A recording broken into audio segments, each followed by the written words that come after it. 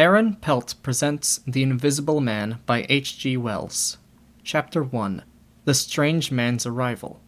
The stranger came early in February, one wintry day, through a biting wind and a driving snow, the last snowfall of the year, over the down, walking from Bramblehurst railway station and carrying a little black portmanteau in his thickly gloved hand.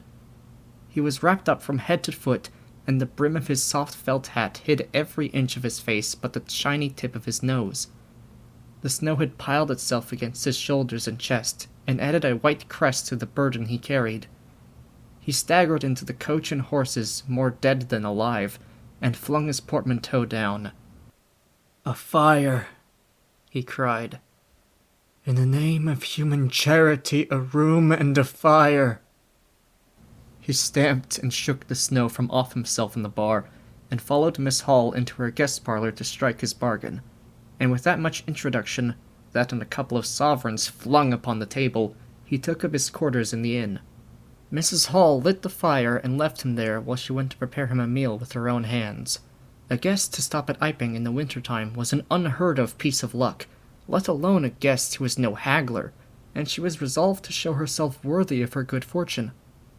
As soon as the bacon was well under way, and Milly, her lymphatic maid, had been brisked up a bit by a few deftly chosen expressions of contempt, she carried the cloth, plates, and glasses into the parlour and began to lay them with the utmost eclat.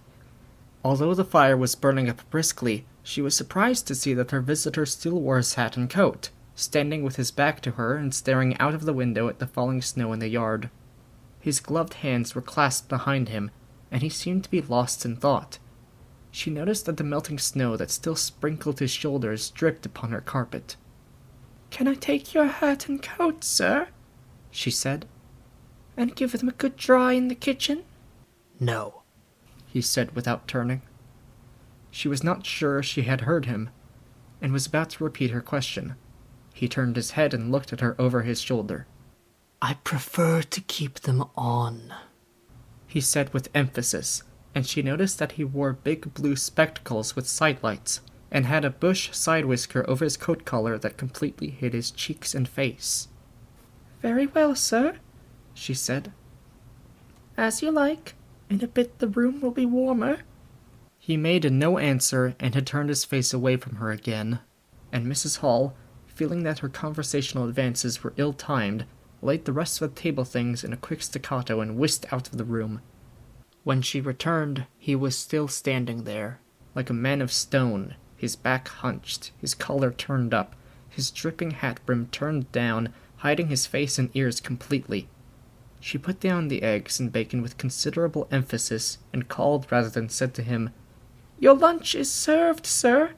"Thank you," he said at the same time, and did not stir until she was closing the door. Then he swung round and approached the table with a certain eager quickness. As she went behind the bar to the kitchen, she heard a sound repeated at regular intervals.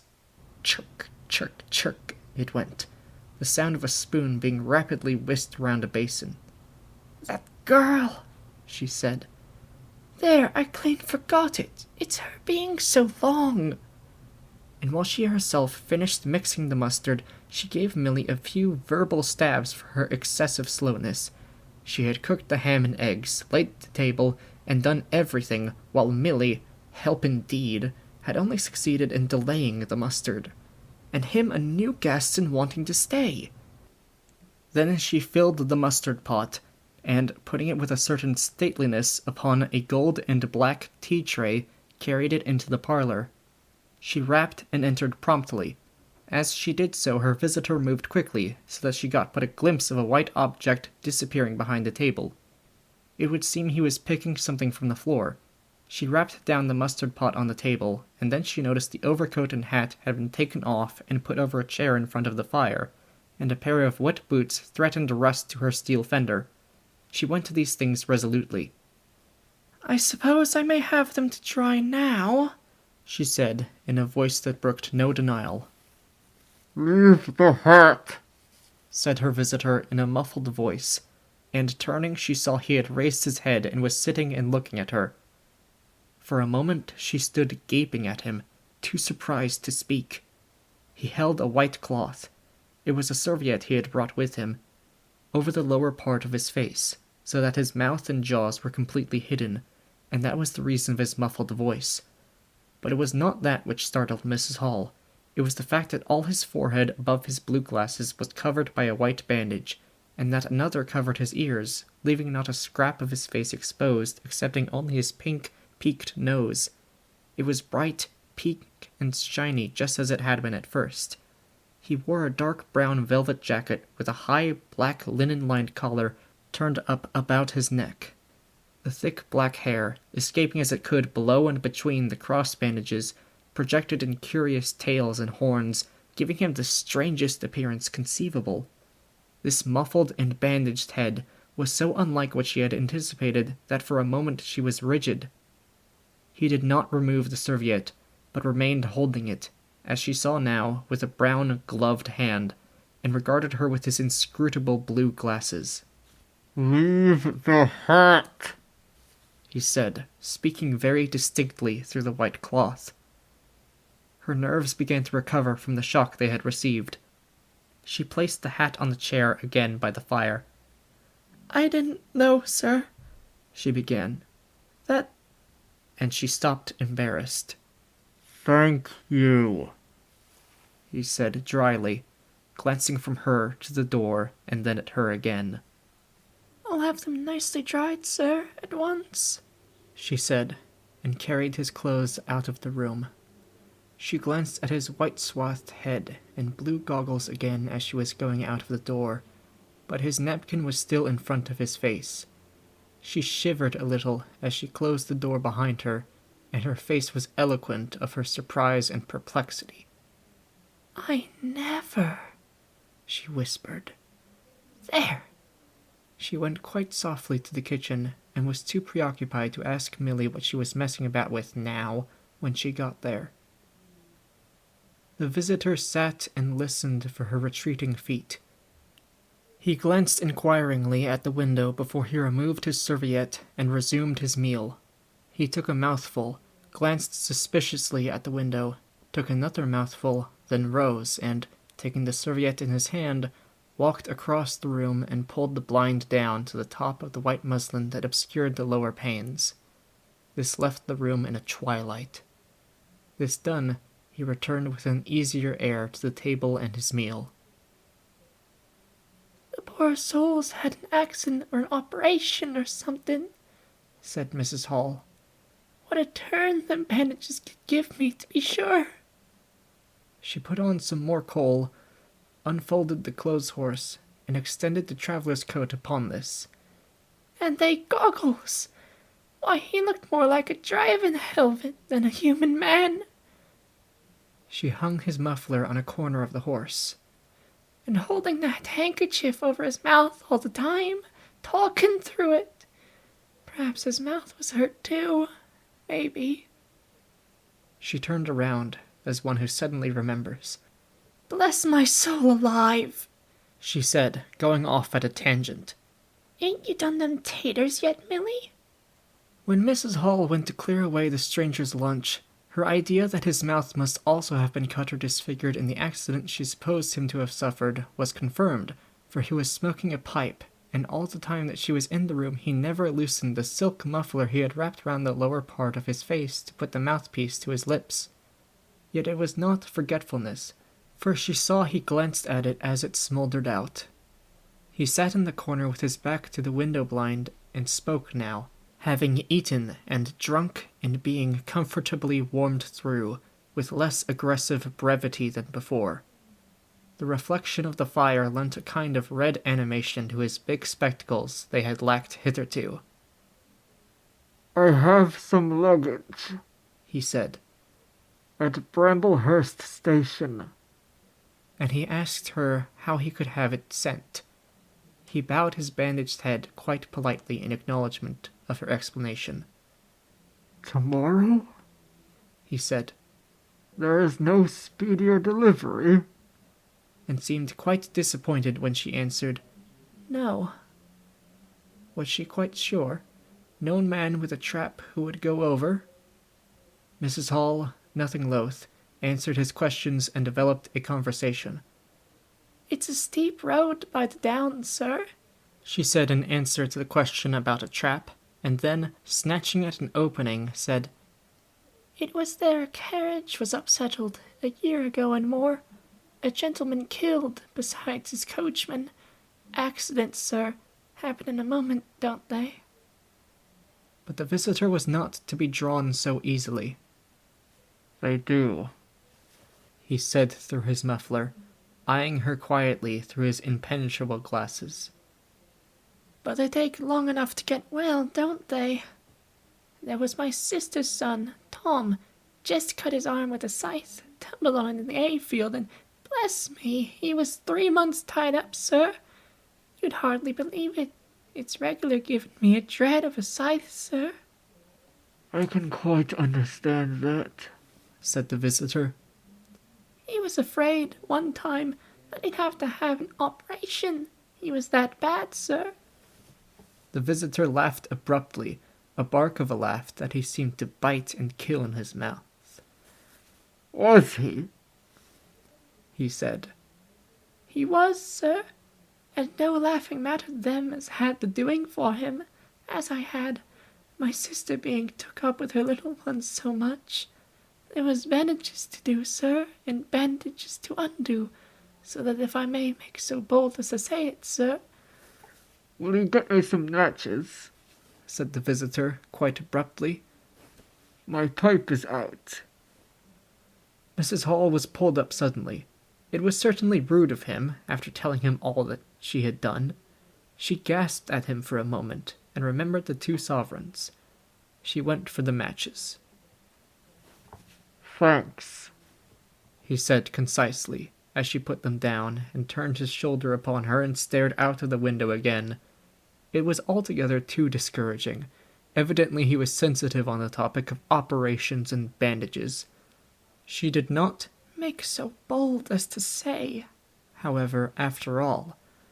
But his snubbing way had irritated her, and Milly had a hot time of it that afternoon. The visitor remained in the parlor until 4 o'clock, without giving the ghost of an excuse for an intrusion. For the most part he was quite still during that time. It would seem he sat in the growing darkness, smoking in the firelight, perhaps dozing. Once or twice a curious listener might have heard him at the coals, and for the space of 5 minutes he was audible pacing the room. He seemed to be talking to himself.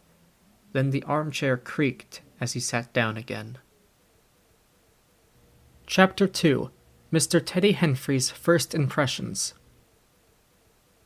At 4 o'clock, when it was fairly dark and Mrs. Hall was screwing up her courage to go in and ask her visitor if he would take some tea, Teddy Henfrey, the clock jobber, came into the bar. "My sakes, Mrs. Hall," said he, "but this is terrible weather for thin boots." The snow outside was falling faster. Mrs. Hall agreed, and then noticed he had his bag with him. Now you're here, Mr. Teddy, said she. I'd be glad if you'd give the old clock in the parlor a bit of a look. 'Tis going, and it strikes well and hearty, but the hour hand won't do nothing but point at 6.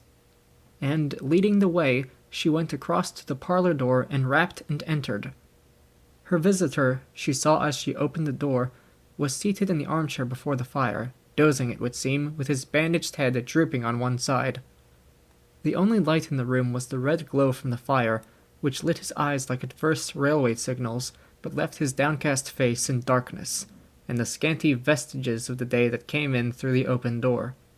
Everything was ruddy, shadowy, and indistinct to her, the more so since she had just been lighting the bar lamp, and her eyes were dazzled. But for a second it seemed to her that the man she looked at had an enormous mouth wide open, a vast and incredible mouth that swallowed the whole of the lower portion of his face. It was the sensation of a moment. The white-bound head, the monstrous goggle eyes, and this huge yawn below it. Then he started up in his chair, put up his hand. She opened the door wide so that the room was lighter, and she saw him more clearly, with the muffler held up to his face just as she had seen him hold the serviette before. The shadows, she fancied, had tricked her. Would you mind, sir, this man coming to look at the clock, sir? She said, recovering from the momentary shock. "Look at the clock," he said, staring round in a drowsing manner and speaking over his hand, and then, getting more fully awake, "Certainly." Mrs. Hall went away to get a lamp, and he rose and stretched himself. Then came the light, and Mr. Teddy Henfrey, entering, was confronted by this bandaged person. He was, he says, taken aback. "Good afternoon," said the stranger, regarding him, as Mr. Henfrey says, with a vivid sense of the dark spectacles, like a lobster. "I hope," said Mr. Henfrey, "that it's no intrusion." "None whatever," said the stranger. "Though I understand," he said, turning to Mrs. Hall, "that this room is really to be mine for my own private use." I thought, sir, said Mrs. Hall. you'd prefer the clock. "Certainly," said the stranger. "Certainly. But as a rule, I like to be alone and undisturbed. But I'm really glad to have the clock seen to," he said, seeing a certain hesitation in Mr. Henfrey's manner. "Very glad." Mr. Henfrey had intended to apologize and withdraw, but this anticipation reassured him. The stranger turned round with his back to the fireplace and put his hands behind his back. "And presently," he said, "when the clock mending is over, I think I should like to have some tea, but not till the clock mending is over." Mrs. Hall was about to leave the room. She made no conversational advances this time, because she did not want to be snubbed in front of Mr. Henfrey, when her visitor asked her if she had made any arrangement about his boxes at Bramblehurst. She told him she had mentioned the matter to the postman, and that the carrier could bring them over on the morrow. "You are certain that is the earliest?" he said. She was certain, with a marked coldness. "I should explain," he added, "what I was really too cold and fatigued to do before, that I am an experimental investigator." "Indeed, sir," she said, much impressed. "And my baggage contains apparatus and appliances." Very useful things indeed they are, sir, said Mrs. Hall. "And I'm very naturally anxious to get on with my inquiries." Of course, sir. "My reason for coming to Iping," he proceeded, with a certain deliberation of manner, "was a desire for solitude. I do not wish to be disturbed in my work. In addition to my work, an accident—" I thought as much, said Mrs. Hall to herself, "necessitates a certain retirement. My eyes are sometimes so weak and painful that I have to shut myself up in the dark for hours together. Lock myself up, sometimes, now and then. Not at present, certainly. At such times the slightest disturbance, the entry of a stranger into the room, is a source of excruciating annoyance to me. It is well these things should be understood." Certainly, sir, said Mrs. Hall. and if I might make so bold as to ask— "That, I think, is all," said the stranger, with that quietly irresistible air of finality he could assume at will. Mrs. Hall reserved her question and sympathy for a better occasion. After Mrs. Hall had left the room, he remained standing in front of the fire, glaring, so Mr. Henfrey puts it, at the clock mending.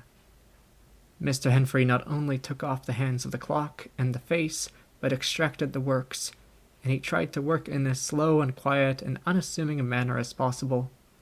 He worked with the lamp close to him, and the green shade threw a brilliant light upon his hands, and upon the frame and wheels, and left the rest of the room shadowy. When he looked up, colored patches swam in his eyes. Being constitutionally of a curious nature, he had removed the works, a quite unnecessary proceeding, with the idea of delaying his departure and perhaps falling into conversation with the stranger.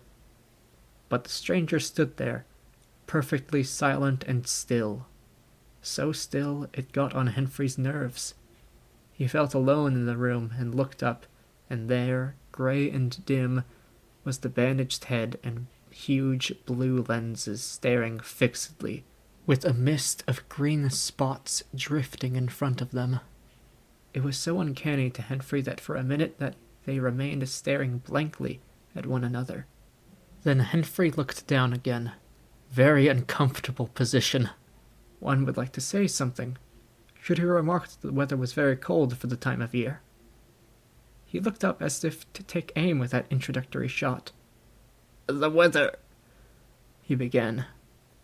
"Why don't you finish and go?" said the rigid figure, evidently in a state of painfully suppressed rage. "All you've got to do is to fix the hour hand on its axle. You're simply humbugging." "Certainly, sir. 1 minute more. I overlooked—" And Mr. Henfrey finished and went.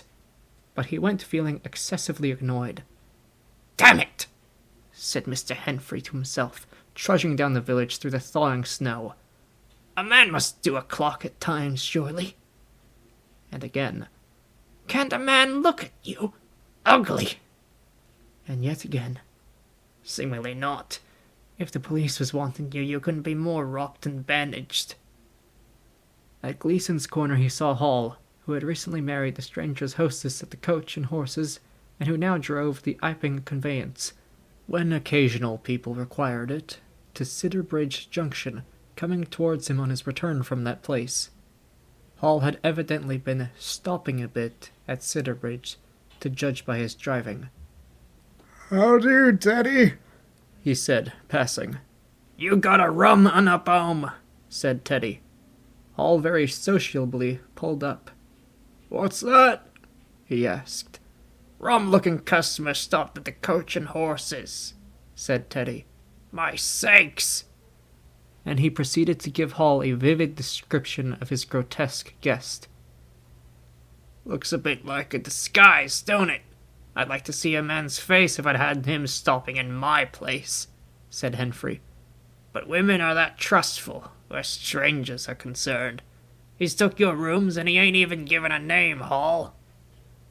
"You don't say so," said Hall, who was a man of sluggish apprehension. "Yes," said Teddy. "By the week. Whatever he is, you can't get rid of him under the week. And he's got a lot of luggage coming tomorrow, so he says. Let's hope it won't be stones and boxes, Hall." He told Hall how his aunt at Hastings had been swindled by a stranger with empty portmanteau. Altogether he left Hall vaguely suspicious. "Get up, old girl," said Hall. "I suppose I must see about this."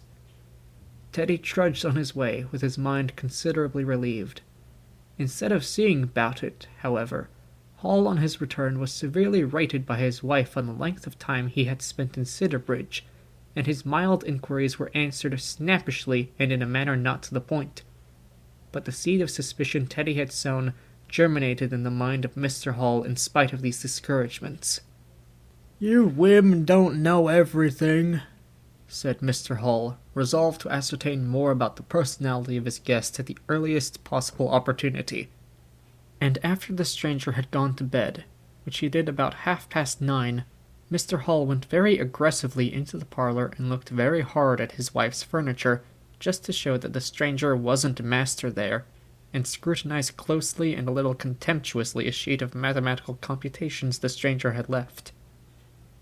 When retiring for the night, he instructed Mrs. Hall to look very closely at the stranger's luggage when it came next day. "You mind your own business, Hall," said Mrs. Hall, "and I'll mind mine." She was all the more inclined to snap at Hall because the stranger was undoubtedly an unusually strange sort of stranger, and she was by no means assured about him in her own mind. In the middle of the night she woke up dreaming of huge white heads like turnips that came trailing after her at the end of interminable necks and with vast black eyes.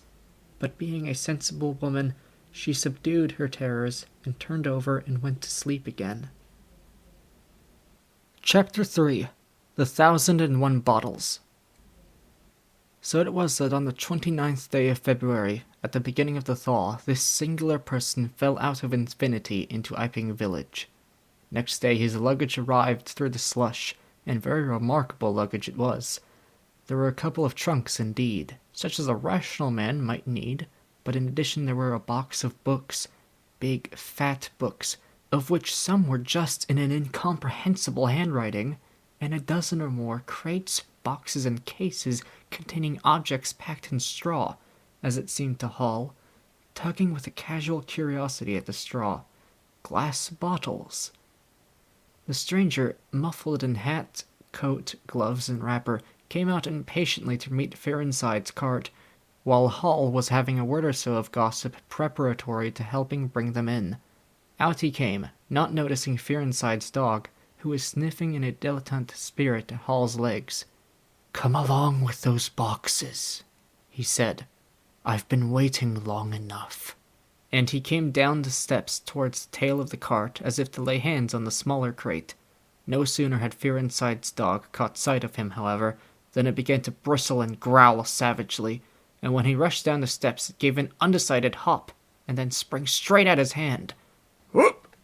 cried Hall, jumping back, for he was no hero with dogs, and Fearenside howled, "Lie down!" and snatched his whip. They saw the dog's teeth had slit the hand, heard a kick, saw the dog execute a flanking jump and get home on the stranger's leg, and heard the rip of his trousering. Then the finer end of Fearenside's whip reached his property, and the dog, yelping with dismay, retreated under the wheels of the wagon. It was all the business of a swift half-minute. No one spoke. Everyone shouted. The stranger glanced swiftly at his torn glove and at his leg, made as if he would stoop to the latter, then turned and rushed swiftly up the steps into the inn. They heard him go headlong across the passage and up the uncarpeted stairs to his bedroom. "You brute, you!" said Fearenside, climbing off the wagon with his whip in his hand, while the dog watched him through the wheel. "Come here," said Fearenside. "You'd better." Hall had stood gaping. "He was bit," said Hall. "I'd better go and see to him." And he trotted after the stranger. He met Mrs. Hall in the passage. "Carrier's dog," he said. "Bitten." He went straight upstairs, and the stranger's door being ajar, he pushed it open and was entering without any ceremony, being of a naturally sympathetic turn of mind. The blind was down and the room dim. He caught a glimpse of a most singular thing, what seemed a handless arm waving towards him, and a face of 3 huge, indeterminate spots on white, very like the face of a pale pansy. Then he was struck violently in the chest, hurled back, and the door slammed in his face and locked. It was so rapid that it gave him no time to observe. A waving of indecipherable shapes, a blow and a concussion. There he stood on the dark little landing, wondering what it might be that he had seen. A couple of minutes after, he rejoined the little group that had formed outside the coach and horses. There was Fearenside telling about it all over again for the second time. There was Mrs. Hall saying his dog didn't have no business to bite her guests. There was Huckster, the general dealer from over the road, interrogative, and Sandy Wagers from the forge, judicial. Besides women and children, all of them saying fatuities. "Wouldn't let 'em bite me, I knows." "'Tasn't right to have such dogs." "What are he biting for, then?" And so forth. Mr. Hall, staring at them from the steps and listening, found it incredible that he had seen anything so very remarkable happen upstairs. Besides, his vocabulary was altogether too limited to express his impressions. "He don't want no help, he says," he said in answer to his wife's inquiry. "We'd better be a-taking of his luggage in." "He ought to have it cauterized at once," said Mr. Huckster, "especially if it's at all inflamed." "I'd shoot him, that's what I'd do," said a lady in the group. Suddenly the dog began growling again. "Come along," cried an angry voice in the doorway, and there stood the muffled stranger with his collar turned up and his hat brim bent down. "The sooner you get those things in, the better I'll be pleased." It is stated by an anonymous bystander that his trousers and gloves had been changed. "Was you hurt, sir?" said Fearenside. I'm rare sorry the dog—" "Not a bit," said the stranger. "Never broke the skin. Hurry up with those things." He then swore to himself, so Mr. Hall asserts. Directly the first crate was, in accordance with his directions, carried into the parlor, the stranger flung himself upon it with extraordinary eagerness and began to unpack it, scattering the straw with an utter disregard of Mrs. Hall's carpet. And from it he began to produce bottles. Little fat bottles containing powders, small and slender bottles containing colored and white fluids, fluted blue bottles labeled poison, bottles with round bodies and slender necks, large green glass bottles, large white glass bottles, bottles with glass stoppers and frosted labels, bottles with fine corks, bottles with bungs, bottles with wooden caps, wine bottles, salad oil bottles, putting them in rows on the chiffonier, on the mantel, on the table, under the window, round the floor, on the bookshelf, everywhere. The chemist's shop in Bramblehurst could not boast half so many. Quite a sight it was. Crate after crate yielded bottles until all 6 were emptying the table high with straw. The only things that came out of these crates besides the bottles were a number of test tubes and a carefully packed balance. And directly the crates were unpacked, the stranger went to the window and set to work, not troubling in the least about the litter of straw, the fire which had gone out, the box of books outside, nor for the trunks and other luggage that had gone upstairs.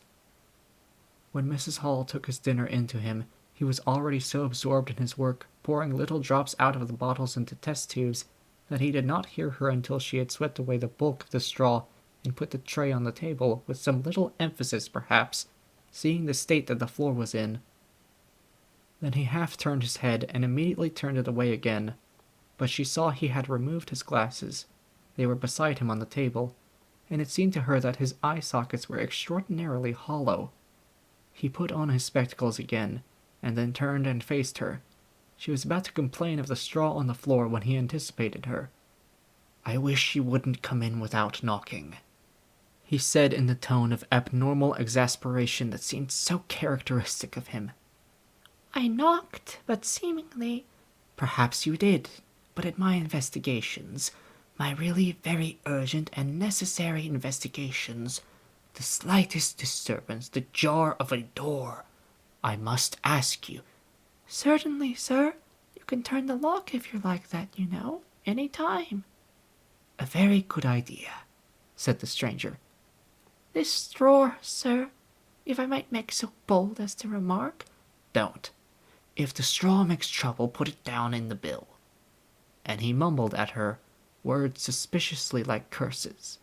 He was so odd standing there, so aggressive and explosive, bottle in one hand and test tube in the other, that Mrs. Hall was quite alarmed. But she was a resolute woman. "In which case, I should like to know, sir, what you consider—" "A shilling. Put down a shilling. Surely a shilling's enough." "So be it," said Mrs. Hall, taking up the tablecloth and beginning to spread it over the table. "If you're satisfied, of course." He turned and sat down with his coat collar toward her. All the afternoon he worked with the door locked and, as Mrs. Hall testifies, for the most part in silence. But once there was a concussion and the sound of bottles ringing together as though the table had been hit, and the smash of a bottle flung violently down, and then a rapid pacing athwart the room. Fearing something was the matter, she went to the door and listened, not caring to knock. "I can't go on," he was raving. "I can't go on. 300,000, 400,000. The huge multitude cheated. All my life it may take me. Patience, patience indeed. Fool, fool." There was a noise of hobnails on the bricks in the bar, and Mrs. Hall had very reluctantly to leave the rest of his soliloquy. When she returned, the room was silent again, save for the faint crepitation of his chair and the occasional clink of a bottle. It was all over. The stranger had resumed work. When she took in his tea, he saw broken glass in the corner of the room under the concave mirror, and a golden stain that has been carelessly wiped. She called attention to it. "Put it down in the bill," snapped her visitor. "For God's sake, don't worry me. If there's damage done, put it down in the bill." And he went on ticking a list in the exercise book before him. "I'll tell you something," said Fearenside, mysteriously. It was late in the afternoon, and they were in the little beer shop of Iping Hangar. Well, said Teddy Henfrey. "This chap you're speaking of, what my dog bit, well, he's black. Leastways his legs are. I seed through the tear of his trousers and the tear of his glove. You'd have expected a sort of pinky to show, wouldn't you? Well, there wasn't none. Just blackness. I tell you, he's as black as my hat." my sakes, said Henfrey. It's a rummy case altogether. Why, his nose is as pink as paint. "That's true," said Fearenside. "I knows that. And I tell ye what I'm thinking. That marn's a piebald, Teddy. Black here and white there, in patches. And he's ashamed of it. He's a kind of half-breed, and the colours come off patchy instead of mixing. I've heard of such things before. And it's the common way with horses, as anyone can see." Chapter 4. Mr. Cuss interviews the stranger. I have told the circumstances of the stranger's arrival in Iping with a certain fullness of detail, in order that the curious impression he created may be understood by the reader. But excepting two odd incidents, the circumstances of his stay until the extraordinary day of the club festival may be passed over very cursorily. There were a number of skirmishes with Mrs. Hall on matters of domestic discipline, but in every case until late April, when the first signs of penury began, he overrode her by the easy expedient of an extra payment. Hall did not like him, and whenever he dared, he talked of the advisability of getting rid of him, but he showed his dislike chiefly by concealing it ostentatiously, and avoiding his visitor as much as possible. "Wait till the summer," said Mrs. Hall sagely. "when the artists are beginning to come. Then we'll see. He may be a bit overbearing, but Bill settled punctual is Bill settled punctual, whatever you'd like to say." The stranger did not go to church, and indeed made no difference between Sunday and the irreligious days, even in costume. He worked, as Mrs. Hall thought, very fitfully. Some days he would come down early and be continuously busy. On others he would rise late, pace his room, fretting audibly for hours together, smoke, sleep in the armchair by the fire. Communication with the world beyond the village he had none. His temper continued very uncertain. For the most part, his manner was that of a man suffering under almost unendurable provocation, and once or twice things were snapped, torn, crushed, or broken in spasmodic gusts of violence. He seemed under a chronic irritation of the greatest intensity. His habit of talking to himself in a low voice grew steadily upon him, but though Mrs. Hall listened conscientiously, she could make neither head nor tail of what she heard. He rarely went abroad by daylight, but at twilight he would go out muffled up invisibly, whether the weather were cold or not, and he chose the loneliest paths and those most overshadowed by trees and banks. His goggling spectacles and ghastly bandaged face under the penthouse of his hat came with a disagreeable suddenness out of the darkness upon one or two home-going labourers, and Teddy Henfrey, tumbling out of the Scarlet Coat one night at 9:30, was scared shamefully by the stranger's skull-like head. He was walking hat in hand, lit by the sudden light of the opened inn door. Such children as saw him at nightfall dreamt of bogies, and it seemed doubtful whether he disliked boys more than they disliked him, or the reverse, but there was certainly a vivid enough dislike on either side. It was inevitable that a person of so remarkable an appearance and bearing should form a frequent topic in such a village as Iping. Opinion was greatly divided about his occupation. Mrs. Hall was sensitive on the point. When questioned, she explained very carefully that he was an experimental investigator, going gingerly over the syllables as one who dreads pitfalls. When asked what an experimental investigator was, she would say with a touch of superiority that most educated people knew such things as that, and would thus explain that he discovered things. Her visitor had had an accident, she said, which temporarily discolored his face and hands, and being of a sensitive disposition, he was averse to any public notice of the fact. Out of her hearing there was a view largely entertained that he was a criminal trying to escape from justice by wrapping him up so as to conceal himself altogether from the eye of the police. This idea sprang from the brain of Mr. Teddy Henfrey. No crime of any magnitude dating from the middle or end of February was known to have occurred. Elaborated in the imagination of Mr. Gold, the probationary assistant in the National School, this theory took the form that the stranger was an anarchist in disguise, preparing explosives, and he resolved to undertake such detective operations as his time permitted. These consisted for the most part in looking very hard at the stranger whenever they met, or in asking people who had never seen the stranger leading questions about him, but he detected nothing. Another school of opinion followed Mr. Fearenside, and either accepted the piebald view or some modification of it, as, for instance, Silas Thurgan, who was heard to assert that if he chooses to show himself at fairs, he'd make his fortune in no time.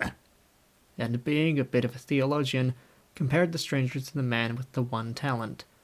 Yet another view explained the entire matter by regarding the stranger as a harmless lunatic, that had the advantage of accounting for everything straight away. Between these main groups there were waverers and compromisers. Sussex folk have few superstitions, and it was only after the events of early April that the thought of the supernatural was first whispered in the village. Even then it was only credited among the women folk. But whatever they thought of him, people in Iping, on the whole, agreed in disliking him. His irritability, though it might have been comprehensible to an urban brain worker, was an amazing thing to these quiet Sussex villagers. The frantic gesticulations they surprised now and then, the headlong pace after nightfall that swept him upon them round quiet corners, the inhuman bludgeoning of all tentative advances of curiosity, the taste for twilight that led to the closing of doors, the pulling down of blinds, the extinction of candles and lamps. Who could agree with such goings-on? They drew aside as he passed down the village, and when he had gone by, young humorists would up with coat collars and down with hat brims, and go pacing nervously after him in imitation of his occult bearing. There was a song popular at that time called The Bogey Man.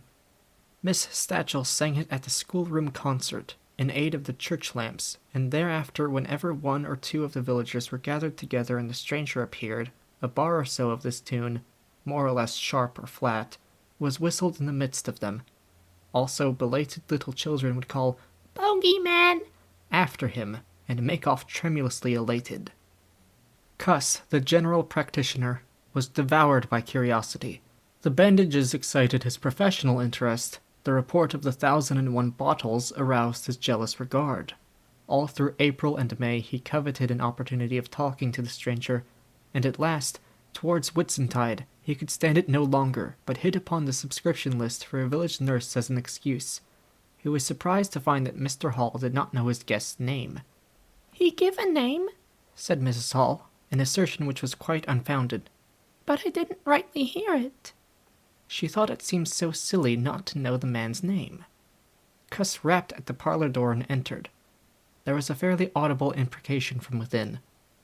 "Pardon my intrusion," said Cuss, and then the door closed and cut Mrs. Hall off from the rest of the conversation. She could hear the murmur of voices for the next 10 minutes, then a cry of surprise, a stirring of feet, a chair flung aside, a bark of laughter, quick steps to the door, and Cuss appeared, his face white, his eyes staring over his shoulder. He left the door open behind him, and without looking at her strode across the hall and went down the steps, and she heard his feet hurrying along the road. He carried his hat in his hand. She stood behind the door, looking at the open door of the parlor. Then she heard the stranger laughing quietly, and then his footsteps came across the room. She could not see his face where she stood. The parlor door slammed, and the place was silent again. Cuss went straight up the village to Bunting the vicar. "Am I mad?" Cuss began abruptly, as he entered the shabby little study. "Do I look like an insane person?" "What's happened?" said the vicar, putting the ammonite on the loose sheets of his forthcoming sermon. "That chap at the inn." "Well?" "Give me something to drink," said Cuss, and he sat down. When his nerves had been steadied by a glass of cheap sherry, the only drink the good vicar had available, he told him of the interview he had just had. "Went in," he gasped, "and began to demand a subscription for that nurse fund. He'd stuck his hands in his pockets as I came in, and he sat down lumpily in his chair. Sniffed. I told him I'd heard he took an interest in scientific things. He said yes, sniffed again. Kept on sniffing all the time. Evidently recently caught an infernal cold. No wonder, wrapped up like that. I developed the nurse idea, and all the while kept my eyes open. Bottles, chemicals, everywhere. Balance, test tubes and stands, and a smell of evening primrose. Would he subscribe? Said he'd consider it. Asked him point blank, was he researching? Said he was. A long research? Got quite cross. "A damnable long research," said he, blowing the cork out, so to speak. "Oh," said I, and out came the grievance. The man was just on the boil, and my question boiled him over. He had been given a prescription, most valuable prescription. What for he wouldn't say. Was it medical? "Damn you, what are you fishing after?" I apologized. Dignified sniff and cough. He resumed. He'd read it. 5 ingredients. Put it down, turned his head. Draught of air from window, lifted the paper. Swish, rustle. He was working in a room with an open fireplace, he said. Saw a flicker, and there was the prescription burning and lifting chimneyward. Rushed towards it just as it whisked up chimney. So, just at that point, to illustrate his story, out came his arm. "Well?" "No hand. Just an empty sleeve. Lord. I thought, that's a deformity. Got a cork arm, I suppose, and has taken it off. Then I thought, there's something odd in that. What the devil keeps that sleeve up and open if there's nothing in it? There was nothing in it, I tell you. Nothing down it, right down to the joint. I could see it right down to the elbow, and there was a glimmer of light shining through a tear of the cloth. Good God, I said. Then he stopped, stared at me with those black goggles of his, and then at his sleeve. Well? That's all. He never said a word, just glared, and put his sleeve back in his pocket quickly. I was saying, said he, that there was the prescription burning, wasn't I? Interrogative cough. How the devil, said I, can you move with an empty sleeve like that? Empty sleeve? Yes, said I, an empty sleeve. It's an empty sleeve, is it? You saw it was an empty sleeve? He stood up right away. I stood up too. He came towards me in 3 very slow steps, and stood quite close. Sniffed venomously. I didn't flinch, though I'm hanged if that bandaged knob of his and those blinkers aren't enough to unnerve anyone coming quietly up to you. You said it was an empty sleeve, said he. Certainly, I said. At staring and saying nothing, a bare-faced man, unspectacled, starts scratch. Then he quietly pulled his sleeve out of his pocket again, and raised his arm towards me as though he would show it to me again. He did it very, very slowly. I looked at it. Seemed an age. Well, said I, clearing my throat, there's nothing in it. Had to say something. I was beginning to feel frightened. I could see right down it. He extended it straight towards me, slowly, slowly, just like that. until the cuff was 6 inches from my face. Queer thing to see an empty sleeve come at you like that, and then... Well? Something. Exactly like a finger and thumb it felt. Nipped my nose. Bunting began to laugh. There wasn't anything there, said Cuss, his voice running up into a shriek at the there. It's all very well for you to laugh, but I tell you I was so startled. I hit his cuff hard and turned around and cut out of the room. I left him. Cuss stopped. There was no mistaking the sincerity of his panic. He turned around in a helpless way and took a second glass of the excellent vicar's very inferior sherry. When I hit his cuff, said Cuss, I tell you it felt exactly like hitting an arm, and there wasn't an arm. There wasn't the ghost of an arm. Mr. Bunting thought it over. He looked suspiciously at Cuss. It's a most remarkable story, he said. He looked very wise and grave indeed. It's really, said Mr. Bunting with judicial emphasis, a most remarkable story. Chapter 5. The Burglary at the Vicarage.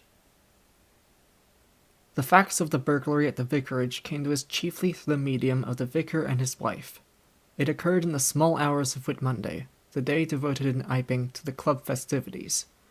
Mrs. Bunting, it seems, woke up suddenly in the stillness that comes before the dawn, with the strong impression that the door of their bedroom had opened and closed. She did not arouse her husband at first, but sat up in bed listening. She then distinctly heard the pad, pad, pad of bare feet coming out of the adjoining dressing room and walking along the passage towards the staircase. As soon as she felt assured of this, she aroused the Reverend Mr. Bunting as quietly as possible. He did not strike a light, but putting on his spectacles, her dressing gown, and his bath slippers, he went out on the landing to listen. He heard quite distinctly a fumbling going on at his study desk downstairs, and then a violent sneeze.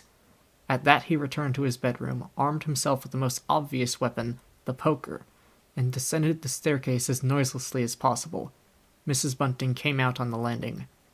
The hour was about 4, and the ultimate darkness of the night was past. There was a faint shimmer of light in the hall, but the study doorway yawned impenetrably black. Everything was still, except the faint creaking of the stairs under Mr. Bunting's tread and the slight movements in the study. Then something snapped, the drawer was opened, and there was a rustle of papers.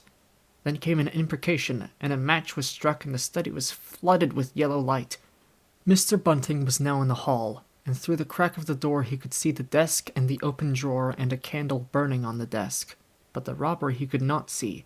He stood there in the hall undecided what to do, and Mrs. Bunting, her face white and intent, crept slowly downstairs after him. One thing kept Mr. Bunting's courage, the persuasion that this burglar was a resident in the village. They heard the chink of money, and realized that the robber had found the housekeeping reserve of gold, £2, 10, and half sovereigns altogether.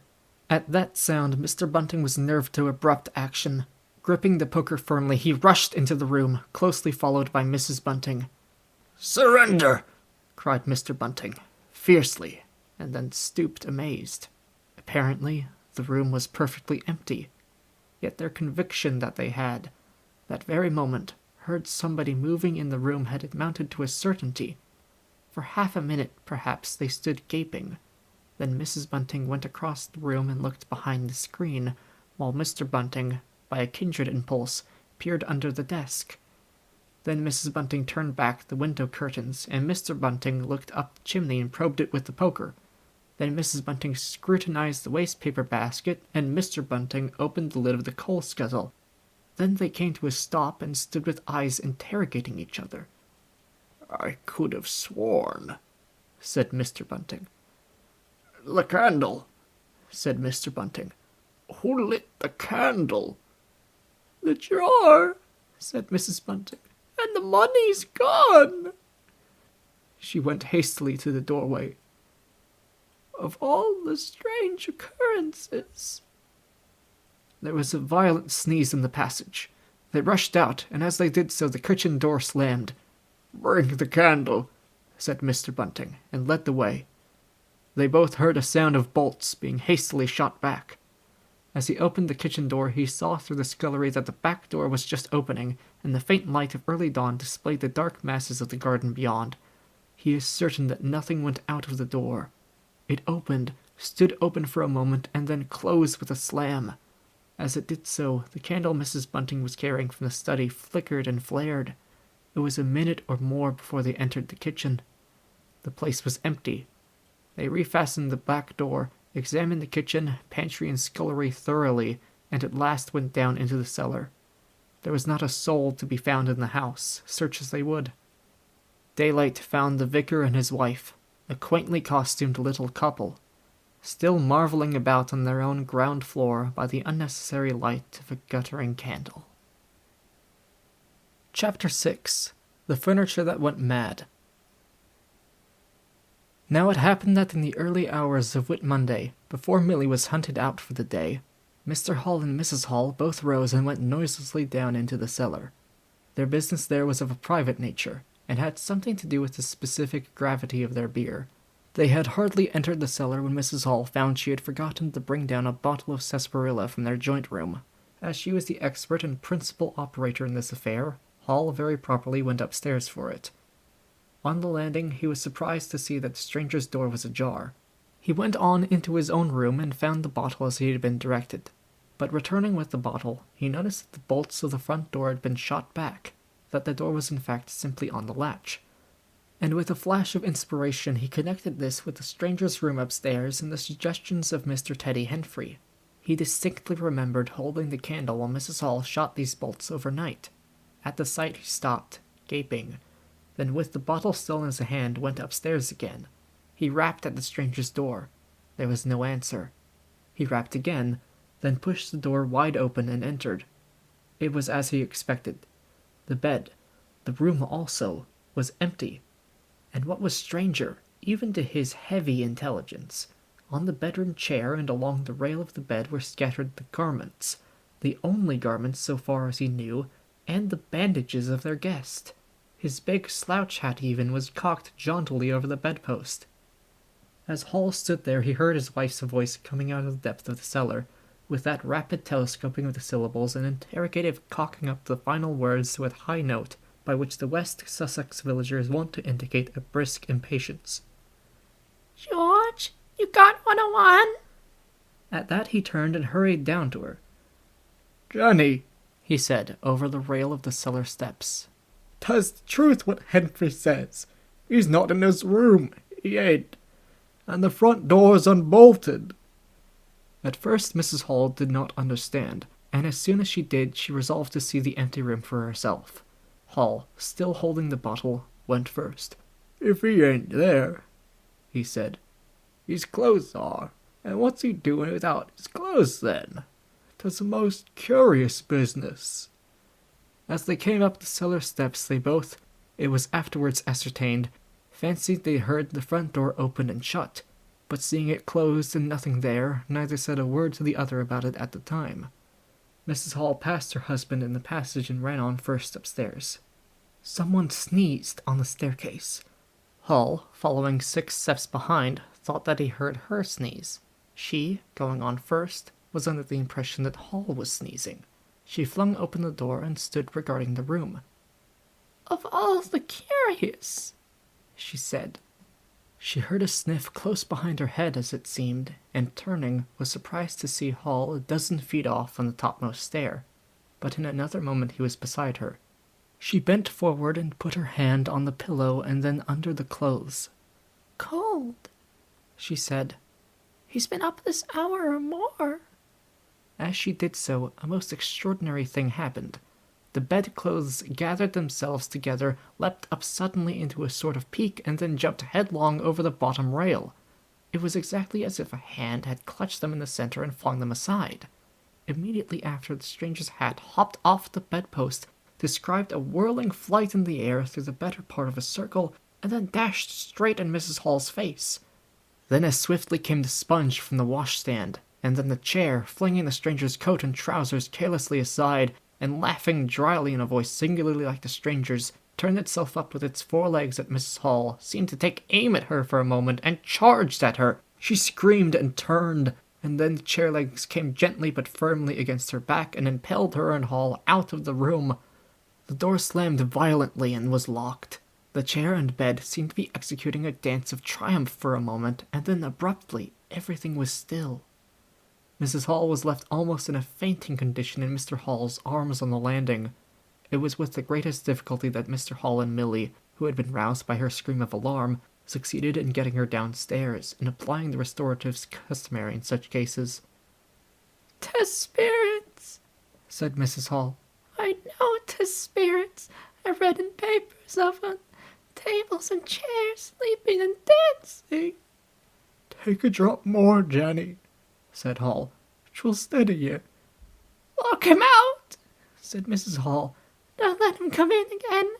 I have guessed. I made her known, with them goggling eyes and bandaged head, and never going to church of a Sunday, and all they bottles. More'n it's right for anyone to have. He's put the spirits into the furniture. My good old furniture. 'Twasn't that very chair my poor dear mother used to sit when I was a little girl. To think it should rise up against me now." "Just a drop more, Jenny," said Hall. "Your nerves is all upset." They sent Milly across the street to the golden 5 o'clock sunshine to rouse up Mr. Sandy Wadgers, the blacksmith. Mr. Hall's compliments and the furniture upstairs was behaving most extraordinary. Would Mr. Wadgers come round? He was a knowing man, was Mr. Wadgers, and very resourceful. He took quite a grave view of the case. "I'm damned if that ain't witchcraft," was the view of Mr. Sandy Wadgers. "You want horseshoes for such gentry as he." He came round, greatly concerned.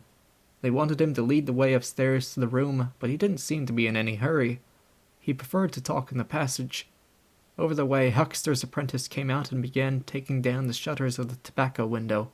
He was called over to join the discussion. Mr. Huckster naturally followed over in the course of a few minutes. The Anglo-Saxon genius for parliamentary government asserted itself.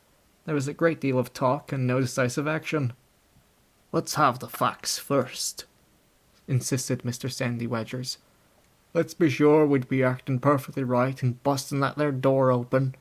A door on bust is always open to busting, but you can't unbust a door once you've busted un."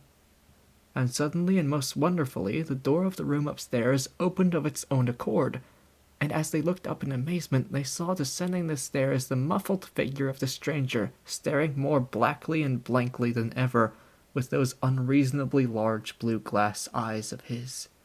He came down stiffly and slowly, staring all the time. He walked across the passage staring, then stopped. "Look there," he said, and their eyes followed the direction of his gloved finger and saw a bottle of sarsaparilla hard by the cellar door. Then he entered the parlor, and suddenly, swiftly, viciously, slammed the door in their faces. Not a word was spoken until the last echoes of the slam had died away. They stared at one another. "Well, if that don't lick everything," said Mr. Wadgers, and left the alternative unsaid. "I'd go in and ask them about it," said Wadgers to Mr. Hall. "I'd demand an explanation." It took some time to bring the landlady's husband up to that pitch. At last he rapped, opened the door, and got as far as, "Excuse me." "Go to the devil," said the stranger in a tremendous voice, and "shut that door after you." So that brief interview terminated. Chapter 7. The Unveiling of the Stranger. The stranger went into the little parlor of the Coach and Horses about 5:30 in the morning, and there he remained until near midday, the blinds down, the door shut, and none, after Hall's repulse, venturing near him. All that time he must have fasted. Thrice he rang his bell, the third time furiously and continuously, but no one answered him. "Him and his go to the devil, indeed," said Mrs. Hall. Presently came an imperfect rumor of the burglary at the Vicarage, and 2 and 2 were put together. Hall, assisted by Wadgers, went off to find Mr. Shuckleforth, the magistrate, and take his advice. No one ventured upstairs. How the stranger occupied himself is unknown. Now and then he would stride violently up and down, and twice came an outburst of curses, a tearing of paper, and a violent smashing of bottles. The little group of scared but curious people increased. Mrs. Huckster came over. Some gay young fellows resplendent in black ready-made jackets and piquet paper ties, for it was Whit Monday, joined the group with confused interrogations. Young Archie Harker distinguished himself by going up the yard and trying to peep under the window blinds. He could see nothing, but gave reason for supposing that he did, and others of the Iping youth presently joined him. It was the finest of all possible Whit Mondays, and down the village street stood a row of nearly a dozen booths, a shooting gallery, and on the grass by the forge were 3 yellow and chocolate wagons, and some picturesque strangers of both sexes putting up a coconut shy. The gentlemen wore blue jerseys, the ladies white aprons, and quite fashionable hats with heavy plumes. Wadger, of the Purple Fawn, and Mr. Jaggers, the cobbler, who also sold old second-hand ordinary bicycles, were stretching a string of Union Jacks and Royal Ensigns, which had originally celebrated the first Victorian Jubilee, across the road. And inside, in the artificial darkness of the parlour, into which only one thin jet of sunlight penetrated, the stranger, hungry we must suppose, and fearful, hidden in his uncomfortable hot wrappings, poured through his dark glasses upon his paper or chinked his dirty little bottles, and occasionally swore savagely at the boys, audible if invisible, outside the windows. In the corner by the fireplace lay the fragments of 6 smashed bottles, and a pungent twang of chlorine tainted the air. So much we know from what was heard at the time and from what was subsequently seen in the room. About noon he suddenly opened his parlour door and stood glaring fixedly at the 3 or 4 people in the bar. "Mrs. Hall," he said. Somebody went sheepishly and called for Mrs. Hall. Mrs. Hall appeared after an interval, a little short of breath, but all the fiercer for that. Hall was still out. She had deliberated over the scene, and she came holding a little tray with an unsettled bill upon it. "Is it your bill you're wanting, sir?" she said. "Why wasn't my breakfast laid? Why haven't you prepared my meals and answered my bell? Do you think I live without eating?" "Why isn't my bill paid?" said Mrs. Hall. "That's what I want to know." "I told you 3 days ago I was awaiting a remittance." "I told you 2 days ago I wasn't going to await no remittances. You can't grumble if your breakfast waits a bit, if my bill's been waiting these 5 days, can you?" The stranger swore briefly but vividly. "Nar, nar," from the bar. "And I'd thank you kindly, sir, if you'd keep your swearing to yourself, sir," said Mrs. Hall. The stranger stood looking more like an angry diving helmet than ever. It was universally felt in the bar that Mrs. Hall had the better of him. His next words showed as much. "Look here, my good woman," he began. "Don't good woman me," said Mrs. Hall. "I've told you my remittance hasn't come." "Remittance indeed," said Mrs. Hall. "Still, I dare say in my pocket." "You told me 3 days ago that you hadn't anything but a sovereign's worth of silver upon you." "Well, I've found some more." "Hello!" from the bar. "I wonder where you found it," said Mrs. Hall. That seemed to annoy the stranger very much. He stamped his foot. "What do you mean?" he said. "That I wonder where you found it," said Mrs. Hall. "And before I take any bills or get any breakfast or do any such things whatsoever, you got to tell me 1 or 2 things I don't understand, and what nobody don't understand, and what everybody is very anxious to understand. I want to know what you been doing to my chair upstairs, and I want to know how 'tis your room was empty and how you got in again. Them as stops in this house comes in by the doors. That's the rule of the house, and that you didn't do. And what I want to know is how you did come in, and I want to know—" Suddenly, the stranger raised his gloved hands, clenched, stamped his foot, and said, "Stop!" with such extraordinary violence that he silenced her instantly. "You don't understand," he said. "Who I am or what I am. I'll show you. By heaven, I'll show you." Then he put his open palm over his face and withdrew it. The center of his face became a black cavity. "Here," he said. He stepped forward and handed Mrs. Hall something which she, staring at his metamorphosed face, accepted automatically. Then, when she saw what it was, she screamed loudly, dropped it, and staggered back. The nose. It was the stranger's nose, pink and shining, rolled on the floor.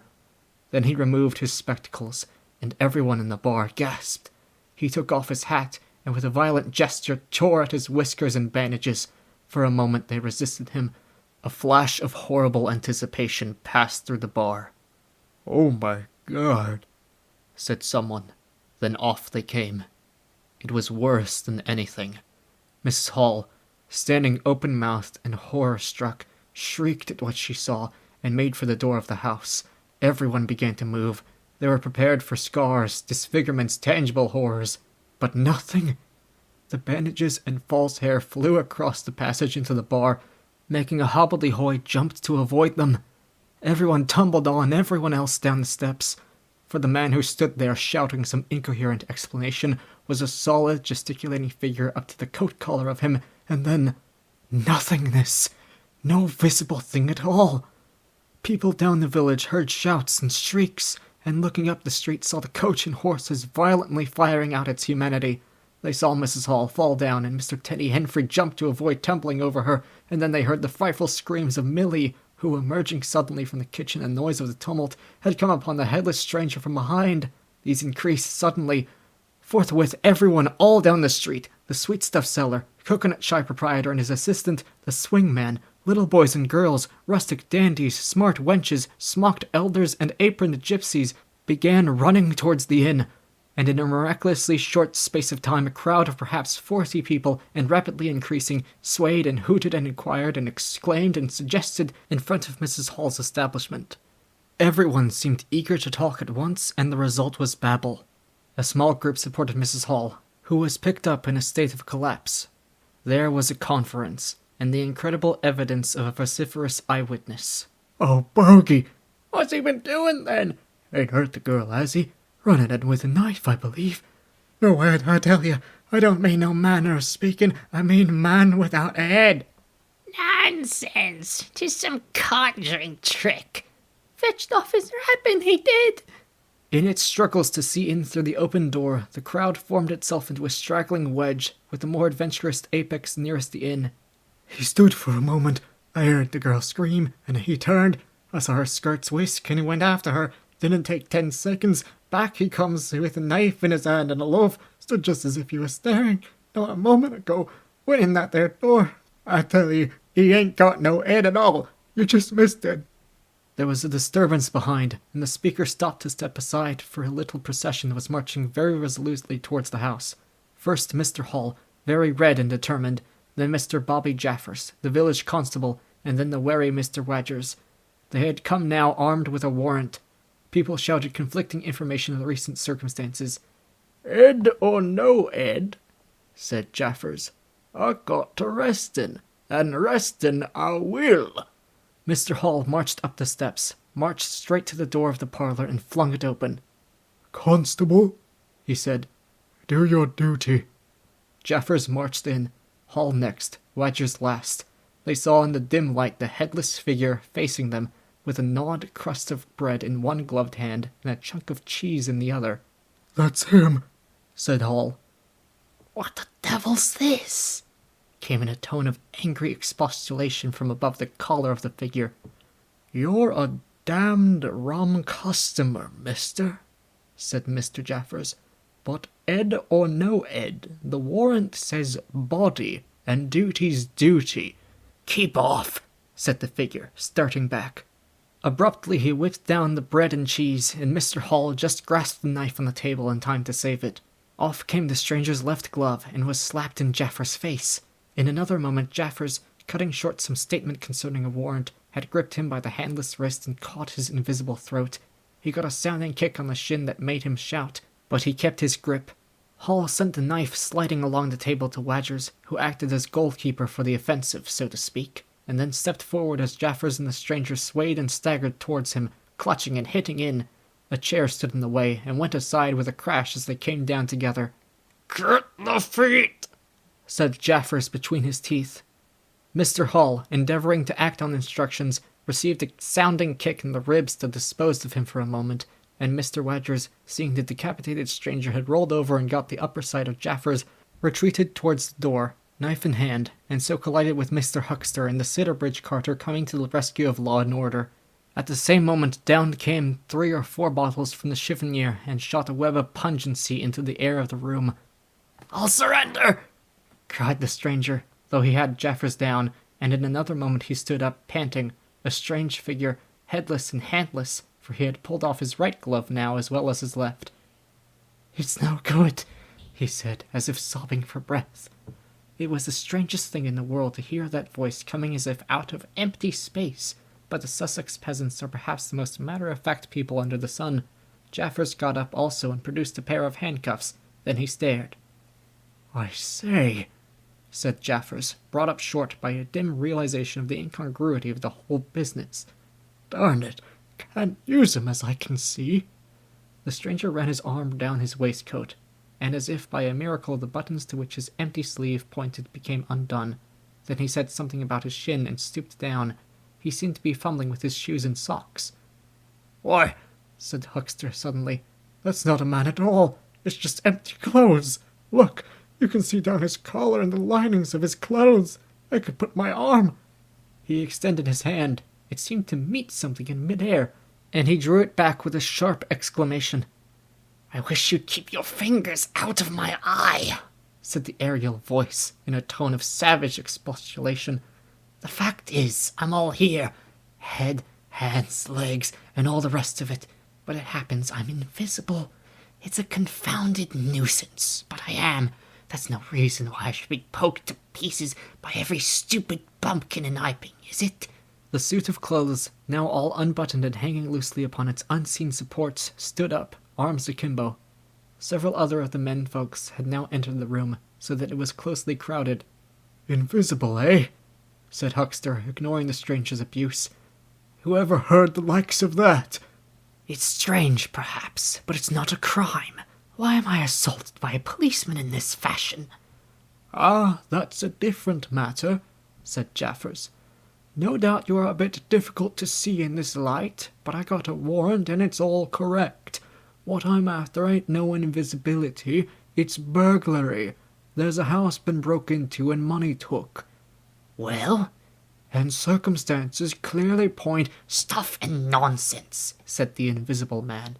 "I hope so, sir, but I've got my instructions." "Well," said the stranger, I'll come, but no handcuffs." "It's a regular thing," said Jaffers. "No handcuffs," stipulated the stranger. "Pardon me," said Jaffers.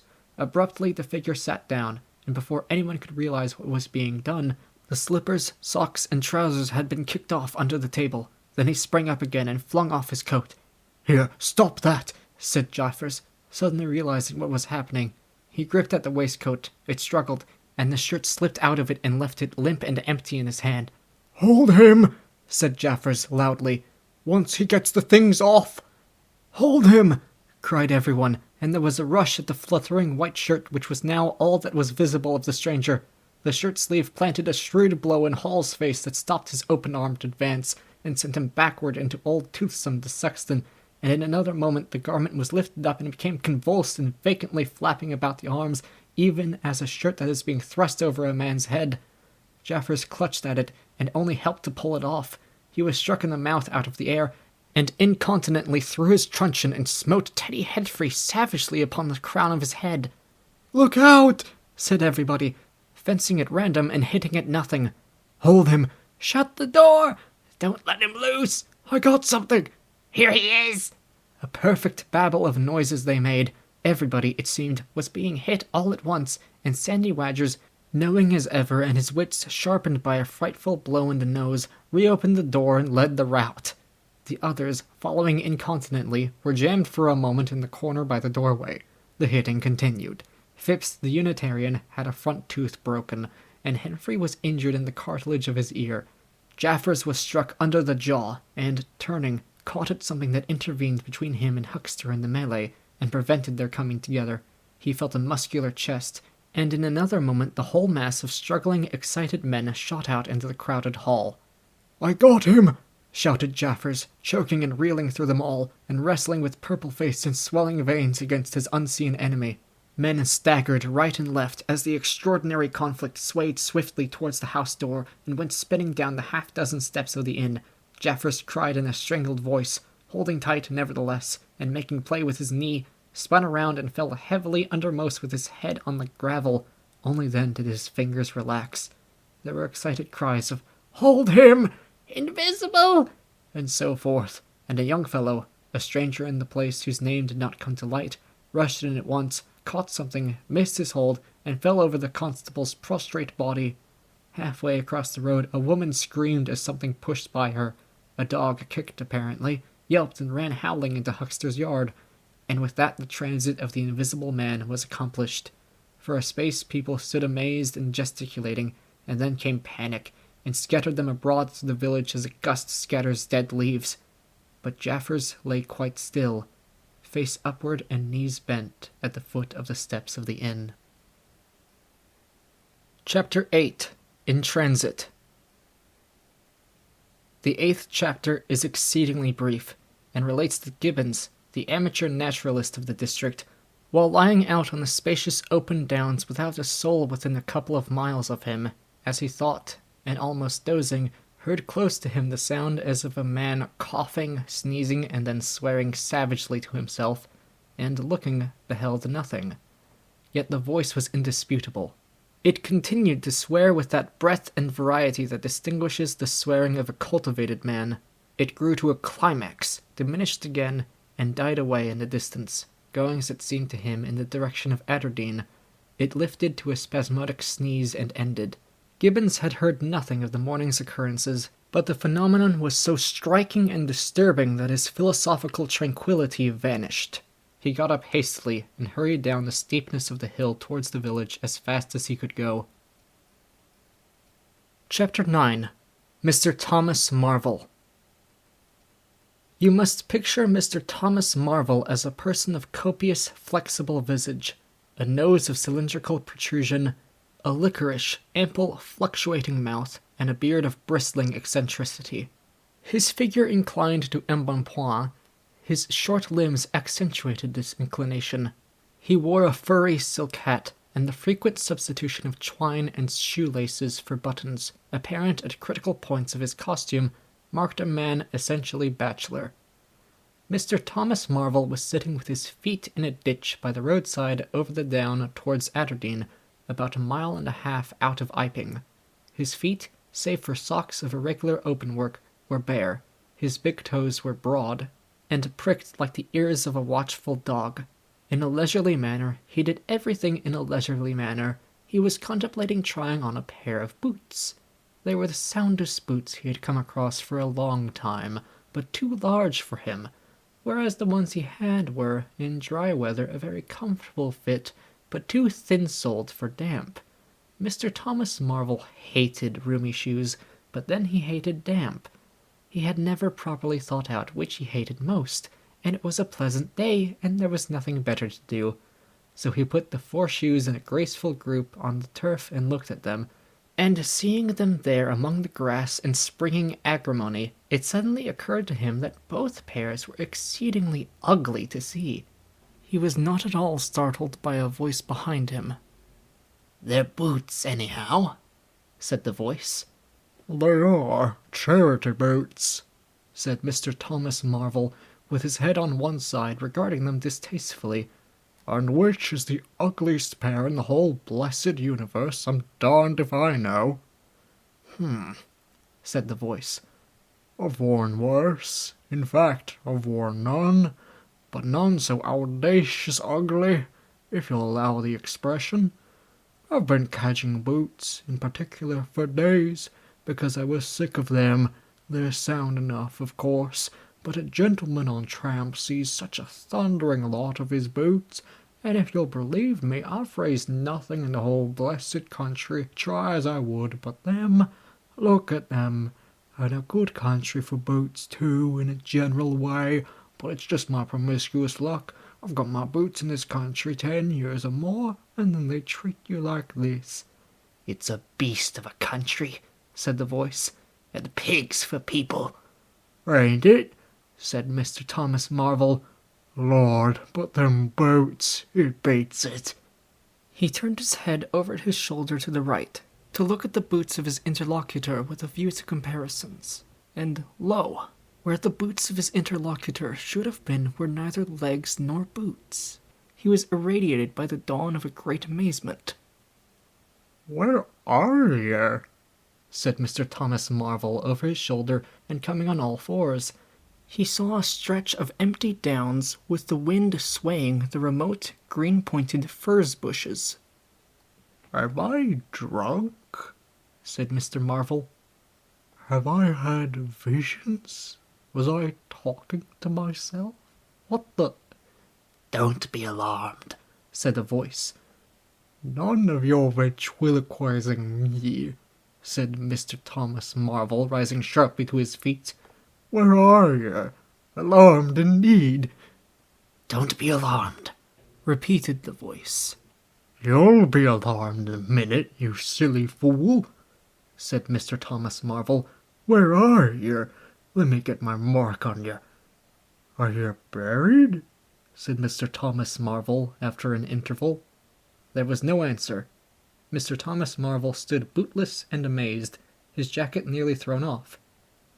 "Pewit," said a peewit, very remote. "Peewit indeed," said Mr. Thomas Marvel.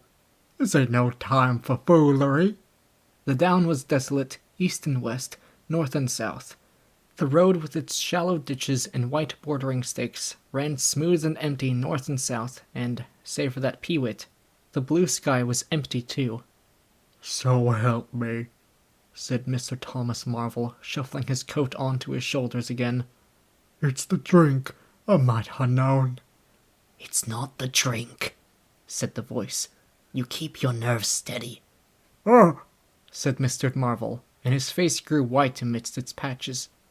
"It's the drink," his lips repeated noiselessly. He remained staring about him, rotating slowly backwards. "I could have swore I heard a voice," he whispered. "Of course you did," "It's there again," said Mr. Marvel, closing his eyes and clasping his hand on his brow with a tragic gesture. He was suddenly taken by the collar and shaken violently, and left more dazed than ever. "Don't be a fool," said the voice. "I'm off my blooming chump," said Mr. Marvel. "It's no good. It's fretting about them blasted boots. I'm off my blessed blooming chump, or spirits." "Neither one thing nor the other," said the voice. "Listen." "Chump," said Mr. Marvel. "1 minute," said the voice, penetratingly, tremulous with self-control. "Well," said Mr. Thomas Marvel, with a strange feeling of having been dug in the chest by a finger. "You think I'm just imagination? Just imagination?" "What else can you be?" said Mr. Thomas Marvel, rubbing the back of his neck. "Very well," said the voice, in a tone of relief. "Then I'm going to throw flints at you till you think differently." "But where are you?" The voice made no answer. Whiz came a flint, apparently out of the air, and missed Mr. Marvel's shoulder by a hair's breadth. Mr. Marvel, turning, saw a flint jerk up into the air, trace a complicated path, hang for a moment, and then fling at his feet with almost invisible rapidity. He was too amazed to dodge. Whiz it came, and ricocheted from a bare toe into the ditch. Mr. Thomas Marvel jumped a foot and howled aloud. Then he started to run, tripped over an unseen obstacle, and came head over heels into a sitting position. "Now," said the voice, as a third stone curved upward and hung in the air above the tramp. "am I imagination?" Mr. Marvel, by way of reply, struggled to his feet and was immediately rolled over again. He lay quiet for a moment. "If you struggle any more," said the voice, "I shall throw the flint at your head." "It's a fair do," said Mr. Thomas Marvel, sitting up, taking his wounded toe in hand and fixing his eye on the third missile. "I don't understand it.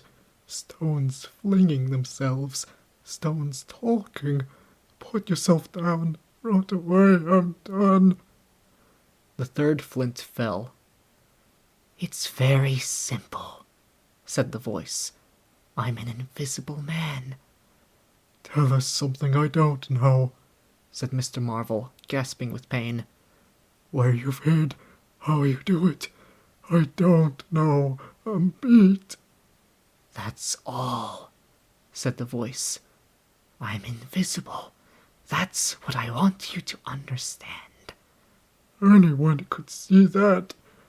There is no need for you to be so confounded impatient, mister. Now then, give us a notion. How are you hid?" "I'm invisible. That's the great point, and what I want you to understand is this." "But whereabouts?" interrupted Mr. Marvel. "Here, 6 yards in front of you." "Oh, come. I ain't blind. You'll be telling me next you're just thin air. I'm not one of your ignorant tramps." "Yes, I am. Thin air. You're looking through me." "What? Ain't there any stuff to you? Looks at... what is it? A jabber? Is that it?" "I am just a human being. Solid. Needing food and drink. Needing covering, too. But I'm invisible. You see? Simple idea. Invisible." "What? Real like?" "Yes, real." "Let's have a hand of you," said Marvel. "If you are real, it won't be so darn out of the way like, then... Lord, He said. how you made me jump, gripping me like that." He felt the hand that had closed round his wrist with his disengaged fingers, and his fingers went timorously up the arm, patted a muscular chest, and explored a bearded face. Marvel's face was astonishment.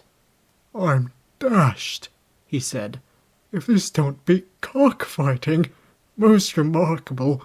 And there I can see a rabbit clean through you, half a mile away. Not a bit of you visible, except..." He scrutinized the apparently empty space keenly. "You haven't been eating bread and cheese?" He said, holding the invisible arm. "You're quite right, and it's not quite assimilated into the system." "Ah, said Mr. Marvel. sort of ghostly, though." "Of course, all this isn't half so wonderful as you think." "It's quite wonderful enough for my modest wants," said Mr. Thomas Marvel. "How'd you manage it? How the deuce is it done?" "It's too long a story, and besides..." "I tell you, the whole business fairly beats me," said Mr. Marvel. "What I want to say at present is this. I need help. I have come to that. I came upon you suddenly. I was wandering, mad with rage, naked, impotent. I could have murdered, and I saw you." "Lord," said Mr. Marvel. "I came up behind you, hesitated, went on, Mr. Marvel's expression was eloquent. then stopped. 'Here,' I said, 'is an outcast like myself. This is the man for me.' So I turned back and came to you. You, and..." "Lord," said Mr. Marvel. "but I'm all in a tizzy. May I ask, how is it? And what you may be requiring in the way of help, invisible?" "I want you to help me get clothes and shelter, and then with other things. I've left them long enough.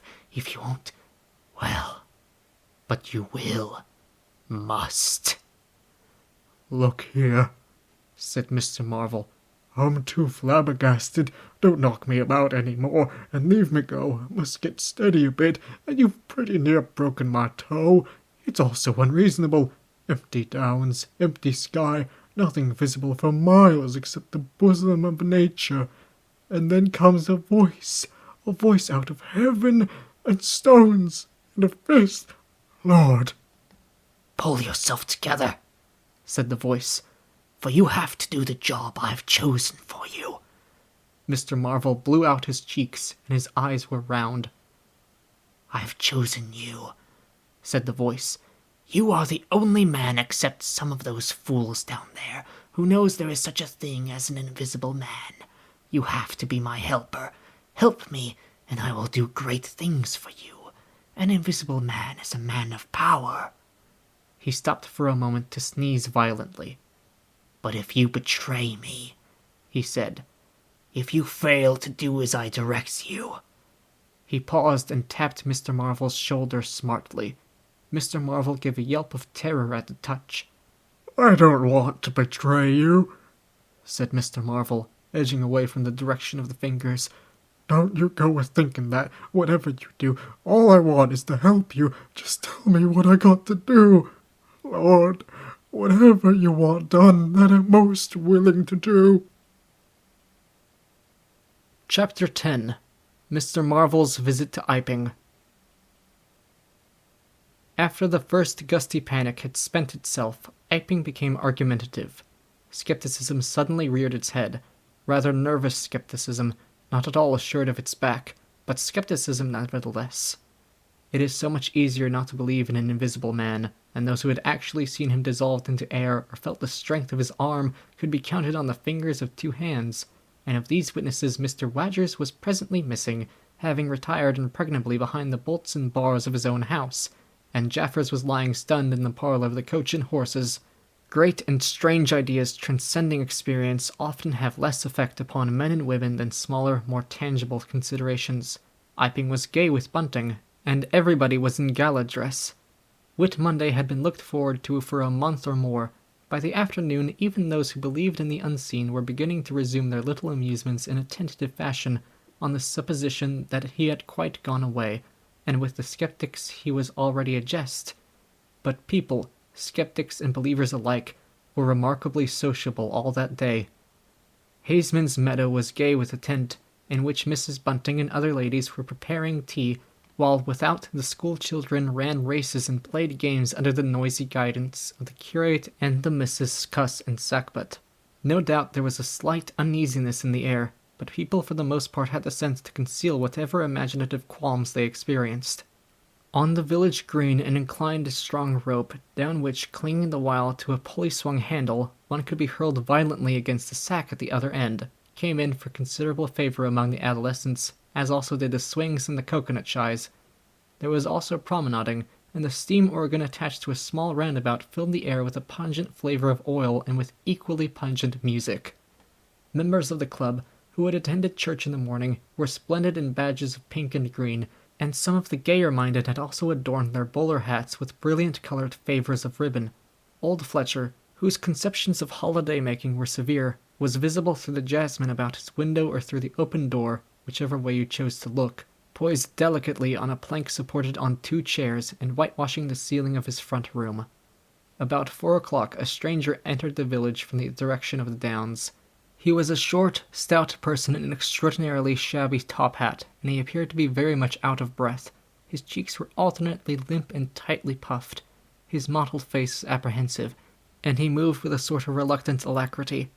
He turned the corner of the church and directed his way to the Coach and Horses. Among others, old Fletcher remembers seeing him, and indeed the old gentleman was so struck by his peculiar agitation that he inadvertently allowed a quantity of whitewash to run down the brush into the sleeve of his coat while regarding him. This stranger, to the perceptions of the proprietor of the coconut shy, appeared to be talking to himself, and Mr. Huckster remarked the same thing. He stopped at the foot of the Coach and Horses steps, and, according to Mr. Huckster, appeared to undergo a severe internal struggle before he could induce himself to enter the house. Finally he marched up the steps, and was seen by Mr. Huckster to turn to the left and open the door of the parlour. Mr. Huckster heard the voices from within the room and from the bar apprising the man of his error. That room's private, said Mr. Hall, and the stranger shut the door clumsily and went into the bar. In the course of a few minutes he reappeared, wiping his lips with the back of his hand with an air of quiet satisfaction that somehow impressed Mr. Huckster as assumed. He stood looking about him for some moments, and then Mr. Huckster saw him walk in an oddly furtive manner towards the gates of the yard, upon which the parlour window opened. The stranger, after some hesitation, leant against one of the gate-posts, produced a short clay pipe, and prepared to fill it. His fingers trembled while doing so. He lit it clumsily, and folding his arms began to smoke in a languid attitude, an attitude which his occasional glances up the yard altogether belied. All this Mr. Huckster saw over the canisters of the tobacco window, and the singularity of the man's behaviour prompted him to maintain his observation. Presently the stranger stood up abruptly and put his pipe in his pocket. Then he vanished into the yard.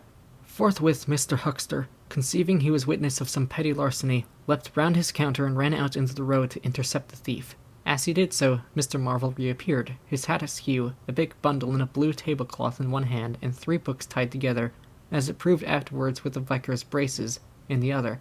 Directly he saw Huckster he gave a sort of gasp, and turning sharply to the left, began to run. "Stop, thief!" cried Huckster, and set off after him. Mr. Huckster's sensations were vivid but brief. He saw the man just before him and spurting briskly for the church corner and the hill road. He saw the village flags and the festivities beyond, and a face or so turned towards him. He bawled, "Stop!" again. He had hardly gone 10 strides before his shin was caught in some mysterious fashion, and he was no longer running, but flying with inconceivable rapidity through the air. He saw the ground suddenly close to his face.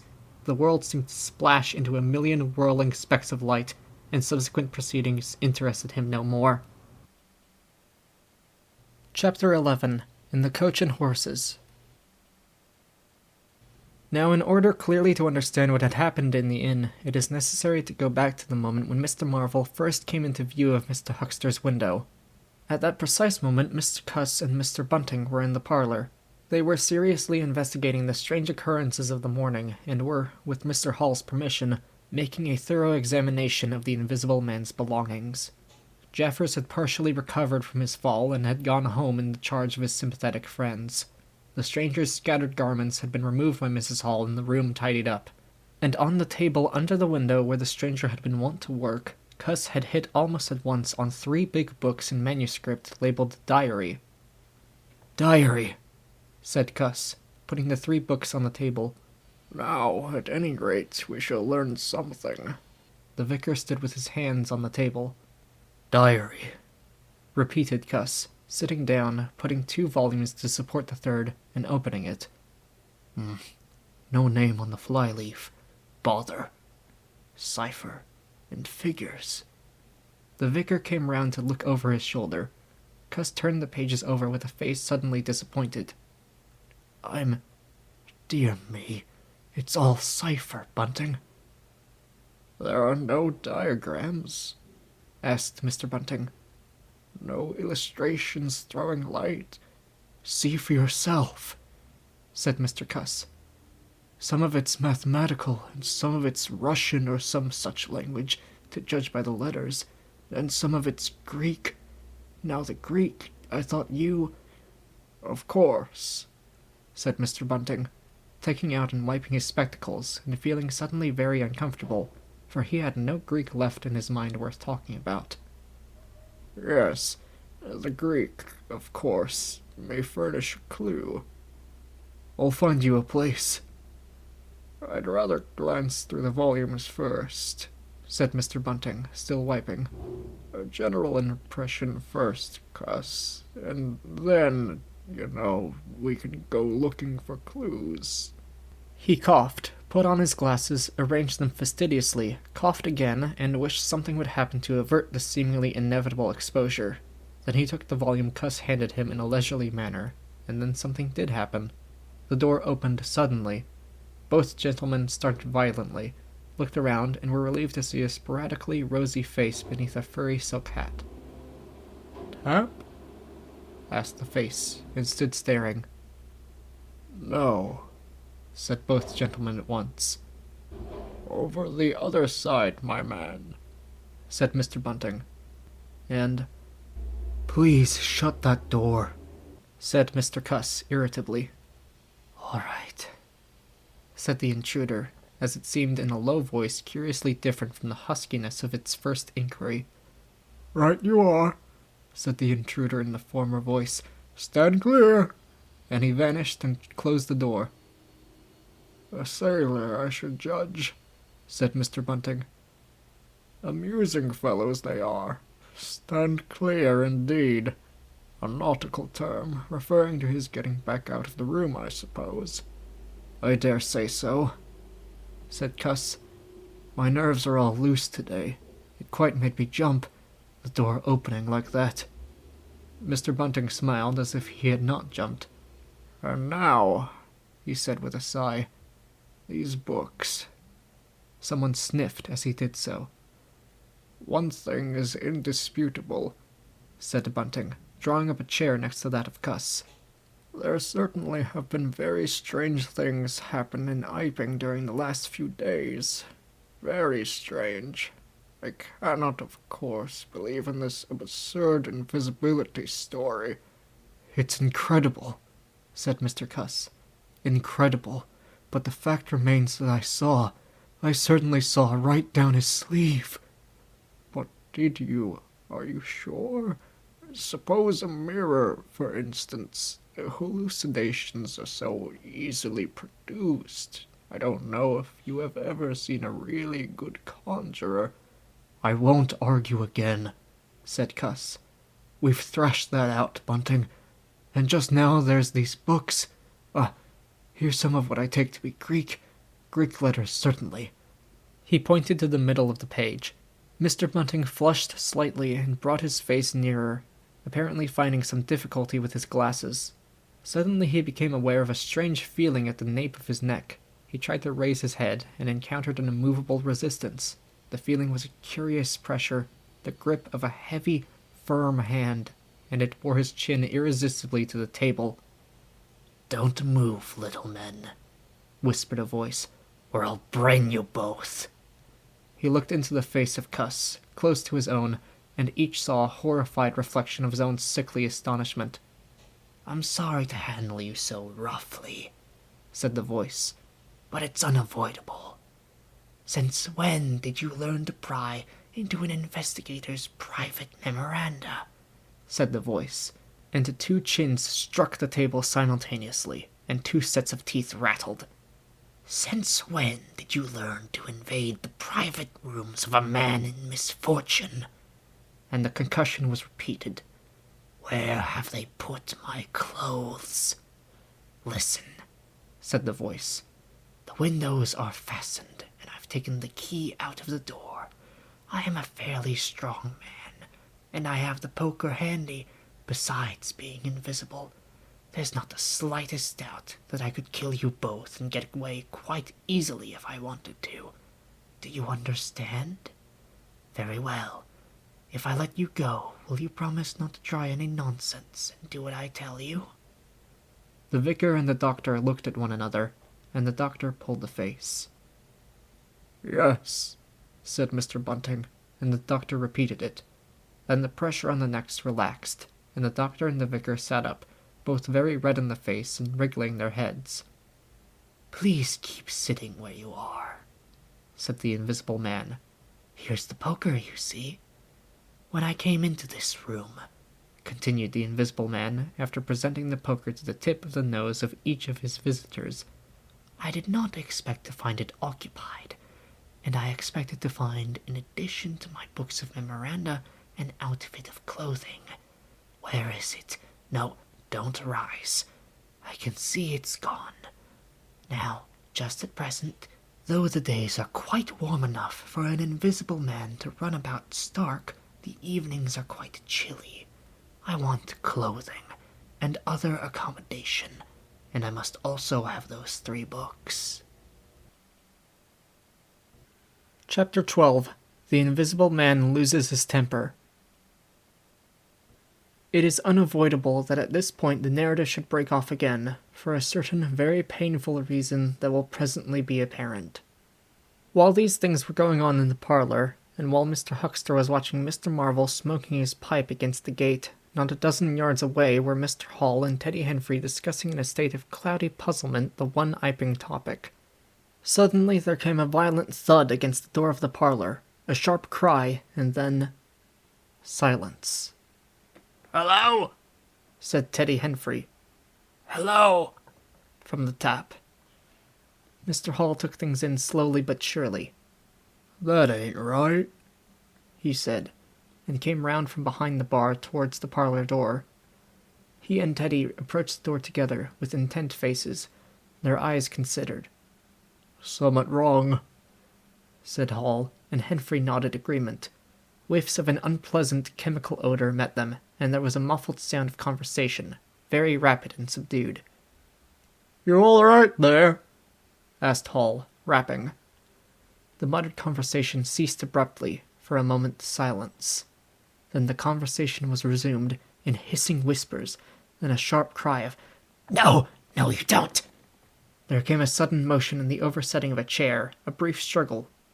Silence again. What the deuce? Exclaimed Henfrey, sotto voce. You all right there? Asked Mr. Hall, sharply again. The vicar's voice answered with a curious, jerking intonation. Quite right. Please don't interrupt. Odd, said Mr. Henfrey. Odd, said Mr. Hall. Says don't interrupt, said Henfrey. I heard him, said Hall. and a sniff. Said Henfrey. They remained listening. The conversation was rapid and subdued. I can't, said Mr. Bunting, his voice rising. I tell you, sir, I will not. "What was that?" asked Henfrey. Says he will not. Said Hall. Weren't speaking to us, was he? Disgraceful, Said Mr. Bunting within. Disgraceful. Said Mr. Henfrey. "I heard it, distinct. Who's that speaking now?" Asked Henfrey. Mr. Cuss, I suppose. Said Hall. Can you hear anything? Silence. The sounds within indistinct and perplexing. Sounds like throwing the tablecloth about, said Hall. Mrs. Hall appeared behind the bar. Hall made gestures of silence and invitation. This aroused Mrs. Hall's wifely opposition. What you listening there for, Hall? She asked. Ain't you nothing better to do, busy day like this? Hall tried to convey everything by grimaces and dumb show, but Mrs. Hall was obdurate. She raised her voice, so Hall and Henfrey, rather crestfallen, tiptoed back to the bar, gesticulating to explain to her. At first she refused to see anything in what they had heard at all. Then she insisted on Hall keeping silence, while Henfrey told her his story. She was inclined to think the whole business nonsense. Perhaps they were just moving the furniture about. I heard him say disgraceful, that I did, said Hall. "I heard that, Mrs. Hall," said Henfrey. Like as not. Began Mrs. Hall. Shh, said Mr. Teddy Henfrey. "Didn't I hear the window?" What window? Asked Mrs. Hall. "Parlor window," said Henfrey. Everyone stood listening intently. Mrs. Hall's eyes, directed straight before her, saw without seeing the brilliant oblong of the inn door, the road white and vivid, and Huckster's shop front blistering in the June sun. Abruptly, Huckster's door opened and Huckster appeared, eyes staring with excitement, arms gesticulating. Yep, cried Huckster. Stop, thief! And he ran obliquely across the oblong towards the yard gates, and vanished. Simultaneously came a tumult from the parlor, and a sound of windows being closed. Hall, Henfrey, and the human contents of the tap rushed out at once, pell-mell into the street. They saw someone whisk round the corner towards the road, and Mr. Huckster executing a complicated leap in the air that ended on his face and shoulder. Down the street people were standing astonished or running towards them. Mr. Huckster was stunned. Henfrey stopped to discover this, but Hall and the two labourers from the tap rushed at once to the corner, shouting incoherent things, and saw Mr. Marvel vanishing by the corner of the church wall. They appear to have jumped to the impossible conclusion that this was the invisible man suddenly become visible, and set off at once along the lane in pursuit. But Hall had hardly run a dozen yards before he gave a loud shout of astonishment and went flying headlong sideways, clutching one of the labourers and bringing him to the ground. He had been charged just as one charges a man at football. The second labourer came round in a circle, stared, and conceiving that Hall had tumbled over of his own accord, turned to resume the pursuit, only to be tripped by the ankle just as Huckster had been. Then, as the first labourer struggled to his feet, he was kicked sideways by a blow that might have felled an ox. As he went down, the rush from the direction of the village green came round the corner. The first to appear was the proprietor of the Coconut Shy, a burly man in a blue jersey. He was astonished to see the lane empty save for 3 men sprawling absurdly on the ground, and then something happened to his rearmost foot and he went headlong and rolled sideways just in time to graze the feet of his brother and partner following headlong. The two were then kicked, knelt on, fallen over, and cursed by quite a number of over-hasty people. Now when Hall and Henfrey and the labourers ran out of the house, Mrs. Hall, who had been disciplined by years of experience, remained in the bar next to Till, and suddenly the parlour door was opened and Mr. Cuss appeared, and without glancing at her rushed at once down the steps toward the corner. "Hold him!" he cried. "Don't let him drop that parcel!" He knew nothing of the existence of Marvel, for the invisible man had handed over the books and bundle in the yard. The face of Mr. Cuss was angry and resolute, but his costume was defective, a sort of limp white kilt that could only have passed muster in grease. "Hold him!" he bawled. "He's got my trousers and every stitch of the vicar's clothes. Tend to him in a minute," he cried to Henfrey as he passed the prostrate huckster, and, coming round the corner to join the tumult, was promptly knocked off his feet into an indecorous sprawl. Somebody in full flight trod heavily on his finger. He yelled, struggled to regain his feet, was knocked against and thrown on all fours again, and became aware that he was involved not in a capture but a rout. Everyone was running back to the village. He rose again and was hit severely behind the ear. He staggered and set off back to the coach and horses forthwith, leaping over the deserted huckster, who was now sitting up on his way. Behind him, as he was halfway up the inn-steps, he heard a sudden yell of rage, rising sharply out of the confusion of cries, and a sounding smack in someone's face. He recognized the voice as that of the invisible man, and the note was that of a man suddenly infuriated by a painful blow. In another moment, Mr. Cuss was back in the parlour. "He's coming back, Bunting," he said, rushing in. "Save yourself!" Mr. Bunting was standing in the window, engaged in an attempt to clothe himself in the hearthrug and the West Surrey Gazette. "Who's coming?" he said, so startled that his costume narrowly escaped disintegration. "Invisible man," said Cuss, and he rushed on to the window. "We'd better clear out from here. He's fighting mad. Mad!" In another moment he was out in the yard. "Good heavens!" said Mr. Bunting, hesitating between 2 horrible alternatives. He heard a frightful struggle in the passage of the inn, and his decision was made.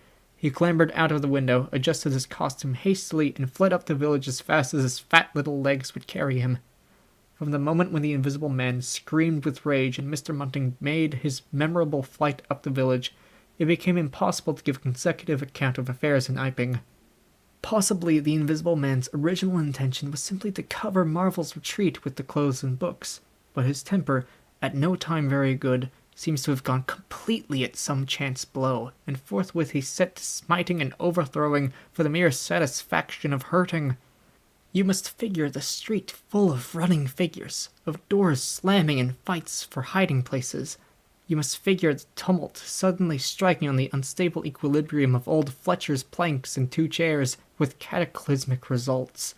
You must figure an appalled couple caught dismally in a swing, and then the whole tumultuous rush has passed in the Iping street, with its gauds and flags and the scattered stock and trade of a sweetstuff stall. Everywhere there is a sound of closing shutters and shoving bolts, and the only visible humanity is an occasional flitting eye under a raised eyebrow in the corner of a window pane. The invisible man amused himself for a little while by breaking all the windows in the coach and horses, and then he thrust a street lamp through the parlor window of Mrs. Grimble. He it must have been who cut the telegraph wire to Atterdene just beyond Higgins' cottage on the Atterdene road, and after that, as his peculiar qualities allowed, he passed out of human perceptions altogether, and he was neither heard, seen, nor felt in Iping any more. He vanished absolutely. But it was the best part of 2 hours before any human being ventured out again into the desolation of Iping Street. Chapter 13. Mr. Marvel discusses his resignation. When the dusk was gathering, and Iping was just beginning to peep timorously forth again upon the shattered wreckage of its bank holiday, a short, thick-set man in a shabby silk hat was marching painfully through the twilight behind the beech woods on the road to Bramblehurst. He carried 3 books bound together by some sort of ornamental elastic ligature, and a bundle wrapped in a blue tablecloth. His rubicund face expressed consternation and fatigue. He appeared to be in a spasmodic sort of hurry. He was accompanied by a voice other than his own, and ever and again he winced under the touch of unseen hands. "If you give me the slip again," said the voice. "If you attempt to give me the slip again—" Lord, said Mr. Marvel. that shoulder's a mass of bruises as it is. "On my honor," said the voice, "I will kill you." I didn't try to give you the slip. said Marvel, in a voice that was not far remote from tears. I swear I didn't. I didn't know the blessed turning, that was all. How the devil was I to know the blessed turning? As it is, I've been knocked about. "You'll get knocked about a great deal more if you don't mind," said the voice, and Mr. Marvel abruptly became silent. He blew out his cheeks, and his eyes were eloquent of despair. "It's bad enough to let these floundering yokels explode my little secret without your cutting off with my books. It's lucky for some of them they cut and ran when they did. Here am I. No one knew I was invisible, and now what am I to do?" What am I to do? asked Marvel, sotto voce. "It's all about. It will be in the papers. Everybody will be looking for me, everyone on their guard." The voice broke off into vivid curses and ceased. The despair of Mr. Marvel's face deepened, and his pace slackened. "Go on," said the voice. Mr. Marvel's face assumed a grayish tint between the ruddier patches. "Don't drop those books, stupid," said the voice, sharply, overtaking him. "The fact is," said the voice, "I shall have to make use of you. You're a poor tool, but I must." I'm a miserable tool. "You are," said the voice. I'm the worst possible tool you could have. said Marvel. I'm not strong, he said after a discouraging silence. I'm not over-strong, he repeated. "No?" And my heart's weak. That little business, I pulled it through, of course, but bless you, I could have dropped. "Well?" I haven't the nerve and strength for the sort of thing you want. "I'll stimulate you." I wish you wouldn't. I wouldn't like to mess up your plans, you know, but I might, out of sheer funk and misery. "You'd better not," said the voice, with quiet emphasis. I wish I was dead. Said Marvel. It ain't justice, He said. You must admit. It seems to me I'm a perfect right. "Get on," Said the voice. Mr. Marvel mended his pace, and for a time they went in silence again. It's devilish hard, Said Mr. Marvel. This was quite ineffectual. He tried another tack. What do I make by it? He began again in a tone of unendurable wrong. "Oh, shut up," Said the voice, with sudden amazing vigor. "I'll see to you all right. You do what you're told. You'll do it all right. You're a fool and all that, but you'll do. I tell you, sir, I'm not the man for it, respectfully, but it is so. If you don't shut up, I shall twist your wrist again, said the invisible man. I want to think. Presently, 2 oblongs of yellow light appeared through the trees, and the square tower of a church loomed through the gloaming. I shall keep my hand on your shoulder, said the voice, all through the village. Go straight through and try no foolery. It will be the worse for you if you do. I know that. Sighed Mr. Marvel. I know all that. The unhappy-looking figure in the obsolete silk hat passed up the street of the little village with his burdens, and vanished into the gathering darkness beyond the lights of the windows.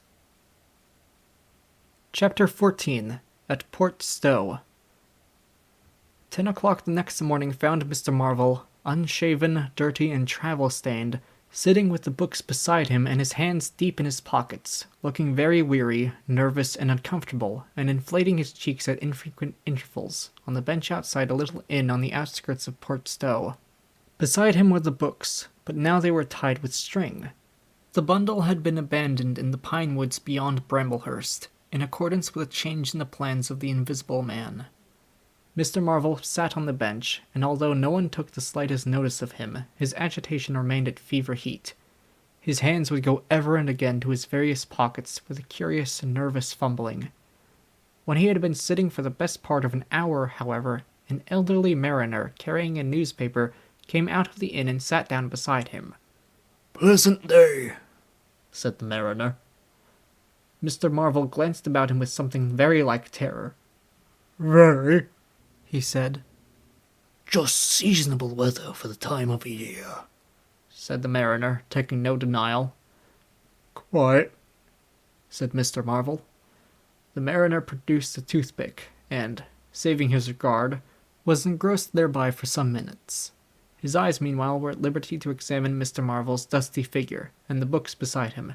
As he had approached Mr. Marvel, he had heard a sound like the dropping of coins into a pocket. He was struck by the contrast of Mr. Marvel's appearance with this suggestion of opulence. Thence his mind wandered back again to a topic that had taken a curiously firm hold of his imagination. "Books," he said suddenly, noisily finishing with the toothpick. Mr. Marvel started and looked at them. Oh, yes, he said. Yes, they're books. "There's some extraordinary things in books," said the mariner. I believe you, said Mr. Marvel. "And some extraordinary things out of 'em," said the mariner. True, likewise, said Mr. Marvel. He eyed his interlocutor and then glanced about him.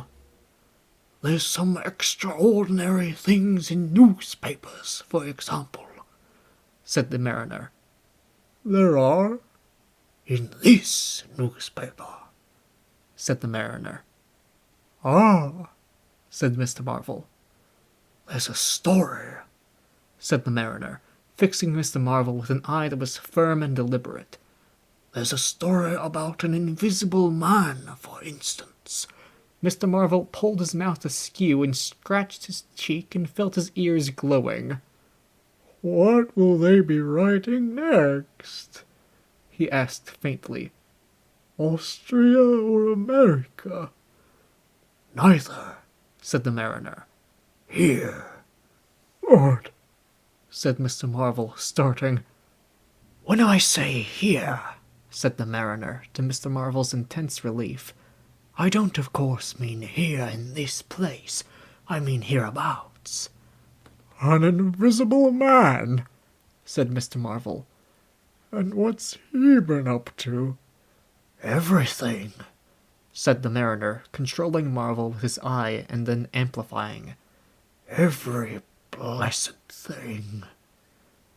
I ain't seen a paper these 4 days, said Marvel. "Iping's the place he started at," said the mariner. Indeed, said Mr. Marvel. "He started there, and where he came from nobody don't seem to know. Here it is. peculiar story from Iping. And it says in this paper that the evidence is extraordinarily strong. Extraordinary. Lord, said Mr. Marvel. But then, it's an extraordinary story. There's a clergyman and a medical gent witnesses, so I'm all right and proper, or leastways didn't see him. He was staying, it says, at the Coach and Horses, and no one don't seem to have been aware of his misfortune, it says, aware of his misfortune until in an altercation in the inn, it says, his bandages on his head was torn off. It was then observed that his head was invisible. Attempts were at once made to secure him, but casting off his garments, it says, he succeeded in escaping, but not until after a desperate struggle in which he had inflicted serious injuries, it says, on our worthy and able constable, Mr. J.A. Chaffers. Pretty straight story, eh? Names and everything. Lord, said Mr. Marvel, looking nervously about him, trying to count the money in his pockets by his unaided sense of touch, and full of a strange and novel idea. it sounds most astonishing. Don't it? Extraordinary, I call it. Never heard tell of invisible men before, I haven't. But nowadays one hears such a lot of extraordinary things that... That all he did? asked Marvel, trying to seem at his ease. It's enough, ain't it? Said the mariner. Didn't go back by any chance? Asked Marvel. Just escaped and that's all, eh? All, said the mariner. Why, ain't it enough? Quite enough, said Marvel. I should think it was enough, said the mariner.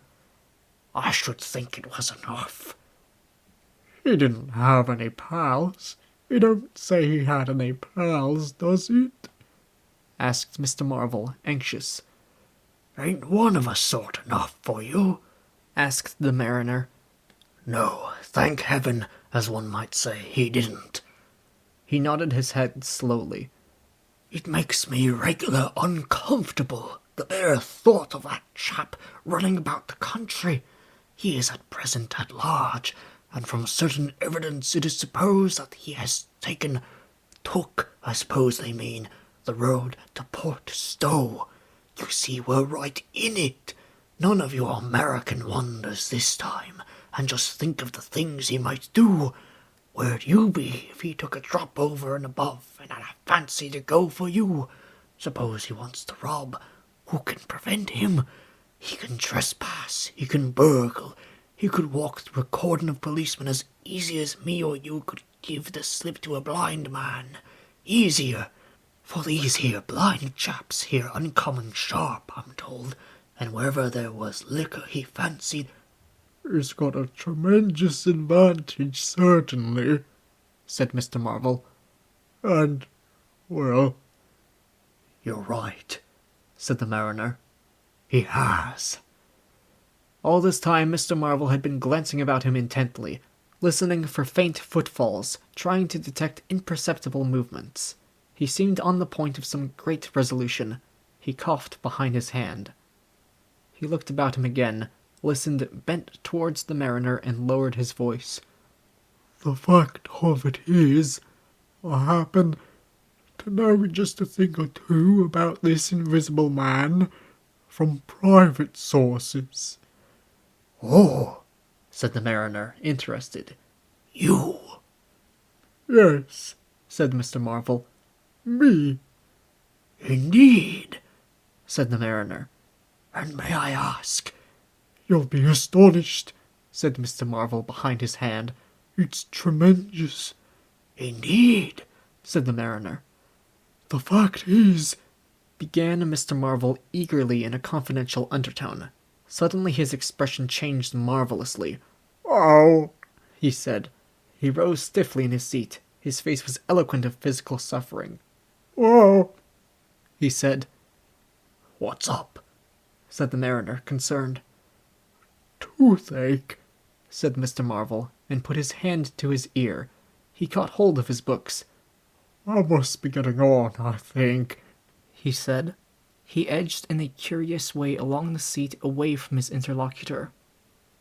"But you was just a-going to tell me about this here invisible man," protested the mariner. Mr. Marvel seemed to consult with himself. "Hoax," said the voice. "It's a hoax," said Mr. Marvel. "But it's in the paper," said the mariner. "Hoax all the same," said Marvel.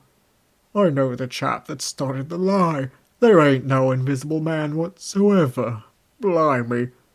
"But how about this paper? You mean to say—" "Not a word of it," said Marvel stoutly. The mariner stared, paper in hand. Mr. Marvel jerkily faced about. "Wait a bit," said the mariner, rising and speaking slowly. "Do you mean to say—" "I do," said Mr. Marvel. "Then why did you let me go on and tell you all this blasted stuff, then? What do you mean by letting a man make a fool of himself like that for, eh?"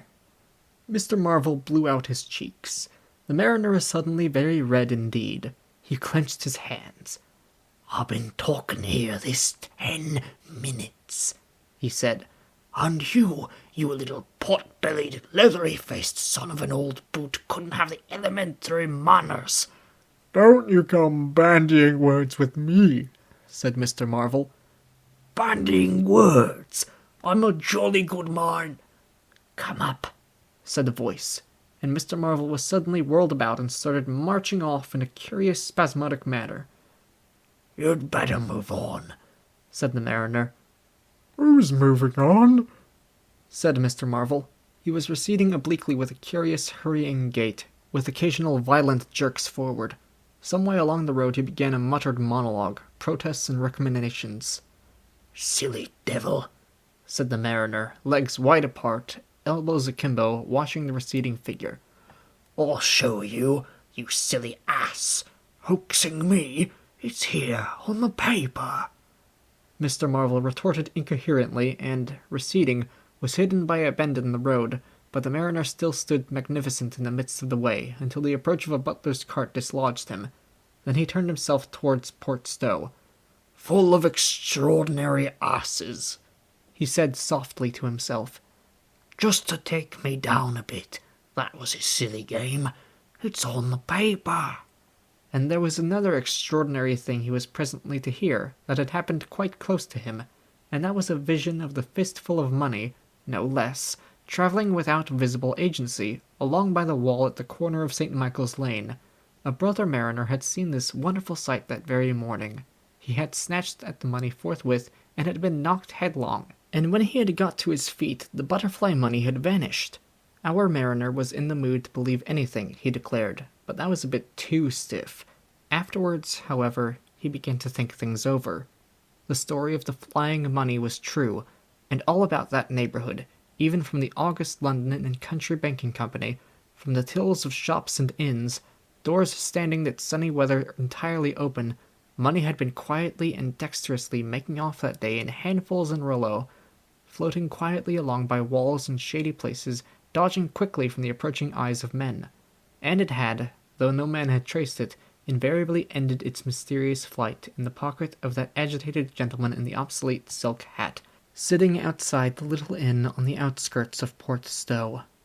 It was 10 days after, and indeed only when the Burdock story was already told, that the mariner collated these facts and began to understand how near he had been to the wonderful invisible man. Chapter 15. The Man Who Was Running. In the early evening time, Dr. Kemp was sitting in his study in the belvedere on the hill overlooking Burdock. It was a pleasant little room, with 3 windows, north, west, and south, and bookshelves covered with books and scientific publications, and a broad writing table, and, under the north window, a microscope, glass slips, minute instruments, some cultures, and scattered bottles of reagents. Dr. Kemp's solar lamp was lit, albeit the sky was still bright with the sunset light, and his blinds were up because there was no offense of peering outsiders to require them pulled down. Dr. Kemp was a tall and slender young man, with flaxen hair and a mustache almost white. and the work he was upon would earn him, he hoped, the fellowship of the Royal Society, so highly did he think of it. And his eye, presently wandering from his work, caught the sunset blazing at the back of the hill that is over against his own. For a minute perhaps he sat, pen in mouth, admiring the rich golden color above the crest, and then his attention was attracted by the little figure of a man, inky black, running over the hill brow towards him. He was a shortish little man, and he wore a high hat, and he was running so fast that his legs verily twinkled. "Another of those fools," said Dr. Kemp. "Like that ass who ran into me this morning round a corner, with the visible man a-coming, sir. I can't imagine what possesses people. One might think we were in the 13th century." He got up, went to the window, and stared at the dusky hillside, and the dark little figure tearing down it. "He seems in a confounded hurry," said Dr. Kemp, "but he doesn't seem to be getting on. If his pockets were full of lead, he couldn't run heavier. Spurted, sir," said Dr. Kemp. In another moment the higher of the villas that had clambered up the hill from Burdock had occulted the running figure. He was visible again for a moment, and then again, 3 times between the 3 detached houses that came next, and then the terrace hid him. "Asses," said Dr. Kemp, swinging round on his heel and walking back to his writing table. But those who saw the fugitive nearer, and perceived the abject terror on his perspiring face, being themselves in the open roadway, did not share in the doctor's contempt. By the man pounded, and as he ran he chinked like a well-filled purse that is tossed to and fro. He looked neither to the right nor the left, but his dilated eyes stared straight downhill to where the lamps were being lit, and the people were crowded in the street, and his ill-shaped mouth fell apart, and a glary foam lay on his lips, and his breath became hoarse and noisy. All he passed stopped and began staring up the road and down, and interrogating one another with an inkling of discomfort for the reason of his haste.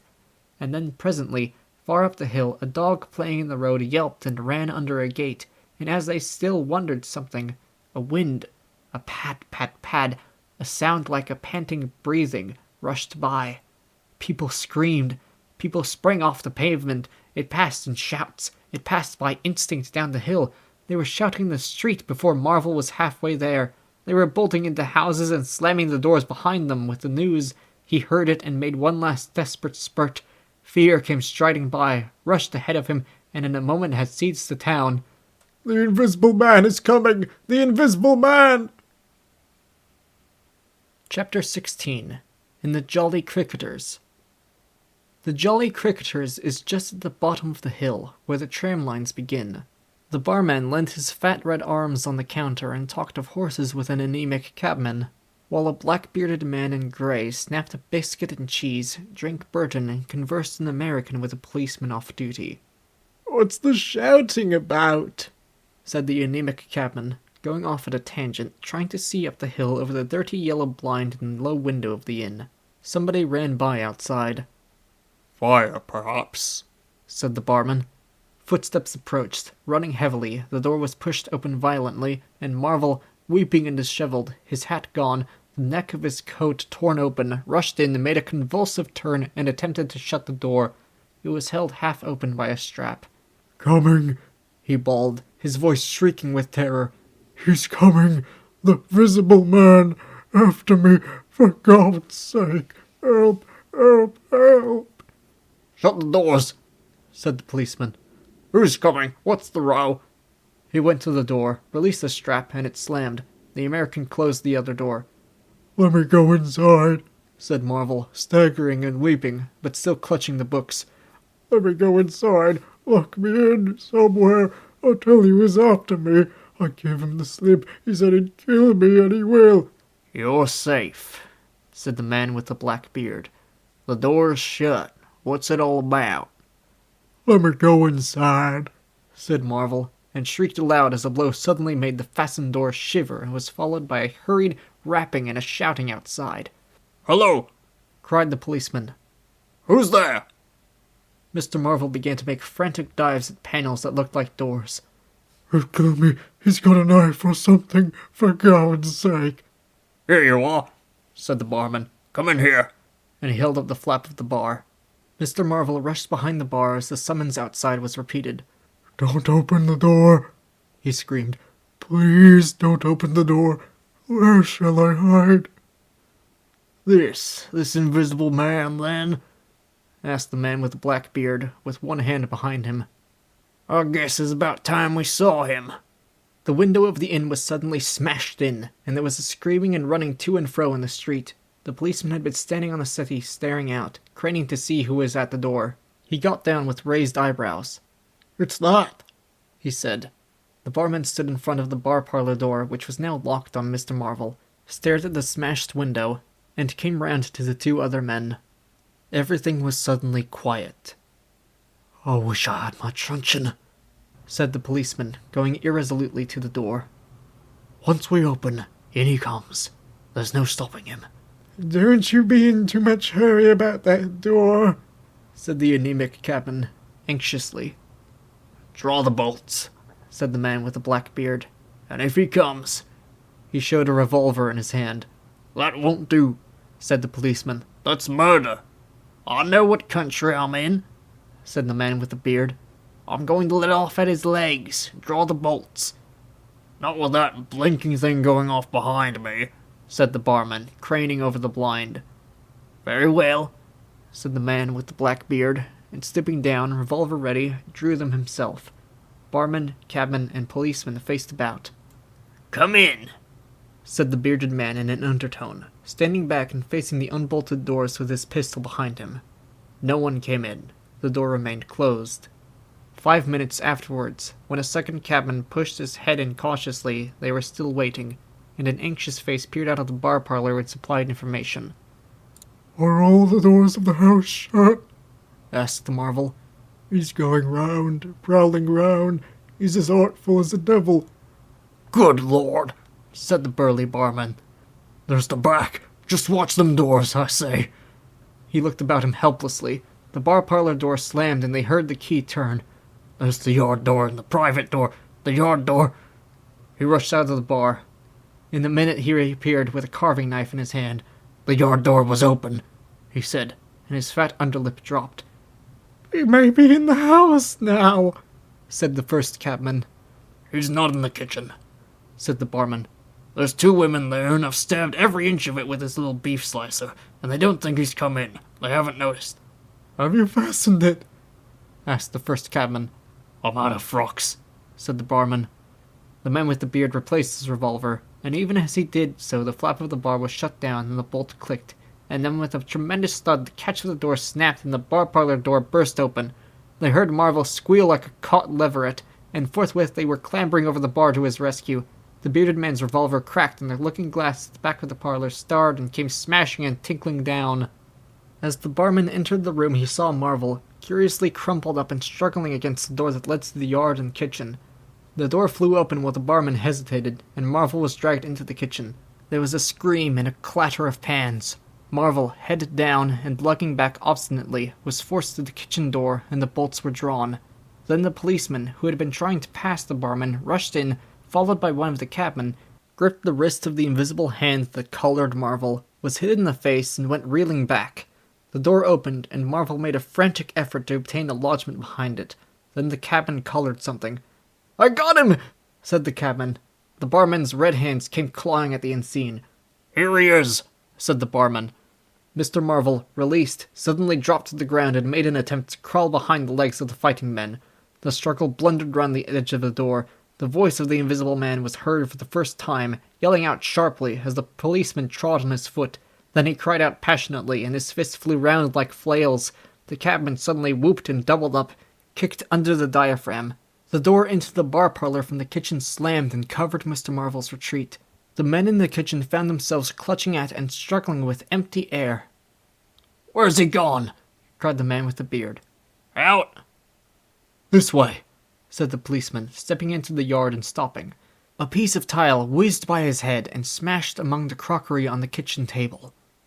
"I'll show him," shouted the man with the black beard, and suddenly a steel barrel shone over the policeman's shoulder, and 5 bullets had followed one another into the twilight whence the missile had come.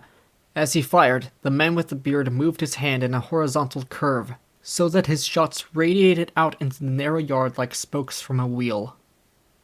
A silence followed. 5 cartridges, said the man with the black beard.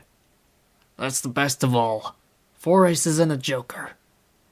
Get a lantern, someone, and come and feel about for his body. Chapter 17. Dr. Kemp's Visitor. Dr. Kemp had continued writing in his study until the shots aroused him. Crack, crack, crack. They came one after the other. Hello? Said Dr. Kemp, putting his pen into his mouth again and listening. Who's letting off revolvers in Burdock? What are the asses at now? He went to the south window, threw it up, and leaning out stared down on the network of windows, beaded gas lamps and shops, with its black interstices of roof and yard that made up the town at night. Looks like a crowd down the hill, he said. By the cricketers. And remained watching. Thence his eyes wandered over the town to far away where the ship's lights shone, and the pier glowed. A little illuminated, faceted pavilion like a gem of yellow light. The moon in its first quarter hung over the westward hill, and the stars were clear and almost tropically bright. After 5 minutes, during which his mind had traveled into a remote speculation of social conditions of the future, and lost itself at last over the time dimension, Dr. Kemp aroused himself with a sigh, pulled down the window again, and returned to his writing desk. It must have been about an hour after this that the front door bell rang. He had been writing slackly, and with intervals of abstraction, since the shots. He sat listening. He heard the servant answer the door, and waited for her feet on the staircase, but she did not come. Wonder what that was, said Dr. Kemp. He tried to resume his work, failed, got up, went downstairs from his study to the landing, rang, and called over the balustrade to the housemaid as she appeared in the hall below. Was that a letter? He asked.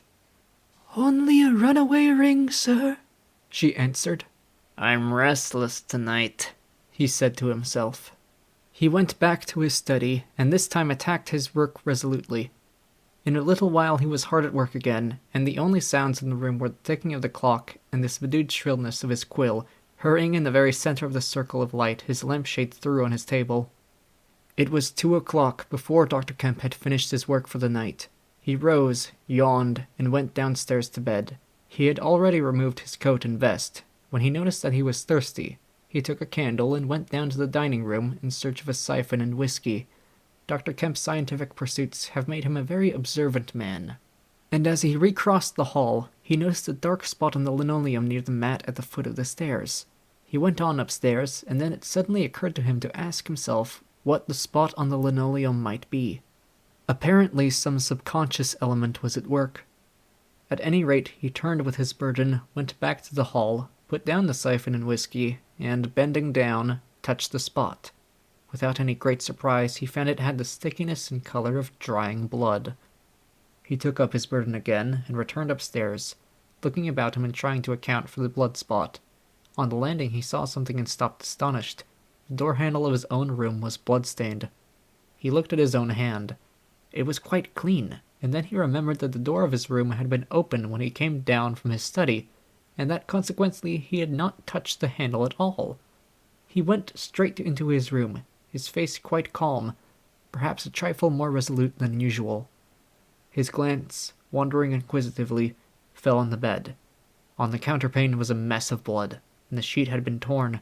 He had not noticed this before because he had walked straight to the dressing table. On the further side, the bedclothes were depressed as if someone had been recently sitting there. Then he had an odd impression that he had heard a low voice say, "Good heavens! Kemp!" But Dr. Kemp was no believer in voices. He stood staring at the tumbled sheets. Was that really a voice? He looked about again, but noticed nothing further than the disordered and blood-stained bed. Then he distinctly heard a movement across the room, near the washhand stand. All men, however highly educated, retain some superstitious inklings. The feeling that is called eerie came upon him. He closed the door of the room, came forward to the dressing table, and put down his burdens. Suddenly, with a start, he perceived a coiled and blood-stained bandage of linen rag hanging in mid-air between him and the washhand stand. He stared at this in amazement. It was an empty bandage, a bandage properly tied but quite empty. He would have advanced to grasp it, but a touch arrested him, and a voice speaking quite close to him. Kemp, said the voice. Eh? Said Kemp, with his mouth open. Keep your nerve, said the voice. I'm an invisible man.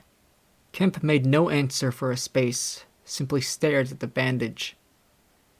Invisible man, he said. I am an invisible man, repeated the voice. The story he had been active to ridicule only that morning rushed through Kemp's brain. He does not appear to have been either very much frightened or very greatly surprised at the moment. Realization came later. I thought it was all a lie, he said. The thought uppermost in his mind was reiterated arguments of the morning. Have you a bandage on? He asked. Yes, said the invisible man. Oh, said Kemp, and then roused himself. I say, he said. But this is nonsense. It's some trick. He stepped forward suddenly, and his hand, extended towards the bandage, met invisible fingers. He recoiled at the touch, and his color changed. Keep steady, Kemp, for God's sake. I want help badly. Stop. The hand gripped his arm. He struck at it. Kemp, cried the voice. Kemp, keep steady. And the grip tightened. A frantic desire to free himself took possession of Kemp. The hand of the bandaged arm gripped his shoulder, and he was suddenly tripped and flung backwards upon the bed. He opened his mouth to shout, and the corner of the sheet was thrust between his teeth. The invisible man had him down grimly, but his arms were free, and he struck and tried to kick savagely. Listen to reason, will you? Said the invisible man, sticking to him in spite of a pounding in the ribs. By heaven, you'll madden me in a minute. Lie still, you fool, bawled the invisible man in Kemp's ear. Kemp struggled for another moment, and then lay still. If you shout, I'll smash your face, said the invisible man, relieving his mouth. I'm an invisible man. It's no foolishness and no magic. I really am an invisible man, and I want your help. I don't want to hurt you, but if you behave like a frantic rustic, I must. Don't you remember me, Kemp? Griffin of University College? Let me get up, said Kemp. I'll stop where I am, and let me sit quiet for a minute. He sat up and felt his neck. I am Griffin of University College, and I have made myself invisible. I am just an ordinary man, a man you have known, made invisible. Griffin? Said Kemp. Griffin, answered the voice. A younger student than you were, almost an albino, 6 feet high and broad, with a pink and white face and red eyes, who won the medal for chemistry. I am confused, said Kemp. My brain is rioting. What has this to do with Griffin? I am Griffin, Kemp thought. It's horrible, he said. But what devilry must happen to make a man invisible? It's no devilry. It's a process, sane and intelligible enough. It's horrible, said Kemp. How on earth? It's horrible enough, but I'm wounded and in pain and tired. Great God! Kemp, you are a man. Take it steady. Give me some food and drink and let me sit down here. Kemp stared at the bandage as it moved across the room, then saw a basket chair dragged across the floor and come to rest near the bed. It creaked, and the seat was depressed a quarter of an inch or so. He rubbed his eyes and felt his neck again. This beats ghosts, he said, and laughed stupidly. That's better. Thank heaven you're getting sensible. Or silly, said Kemp, and knuckled his eyes. Give me some whiskey. I'm near dead. You didn't feel so. Where are you? If I get up, shall I run into you? There? All right. Whiskey? Here. Where shall I give it to you? The chair creaked, and Kemp felt the glass drawn away from him. He let go by an effort. His instinct was all against it. It came to rest poised 20 inches above the front edge of the seat of the chair. He stared at it in infinite perplexity. This must be hypnotism. You have suggested you are invisible. Nonsense, said the voice. It's frantic. Listen to me. I demonstrated conclusively this morning, began Kemp, that invisibility... Never mind what you've demonstrated. I'm starving, said the voice, and the night is chilly to a man without clothes. Food, said Kemp. The tumbler of whiskey tilted itself. Yes, said the invisible man, wrapping it down. Have you a dressing gown? Kemp made some exclamation in an undertone. He walked to a wardrobe and produced a robe of dingy scarlet. This do? He asked. It was taken from him. It hung limp for a moment in midair, fluttered weirdly, stood full and decorous, buttoning itself, and sat down in his chair. Drawers, socks, slippers would be a comfort, said the unseen, curtly. And food. Anything. But this is the insanest thing I ever was in my life. He turned out his drawers for the articles, and then went downstairs to ransack his larder. He came back with some cold cutlets and bread, pulled up a light table, and placed them before his guest. Never mind knives, said his visitor, and a cutlet hung in midair with a sound of gnawing. Invisible, said Kemp, and sat down on a bedroom chair. I always like to get something about me before I eat, said the invisible man, with a full mouth, eating greedily. Queer fancy. I suppose that wrist is all right, said Kemp. Trust me, said the invisible man. Of all the strange and wonderful... Exactly. But it's odd I should blunder into your house to get my bandaging. My first stroke of luck. Anyhow, I meant to sleep in this house tonight. You must stand that. It's a filthy nuisance, my blood showing, isn't it? Quite a clot over there. It's visible as it coagulates, I see. It's only the living tissue I've changed, and only for as long as I'm alive. I've been in the house 3 hours. But how is it done? Began Kemp in a tone of exasperation. Confound it, the whole business. It's unreasonable from beginning to end. Quite reasonable, said the invisible man. Perfectly reasonable. He reached over and secured the whiskey bottle. Kemp stared at the devouring dressing gown. A ray of candlelight penetrating a torn patch in the right shoulder made a triangle of light under the left ribs. What were the shots? He asked. How did the shooting begin? There was a real fool of a man, a sort of confederate of mine, curse him, who tried to steal my money. Has done so. Is he invisible too? No. Well... Can't I have some more to eat before I tell you all that? I'm hungry, in pain, and you want me to tell stories. Kemp got up. You didn't do any shooting? He asked. Not me, said his visitor. Some fool I've never seen fired at random. A lot of them got scared. They all got scared at me. Curse them. I say, I want to eat more than this, Kemp. I'll see what there is to eat downstairs, said Kemp. Not much, I'm afraid. After he had done eating, and he made a heavy meal, the invisible man demanded a cigar. He bit the end savagely before Kemp could find a knife, and cursed when the outer leaf loosened. It was strange to see him smoking. His mouth and throat, pharynx and nares, became visible as a sort of whirling smoke cast. This blessed gift of smoking, he said, and puffed vigorously. I'm lucky to have fallen upon you, Kemp. You must help me. Fancy tumbling on you just now. I'm in a devilish scrape. I've been mad, I think. The things I have been through. But we will do things yet, let me tell you. He helped himself to more whiskey and soda. Kemp got up, looked about him, and fetched a glass from his spare room. It's wild, but I suppose I may drink. You haven't changed much, Kemp, these dozen years. You fair men don't. Cool and methodical. After the first collapse, I must tell you, we will work together. But how was it all done? Said Kemp. And how did you get like this? For God's sake, let me smoke in peace for a little while, and then I will begin to tell you. But the story was not told that night. The invisible man's wrist was growing painful. He was feverish, exhausted, and his mind came round to brood upon his chase down the hill and the struggle about the inn. He spoke in fragments of marvel. He smoked faster. His voice grew angry. Kemp tried to gather what he could.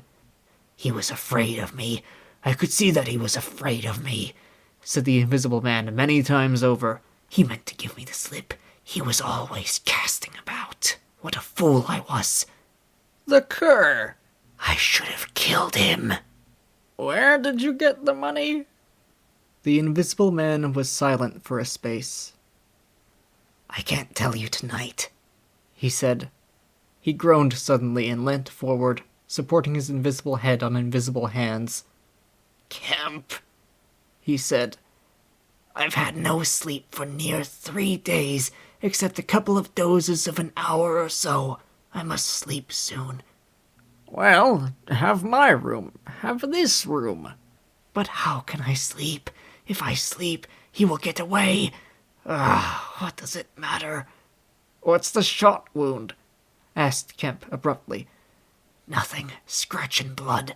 Oh, God, how I want sleep." Why not?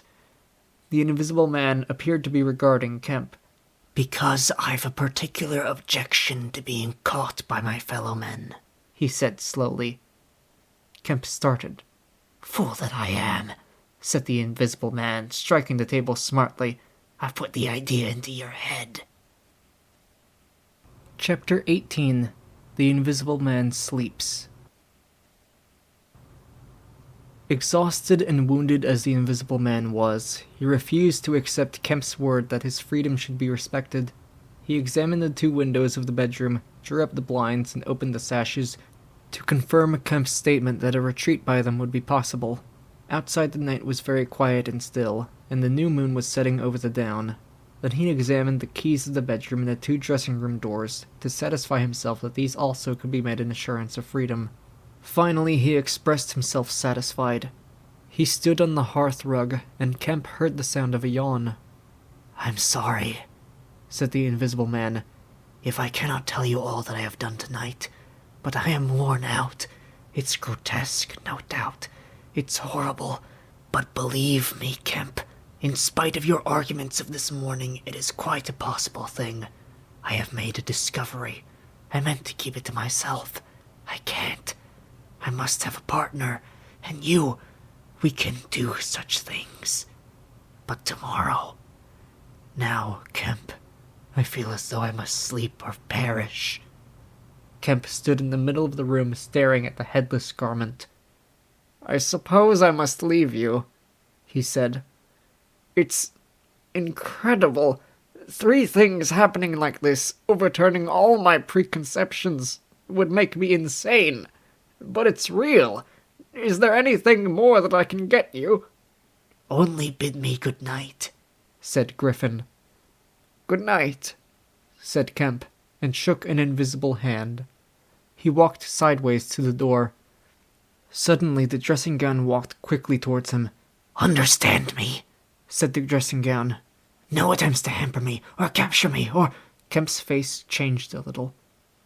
"I thought I gave you my word," he said. Kemp closed the door softly behind him, and the key was turned upon him forthwith. Then, as he stood with an expression of passive amazement on his face, the rapid feet came to the door of the dressing-room, and that too was locked. Kemp slapped his brow with his hand. "Am I dreaming? Has the world gone mad? Or have I?" He laughed, and put his hand to the locked door. "Barred out of my own bedroom by a flagrant absurdity," he said. He walked to the head of the staircase, turned, and stared at the locked doors. "It's fact," he said. He put his fingers to his slightly bruised neck. "Undeniable fact. But—" He shook his head hopelessly, turned, and went downstairs. He lit the dining-room lamp, got out a cigar, and began pacing the room, ejaculating. Now and then he would argue with himself. "Invisible," he said. "Is there such a thing as an invisible animal? In the sea, yes. Thousands, millions, all the larvae, all the little nauplii and tornarius, all the microscopic things, the jellyfish. In the sea there are more things invisible than visible. I never thought of that before. And in the ponds, too, all those little pond-life things, specks of colorless, translucent jelly, but in air? No! It can't be. But after all, why not? If a man was made of glass, he would still be visible. His meditation became profound. The bulk of 3 cigars had passed into the invisible or diffused as a white ash over the carpet before he spoke again. Then it was merely an exclamation. He turned aside, walked out of the room, and went into his little consulting room and lit the gas there. It was a little room, because Dr. Kemp did not live by practice, and in it were the day's newspapers. The morning's paper lay carelessly opened and thrown aside. He caught it up, turned it over, and read the account of a strange story from Iping that the mariner at Port Stowe had spelt over so painfully to Mr. Marvel. Kemp read it swiftly. "Wrapped up," said Kemp. "Disguised. Hiding it. No one seems to have been aware of his misfortune. What devil is his game?" He dropped the paper, and his eye went seeking. "Ah," he said, and caught up the St. James Gazette, lying folded up as it arrived. "Now we shall get at the truth," said Dr. Kemp. He rent the paper open. A couple of columns confronted him. "An entire village in Sussex goes mad," was the heading. "Good heavens," said Kemp, reading eagerly an incredulous account of the events in Iping of the previous afternoon that have already been described. Over the leaf, the report in the morning paper had been reprinted. He reread it. "Ran through the streets, striking right and left. Jaffers insensible. Mr. Huckster in great pain, still unable to describe what he saw. Painful humiliation. Vicar. Woman ill with terror. Windows smashed. This extraordinary story probably a fabrication, too good not to print. Come grano." He dropped the paper and stared blankly in front of him. "Probably a fabrication." He caught up the paper again and reread the whole business. "But when does the tramp come in? Why the deuce was he chasing a tramp?" He sat down abruptly on the surgical bench. "He's not only invisible," he said, "but he's mad, homicidal." When dawn came to mingle its pallor with the lamplight and cigar smoke of the dining room, Kemp was still pacing up and down, trying to grasp the incredible. He was altogether too excited to sleep. His servants, descending sleepily, discovered him, and were inclined to think that overstudy had worked this ill on him.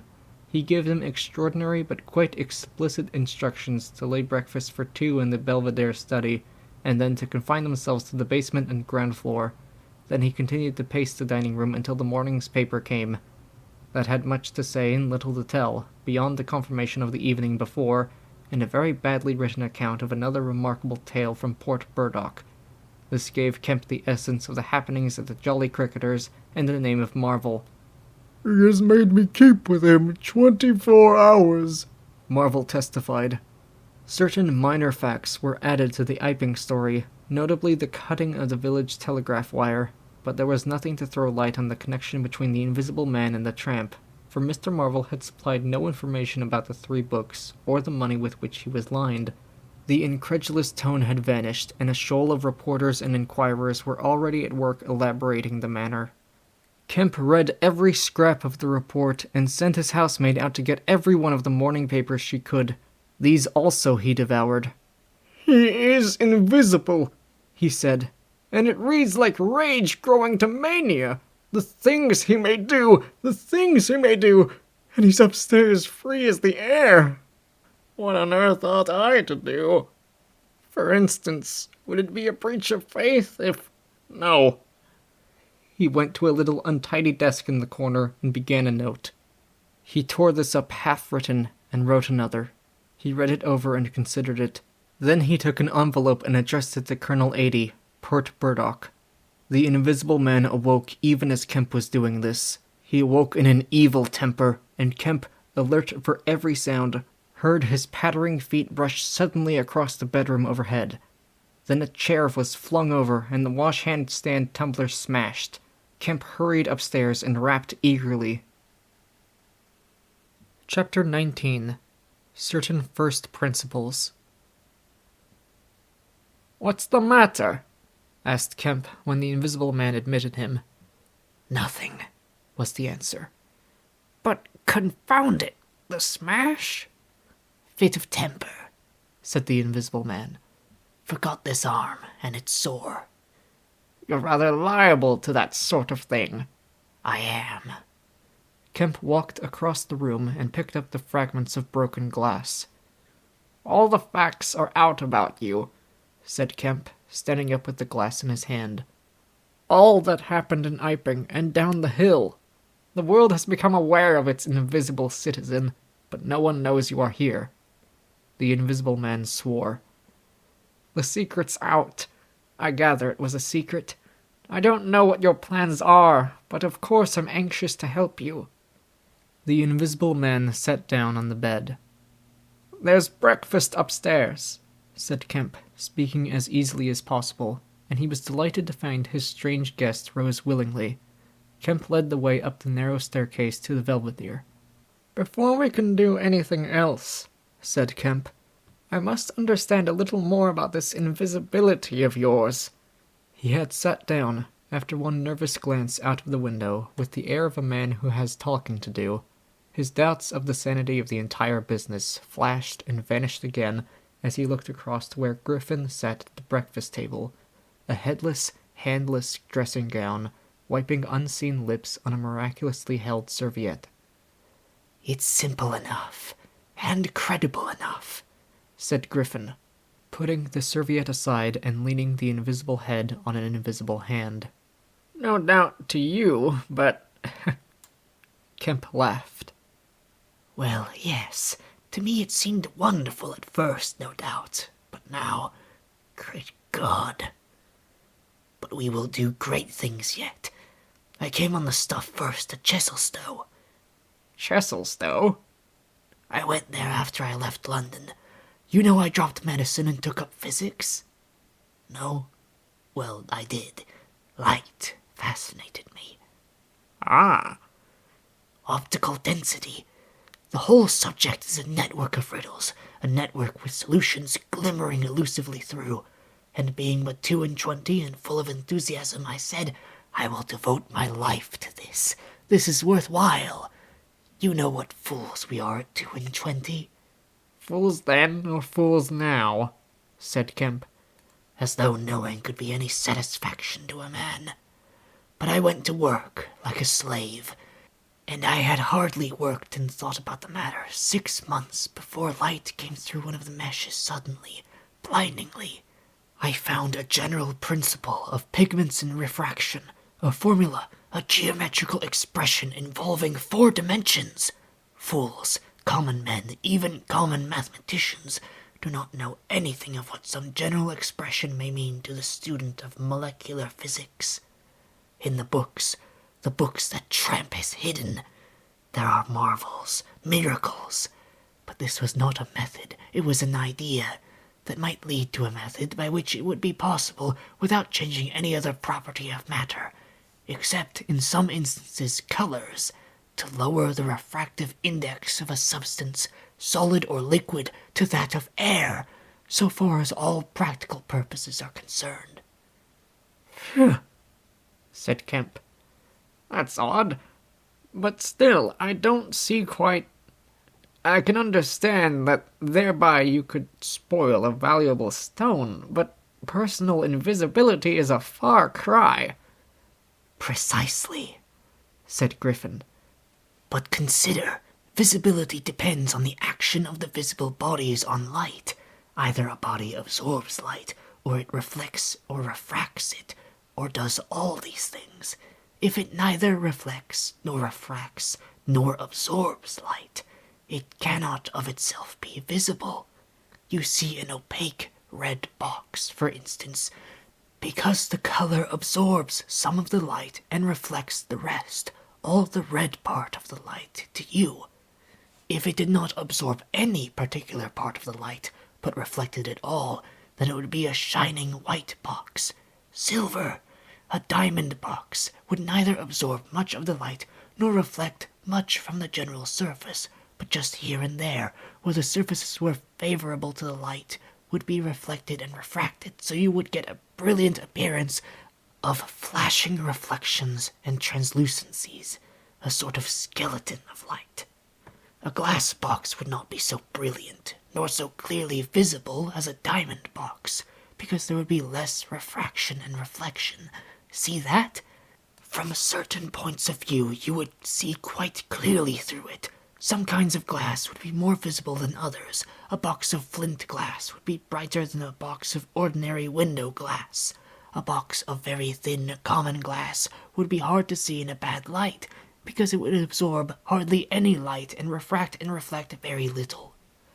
And if you put a sheet of common white glass in water, still more if you put in some denser liquid than water, it would vanish almost altogether, because light passing from water to glass is only slightly refracted or reflected or indeed affected in any way.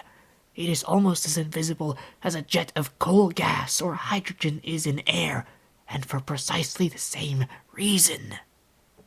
Yes, said Kemp. That is pretty plain sailing. And here is another fact you will know to be true. If a sheet of glass is smashed, Kemp, and beaten into a powder, it becomes much more visible while it is in the air. It becomes at last an opaque white powder. This is because the powdering multiplies the surfaces of the glass at which refraction and reflection occur. In the sheet of glass there are only two surfaces. In the powder the light is reflected or refracted by each grain it passes through, and very little gets right through the powder. But if the white powdered glass is put into water, it forthwith vanishes. The powdered glass and water have much the same refractive index. That is, the light undergoes very little refraction or reflection in passing from one to the other. You make the glass invisible by putting it into a liquid of nearly the same refractive index. A transparent thing becomes invisible if it is put in any medium of almost the same refractive index. And if you will consider only a second, you will see also that the powder of glass might be made to vanish in air, if its refractive index could be made the same as that of air, for then there would be no refraction or reflection as the light passed from glass to air. Yes, said Kemp. But man's not powdered glass. No, said Griffin. He's more transparent. Nonsense! That from a doctor.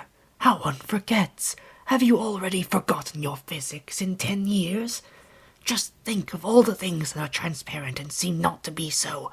Paper, for instance, is made up of transparent fibers, and it is white and opaque only for the same reason that a powder of glass is white and opaque. Oil white paper. Fill up the interstices between the particles with oil so that there is no longer refraction or reflection except at the surfaces, and it becomes as transparent as glass.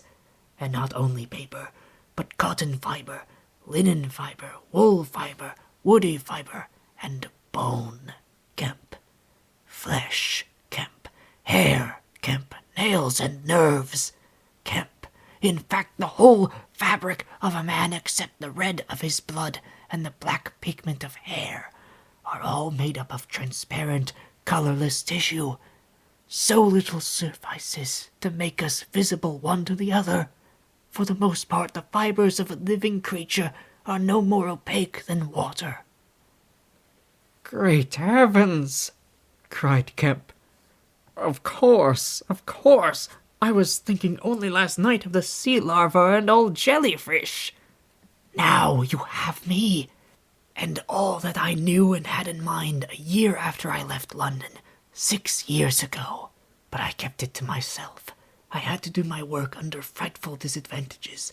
Oliver, my professor, was a scientific bounder, a journalist by instinct, a thief of ideas. He was always prying. And you know the knavish system of the scientific world. I simply would not publish and let him share my credit. I went on working. I got nearer and nearer making my formula into an experiment, a reality. I told no living soul, because I meant to flash my work upon the world with crushing effect and become famous at a blow. I took up the question of pigments to fill up certain gaps, and suddenly, not by design but by accident, I made a discovery in physiology. Yes? You know the red coloring matter of blood. It can be made white, colorless, and remain with all the functions it has now. Kemp gave a cry of incredulous amazement. The Invisible Man rose and began pacing the little study. You may well exclaim. I remember that night. It was late at night. In the daytime, one was bothered with the gaping, silly students. And I worked then, sometimes till dawn. It came suddenly, splendid and complete in my mind. I was alone. The laboratory was still, with the tall lights burning brightly and silently. In all my great moments, I have been alone. One could make an animal, a tissue, transparent. One could make it invisible, all except the pigments. I could be invisible, I said, suddenly realizing what it meant to be an albino with such knowledge. It was overwhelming. I left the filtering I was doing. I went and stared out of the great window at the stars. I could be invisible, I repeated. To do such a thing would be to transcend magic. And I beheld, unclouded by doubt, a magnificent vision of all that invisibility might mean to a man. The mystery, the power, the freedom. Drawbacks I saw none. You have only to think, and I, a shabby, poverty-struck, hemmed-in demonstrator, teaching fools in a provincial college, might suddenly become this. I ask you, Kemp, if you, anyone, I tell you, would have flung himself upon that research. And I worked 3 years, and every mountain of difficulty I toiled over showed another from its summit, the infinite details, and the exasperation. A professor, a provincial professor, always prying. When are you going to publish this work of yours? Was his everlasting question. And the students, the cramped means, 3 years I had of it. And after 3 years of secrecy and exasperation, I found that to complete it was impossible. Impossible. How? Asked Kemp. Money, said the Invisible Man, and went again to stare out of the window. He turned around abruptly. I robbed the old man, robbed my father. The money was not his, and he shot himself. Chapter 20. At the house in Great Portland Street. For a moment, Kemp sat in silence, staring at the back of the headless figure at the window.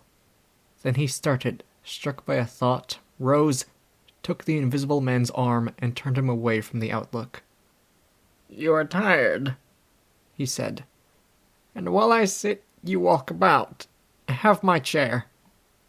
He placed himself between Griffin and the nearest window. For a space, Griffin sat silent, and then he resumed abruptly. I had left the Chesilstowe cottage already, he said. When that happened. It was last December. I had taken a room in London, a large unfurnished room in a big, ill-managed lodging house in a slum near Great Portland Street. The room was soon full of the appliances I had bought with his money. The work was going on steadily, successfully, drawing near an end.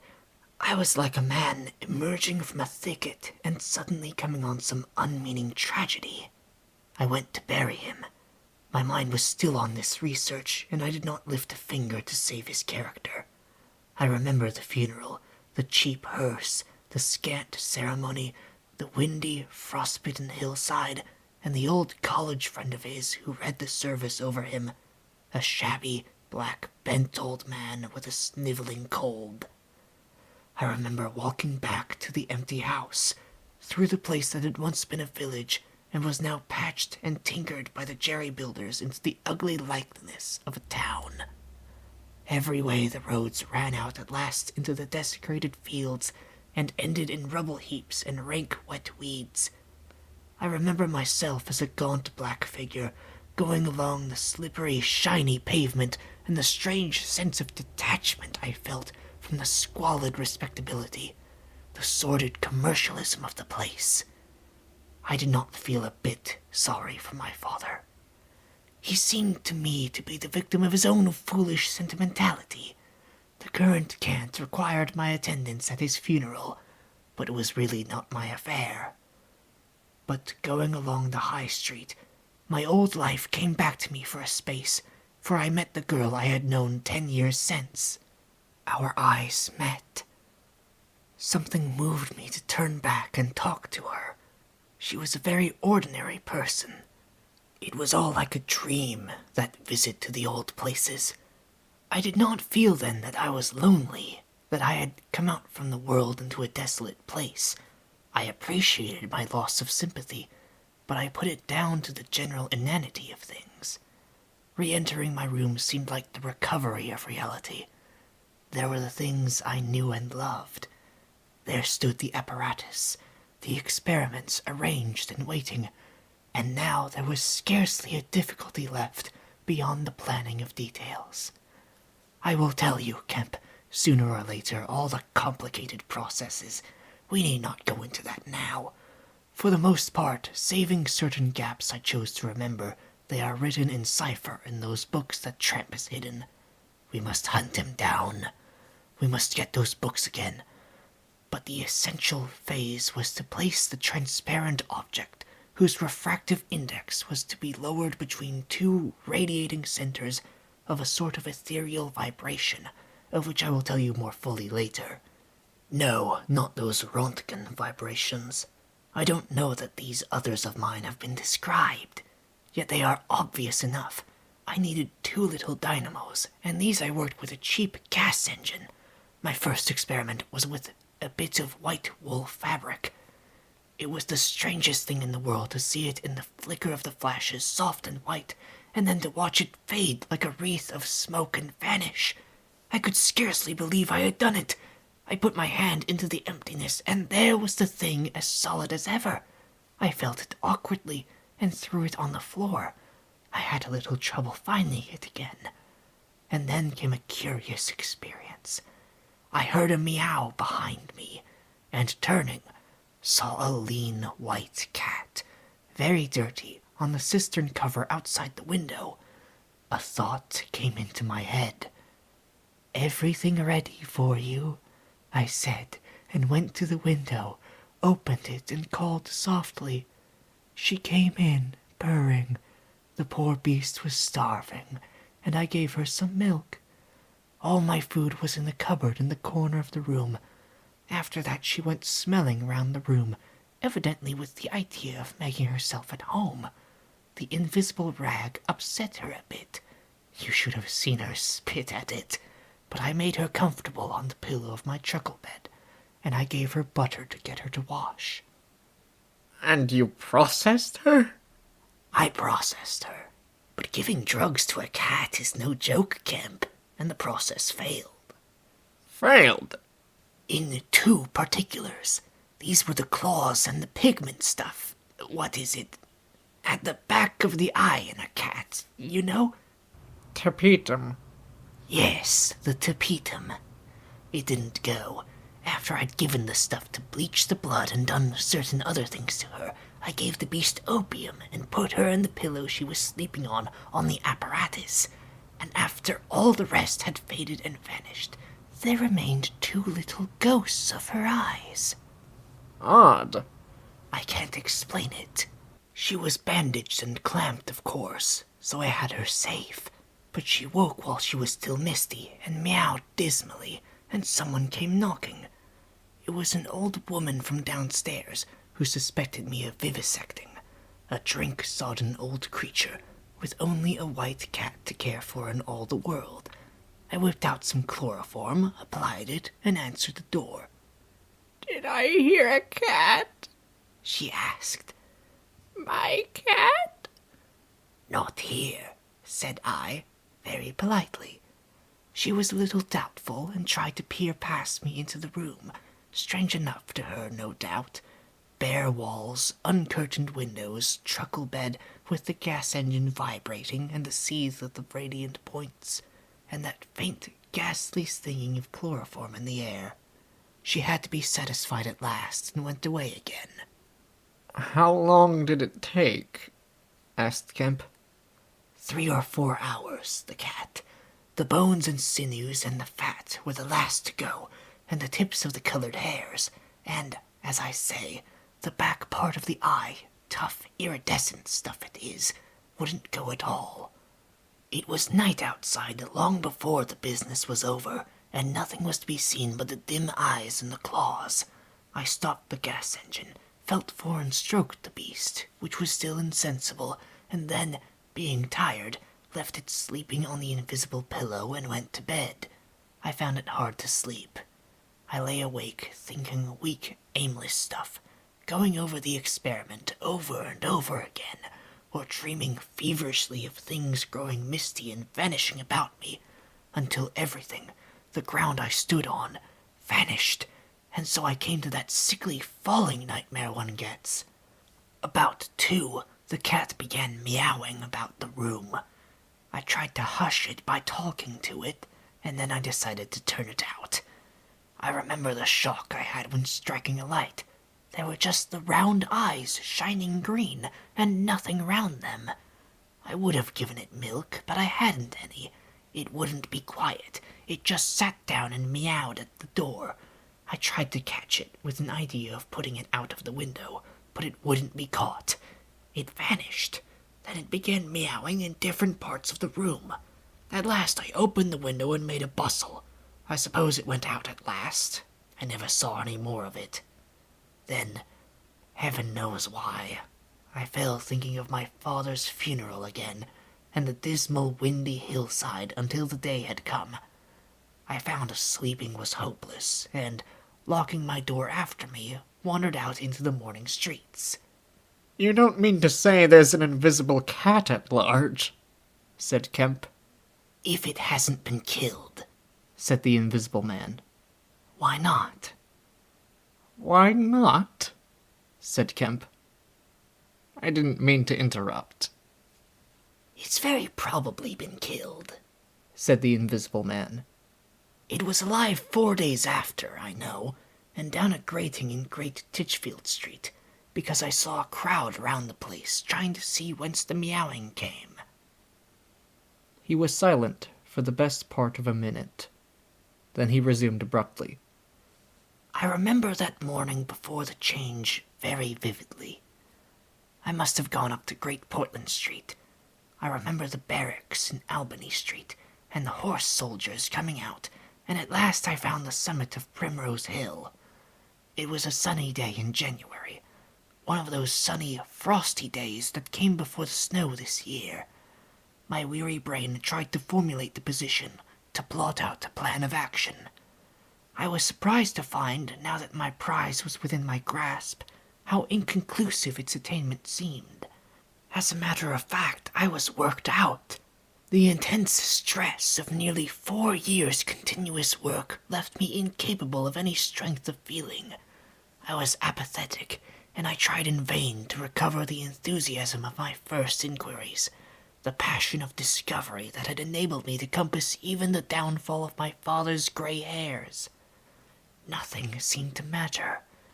I saw pretty clearly this was a transient mood due to overwork and want of sleep, and that either by drugs or rest it would be possible to recover my energies.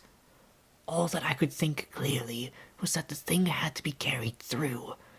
The fixed idea still ruled me, and soon, for the money I had was almost exhausted, I looked about me at the hillside, with children playing and girls watching them, and tried to think of all the fantastic advantages an invisible man would have in the world. After a time I crawled home, took some food and a strong dose of strychnine, and went to sleep in my clothes on my unmade bed.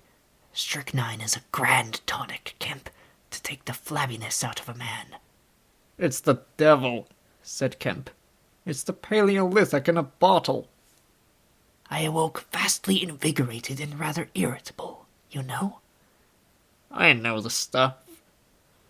And there was someone rapping at the door. It was my landlord with threats and inquiries, an old Polish Jew in a long grey coat and greasy slippers.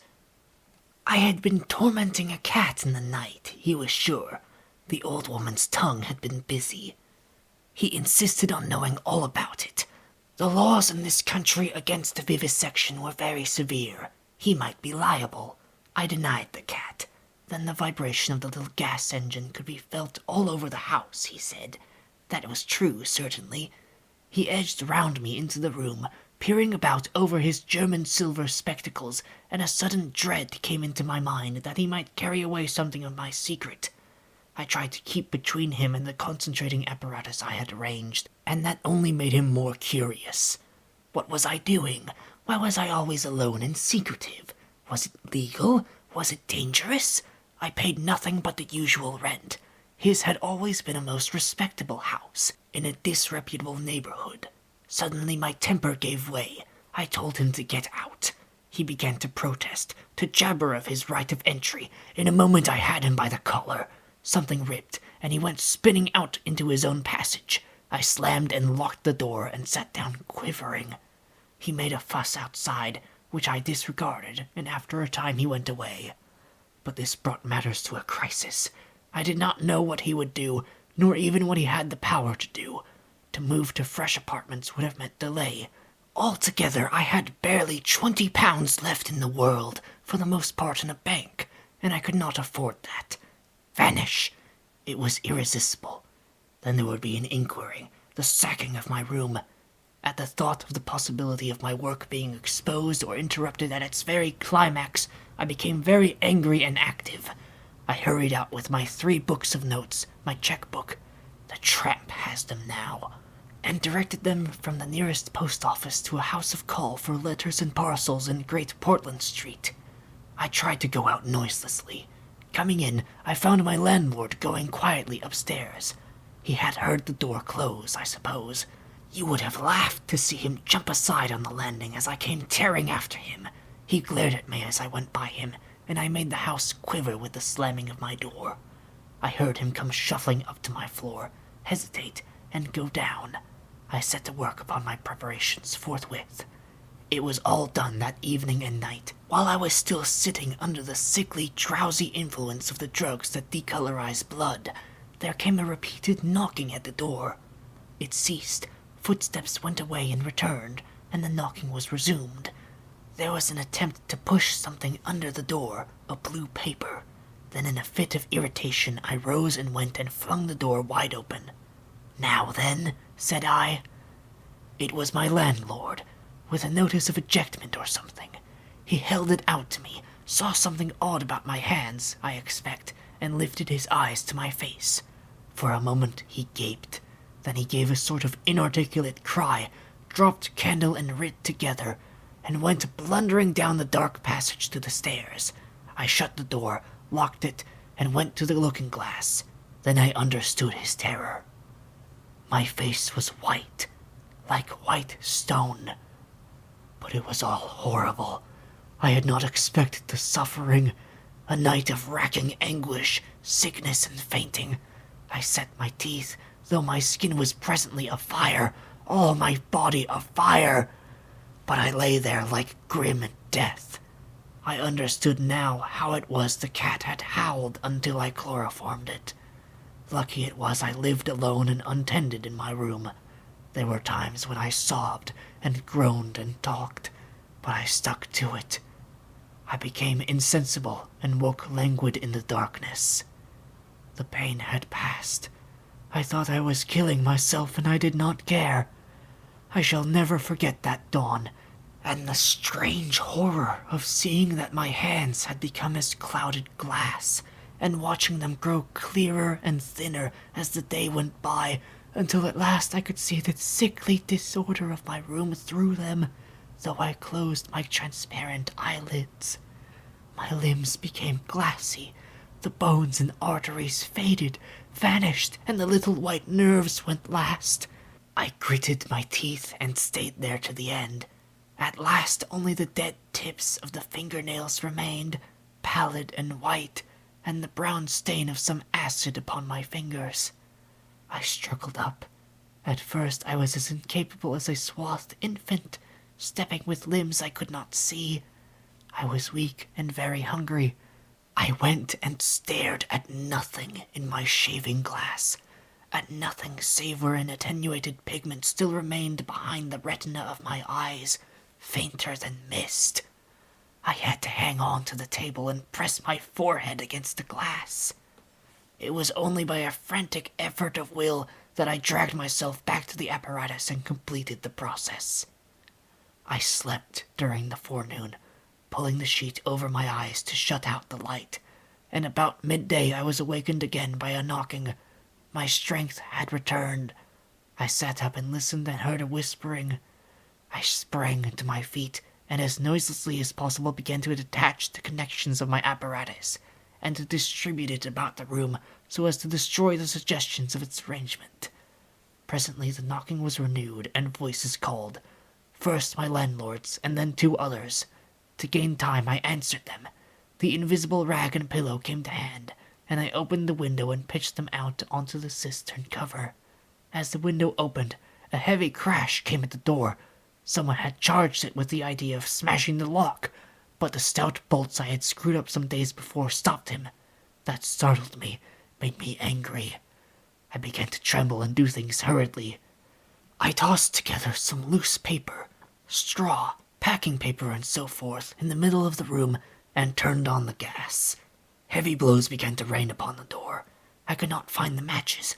I beat my hands on the wall with rage. I turned down the gas again, stepped out of the window on the cistern cover, very softly lowered the sash, and sat down, secure and invisible, but quivering with anger to watch events. They split a panel, I saw, and in another moment they had broken away the staples of the bolts and stood in the open doorway. It was the landlord and his 2 stepsons, sturdy young men of 3 or 4 and 20. Behind them fluttered the old hag of a woman from downstairs. You may imagine their astonishment to find the room empty. One of the younger men rushed to the window at once, flung it up, and stared out. His staring eyes and thick-lipped, bearded face came a foot from my face. I was half-minded to hit his silly countenance, but I arrested my doubled fist. He stared right through me. So did the others as they joined him. The old man went and peered under the bed, and then they all made a rush for the cupboard. They had to argue about it at length in Yiddish and Cockney English. They concluded I had not answered them, that their imagination had deceived them. A feeling of extraordinary elation took the place of my anger as I sat outside the window and watched these 4 people, for the old lady came in, glancing suspiciously about her like a cat, trying to understand the riddle of my behavior. The old man, so far as I could understand his patois, agreed with the old lady that I was a vivisectionist. The sons protested in garbled English that I was an electrician, and appealed to the dynamos and radiators. They were all nervous about my arrival, although I found subsequently that they had bolted the front door. The old lady peered into the cupboard and under the bed, and one of the young men pushed up the register and stared up the chimney. One of my fellow lodgers, a costermonger who shared the opposite room with a butcher, appeared on the landing, and he was called in and told incoherent things. It occurred to me that the radiators, if they fell into the hands of some acute, well-educated person, would give me away too much, and watching my opportunity, I came into the room and tilted one of the little dynamos off its fellow on which it was standing, and smashed both apparatus. Then, while they were trying to explain the smash, I dodged out of the room and went softly downstairs. I went into one of the sitting rooms and waited until they came down, still speculating and argumentative, all a little disappointed at finding no horrors, and all a little puzzled how they stood legally towards me.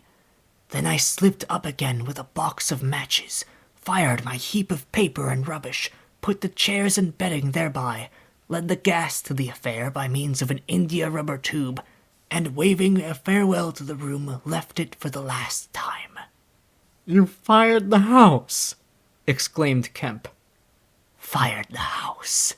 It was the only way to cover my trail, and no doubt it was insured. I slipped the bolts of the front door quietly and went out into the street. I was invisible. and I was only just beginning to realize the extraordinary advantage my invisibility gave me.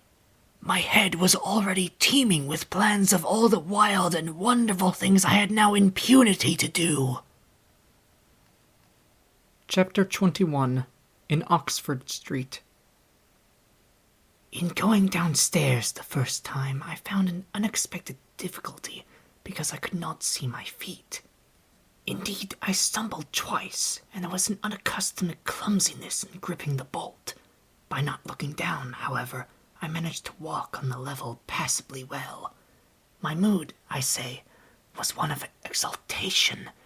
I felt as a seeing man might do, with padded feet and noiseless clothes, in a city of the blind. I experienced a wide impulse to jest, to startle people, to clap men on the back, fling people's hats astray, and generally revel in my extraordinary advantage. But hardly had I emerged upon Great Portland Street, however, my lodging was close to the big draper's shop there, when I heard a clashing concussion and was hit violently behind, and turning saw a man carrying a basket of soda-water siphons and looking in amazement at his burden. Although the blow had really hurt me, I found something so irresistible in his astonishment that I laughed aloud. "The devil is in the basket," I said, and suddenly twisted it out of his hand. He let it go incontinently, and I swung the whole weight into the air. But a fool of a cabman, standing outside a public house, made a sudden rush for this, and his extending fingers took me with excruciating violence under the ear. I let the whole down with a smash on the cabman, and then, with shouts and the clatter of feet about me, people coming out of shops, vehicles pulling up, I realized what I had done for myself, and cursing my folly, backed against the shop window and prepared to dodge out of the confusion. In a moment I should be wedged into a crowd and inevitably discovered. I pushed by a butcher boy, who luckily did not turn to see the nothingness that shoved him aside, and dodged behind the cabman's four-wheeler. I do not know how they settled the business. I hurried straight across the road, which was happily clear, and hardly heeding which way I went, in the fright of detection the incident had given me, plunged into the afternoon throng of Oxford Street. I tried to get into the stream of people, but they were too thick for me, and in a moment my heels were being trodden upon. I took to the gutter, the roughness of which I found painful to my feet, and forthwith the shaft of a crawling hansom dug me forcibly under the shoulder-blade, reminding me that I was already bruised severely. I staggered out of the way of the cab, avoided a perambulator by a convulsive movement, and found myself behind the hansom. A happy thought saved me, and as this drove slowly along, I followed in its immediate wake, trembling and astonished at the turn of my adventure, and not only trembling, but shivering.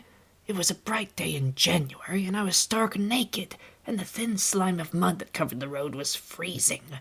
Foolish as it seems to me now, I had not reckoned that, transparent or not, I was still amenable to the weather and all its consequences. Then suddenly a bright idea came into my head. I ran round and got into the cab, and so, shivering, scared, and sniffing with the first intimations of a cold, and with the bruises in the small of my back growing upon my attention, I drove slowly along Oxford Street and past Tottenham Court Road. My mood was as different from that in which I had sallied forth 10 minutes ago as it is possible to imagine. This invisibility indeed. The one thought that possessed me was, how was I to get out of the scrape I was in? We crawled past Mudie's, and there a tall woman with 5 or 6 yellow-labeled books hailed my cab, and I sprang out just in time to escape her, shaving a railway van narrowly in my flight.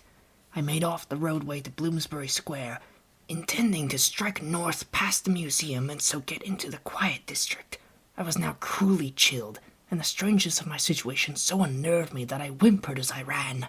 At the northward corner of the square, a little white dog ran out of the Pharmaceutical Society's offices and incontinently made for me, nose down. I had never realized it before, but the nose is to the mind of a dog what the eye is to the mind of a seeing man. Dogs perceive the scent of a man moving as men perceive his vision. This brute began barking and leaping, showing, as it seemed to me, only too plainly that he was aware of me. I crossed Great Russell Street, glancing over my shoulder as I did so, and went some way along Montague Street before I realized what I was running towards. Then I became aware of a blare of music, and looking along the street saw a number of people advancing out of Russell Square, red shirts, and the banner of the Salvation Army to the fore.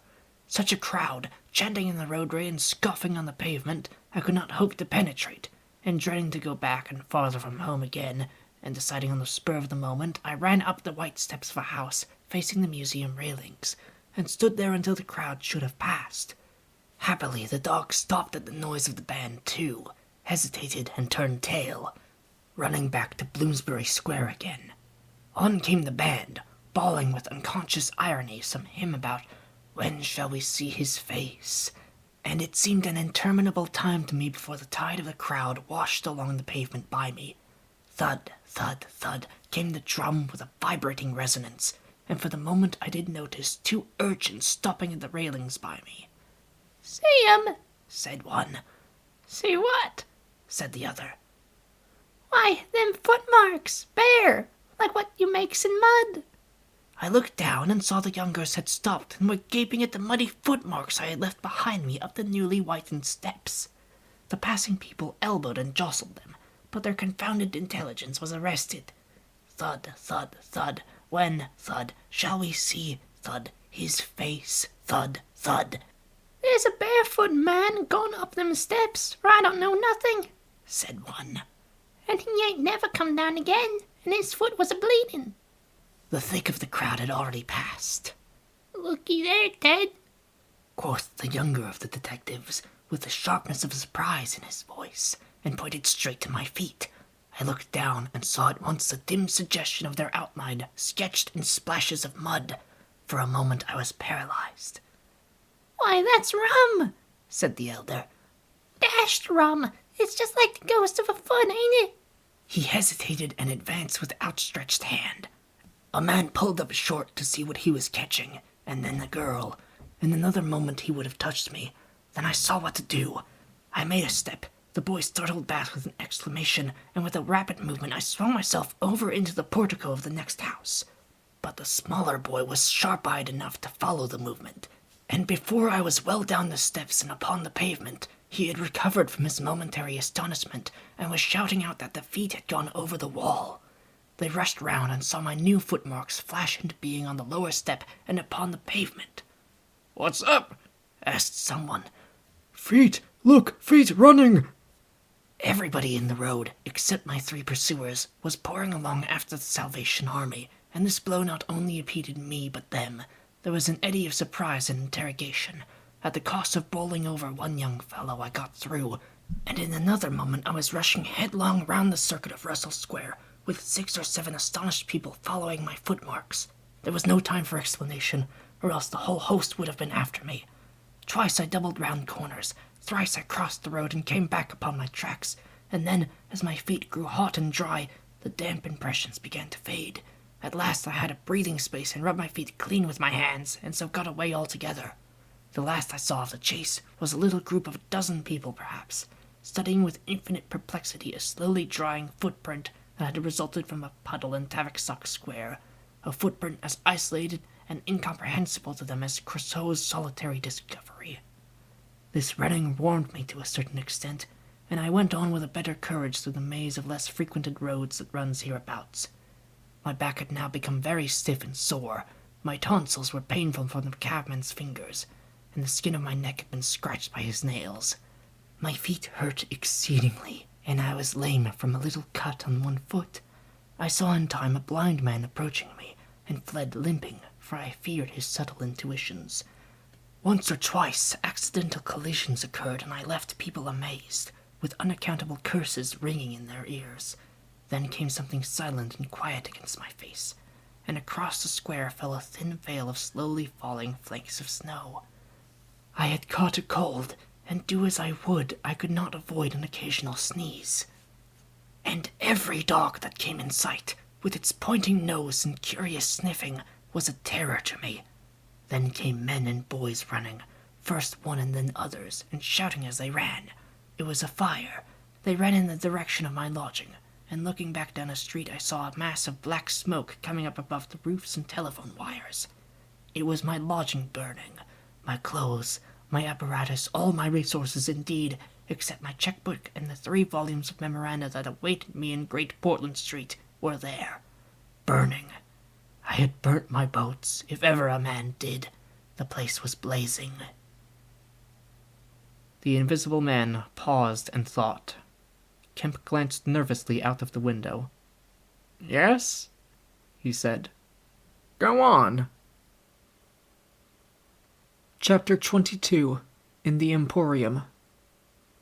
So last January, with the beginning of a snowstorm in the air about me, and if it settled on me, it would betray me. Weary, cold, painful, inexpressibly wretched, and still but half convinced of my invisible quality, I began this new life to which I am committed. I had no refuge, no appliances, no human being in the world in whom I could confide. To have told my secret would have given me away, made a mere show and rarity of me. Nevertheless, I was half-minded to accost some passer-by and throw myself upon his mercy, but I knew too clearly the terror and brutal cruelty my advances would evoke. I made no plans in the street. My sole object was to get shelter from the snow, to get myself covered and warm. Then I might hope to plan. But even to me, an invisible man, the rows of London houses stood latched, barred, and bolted impregnably. Only one thing could I see clearly before me: the cold exposure and misery of the snowstorm in the night. And then I had a brilliant idea. I turned down one of the roads leading from Gower Street to Tottenham Court Road, and found myself outside Omnium's, the big establishment where everything is to be bought. You know the place. Meat, grocery, linen, furniture, clothing, oil paintings even. A huge meandering collection of shops rather than a shop. I had thought I should find the doors open, but they were closed. And as I stood in the wide entrance, a carriage stopped outside, and a man in uniform, you know the kind of personage with Omnium on his cap, flung open the door. I contrived to enter, and walking down the shop, it was a department where they were selling ribbons and gloves and stockings and that kind of thing, came to a more spacious region devoted to picnic baskets and wicker furniture. I did not feel safe there, however. People were going to and fro, and I prowled restlessly about until I came upon a huge section in an upper floor containing multitudes of bedsteads, and over these I clambered, and found a resting place at last among a huge pile of folded flock mattresses. The place was already lit up and agreeably warm, and I decided to remain where I was, keeping a cautious eye on the 2 or 3 sets of shopmen and customers who were meandering through the place, until closing time came. Then I should be able, I thought, to rob the place for food and clothing, and disguised, prowl through it and examine its resources, perhaps sleep on some of the bedding. That seemed an acceptable plan. My idea was to procure clothing to make myself a muffled but acceptable figure, to get money, and then to recover my books and parcels where they awaited me, take a lodging somewhere, and elaborate plans for the complete realization of the advantages my invisibility gave me, as I still imagined, over my fellow men. Closing time arrived quickly enough. It could not have been more than an hour after I took up my position on the mattresses before I noticed the blinds of the windows being drawn and customers being marched doorward, and then a number of brisk young men began with remarkable alacrity to tidy up the goods that remained disturbed. I left my lair as the crowds diminished and prowled cautiously out into the less desolate parts of the shop. I was really surprised to observe how rapidly the young men and women whipped away the goods displayed for sale during the day. All the boxes of goods, the hanging fabrics, the festoons of lace, the boxes of sweets in the grocery section, the displays of this and that, were being whipped down, folded up, slapped into tidy receptacles, and everything that could not be taken down and put away had sheets of some coarse stuff like sacking flung over them. Finally, all the chairs were turned up onto the counters, leaving the floor clear. Directly each of these young people had done, he or she made promptly for the door with such an expression of animation as I have rarely observed in a shop assistant before. Then came a lot of youngsters, scattering sawdust and carrying pails and brooms. I had to dodge to get out of the way, and as it was, my ankle got stung with the sawdust. For some time, wandering through the swathed and darkened departments, I could hear the brooms at work. And at last, a good hour or more after the shop had been closed, came a noise of locking doors. Silence came upon the place, and I found myself wandering through the vast and intricate shops, galleries, showrooms of the place, alone. It was very still.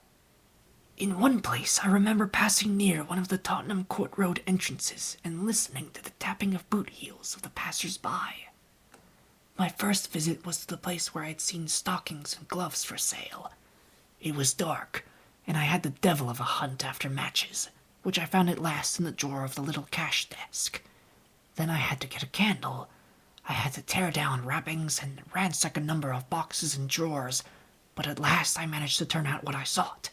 The box label called them lambswool pants and lambswool vests, then socks, a thick comforter, and then I went to the clothing place and got trousers, a lounge jacket, an overcoat, and a slouch hat, a clerical sort of hat with the brim turned down. I began to feel a human being again, and my next thought was food. Upstairs was a refreshment department, and there I got cold meat. There was coffee still in the urn, and I lit the gas and warmed it up again, and altogether I did not do badly.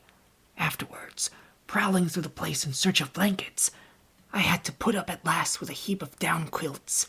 I came upon a grocery section with a lot of chocolate and candied fruits, more than was good for me indeed, and some white burgundy.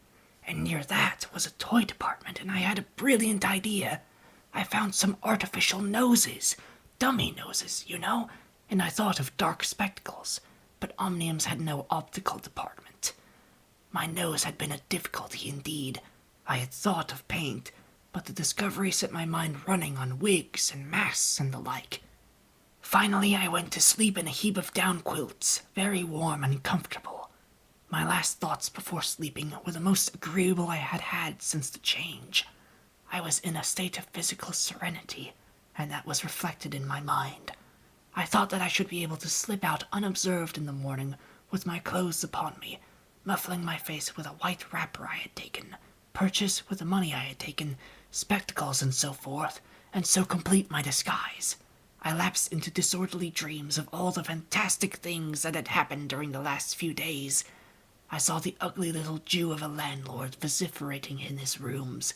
I saw his 2 sons marveling, and the wrinkled old woman's gnarled face as she asked for her cat. I experienced again the strange sensation of seeing the cloth disappear, and so I came round to the windy hillside and the sniffing old clergyman mumbling, "Earth to earth, ashes to ashes, dust to dust, at my father's open grave." "You also," said a voice, and suddenly I was being forced towards the grave. I struggled, shouted, appealed to the mourners, but they continued stonily following the service. The old clergyman, too, never faltered, droning and sniffing through the ritual. I realized I was invisible and inaudible. That overwhelming force had their grip on me. I struggled in vain. I was forced over the brink. The coffin rang hollow as I fell upon it, and the gravel came flying after me in spadefuls. Nobody heeded me. Nobody was aware of me. I made convulsive struggles and awoke. The pale London dawn had come. The place was full of a chilly grey light that filtered round the edges of the window blinds. I sat up, and for a time I could not think where this ample apartment, with its counters, its piles of rolled stuff, its heap of quilts and cushions, its iron pillars, might be. Then, as recollection came back to me, I heard voices in conversation. Then far down the place, in the brighter light of some department which had already raised its blinds, I saw 2 men approaching. I scrambled to my feet, looking about me for some way of escape, and even as I did so the sound of my movement made them aware of me. I suppose they saw merely a figure moving quietly and quickly away. "Who's that?" cried one, and "Stop there!" shouted the other. I dashed around the corner and came full tilt, a faceless figure, mind you, on a lanky lad of 15. He yelled, and I bowled him over, rushed past him, turned another corner, and by a happy inspiration threw myself behind a counter. In another moment, feet were running past, and I heard voices shouting, "All hands to the doors!" asking what was up, and giving one another advice how to catch me. Lying on the ground, I felt scared out of my wits, but, odd as it may seem, it did not occur to me at the moment to take off my clothes as I should have done. I had made up my mind, I suppose, to get away in them, and that ruled me. And then down the vista of the counters came a bawling of, "Here he is!" I sprang to my feet, whipped a chair off the counter, and sent it whirling at the fool who had shouted, turned, came into another round a corner, sent him spinning, and rushed up the stairs. He kept his footing, gave a view hello, and came up the staircase hot after me. Up the staircase were piled a multitude of those bright-colored pot things. What are they? Art pots, suggested Kemp. That's it, art pots. Well, I turned at the top step and swung round, plucked one out of a pile and smashed it on his silly head as he came at me. The whole pile of pots went headlong, and I heard shouting and footsteps running from all parts. I made a mad rush for the refreshment place, and there was a man in white like a man-cook who took up the chase. I made one last desperate turn and found myself among lamps and ironmongery.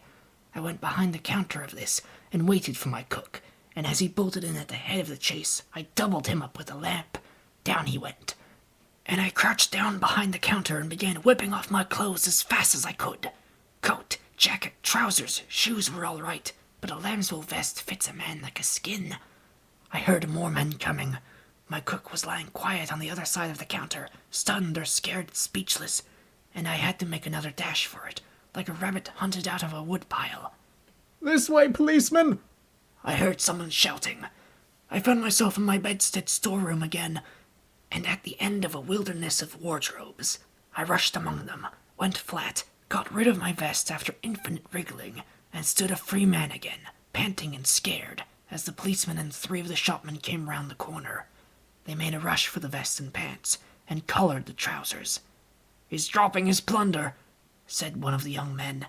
"He must be somewhere here." But they did not find me all the same. I stood watching them hunt for me for a time, and cursing my ill luck in losing the clothes. Then I went into the refreshment room, drank a little milk I found there, and sat down by the fire to consider my position. In a little while 2 assistants came in and began to talk over the business very excitedly and like the fools they were. I heard a magnified account of my depredations and other speculations as to my whereabouts. Then I fell to scheming again.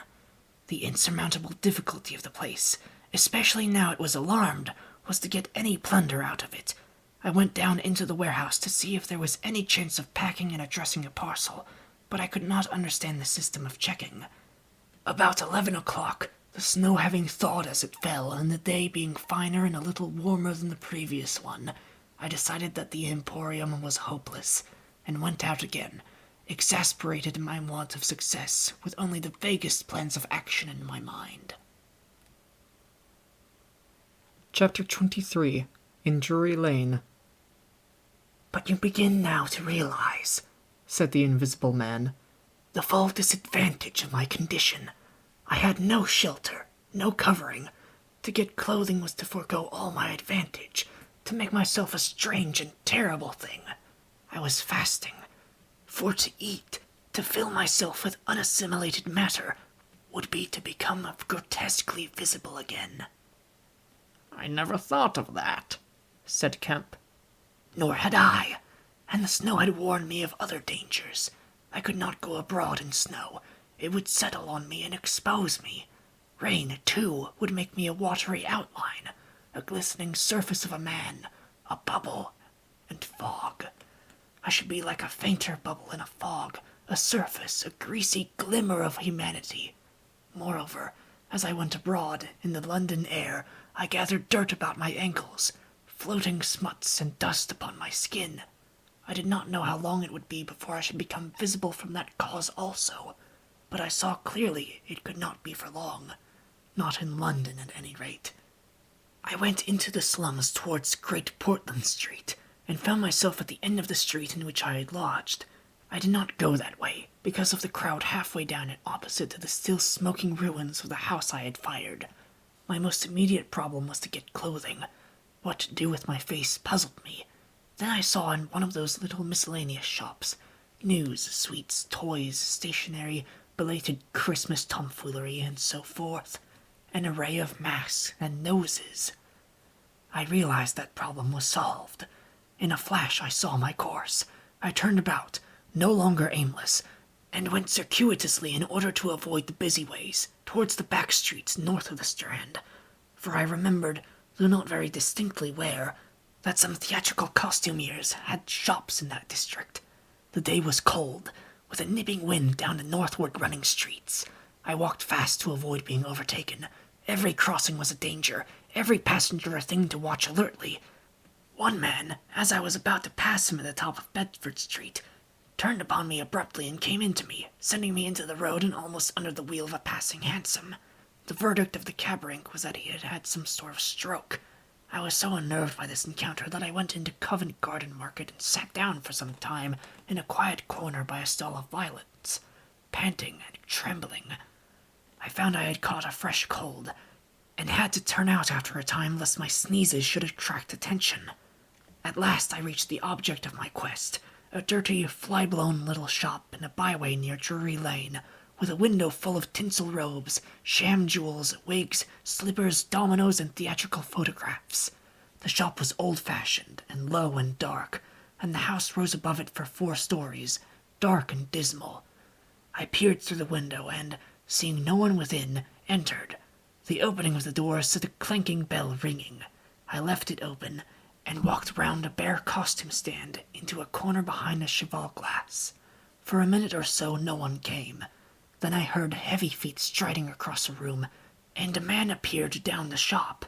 My plans were now perfectly definite. I proposed to make my way into the house, secrete myself upstairs, watch my opportunity, and when everything was quiet, rummage out a wig, mask, spectacles, and costume, and go into the world, perhaps a grotesque but still a credible figure. And, incidentally, of course, I could rob the house of any available money. The man who had just entered the shop was a short, slighted, hunched, beetle-browed man, with long arms and very short, bandy legs. Apparently I had interrupted a meal. He stared about the shop with an expression of expectation.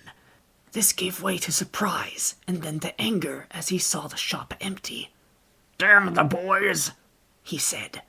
He went to stare up and down the street. He came in again in a minute, kicked the door to with his foot spitefully, and went muttering back to the house door. I came forward to follow him, and at the noise of my movement he stopped dead. I did so too, startled by his quickness of ear. He slammed the house door in my face. I stood hesitating. Suddenly I heard his quick footsteps returning, and the door reopened. He stood looking about the shop like one who was still not satisfied. Then, murmuring to himself, he examined the back of the counter and peered behind some fixtures. Then he stood doubtful. He had left the house door open, and I slipped into the inner room. It was a queer little room, poorly furnished and with a number of big masks in the corner.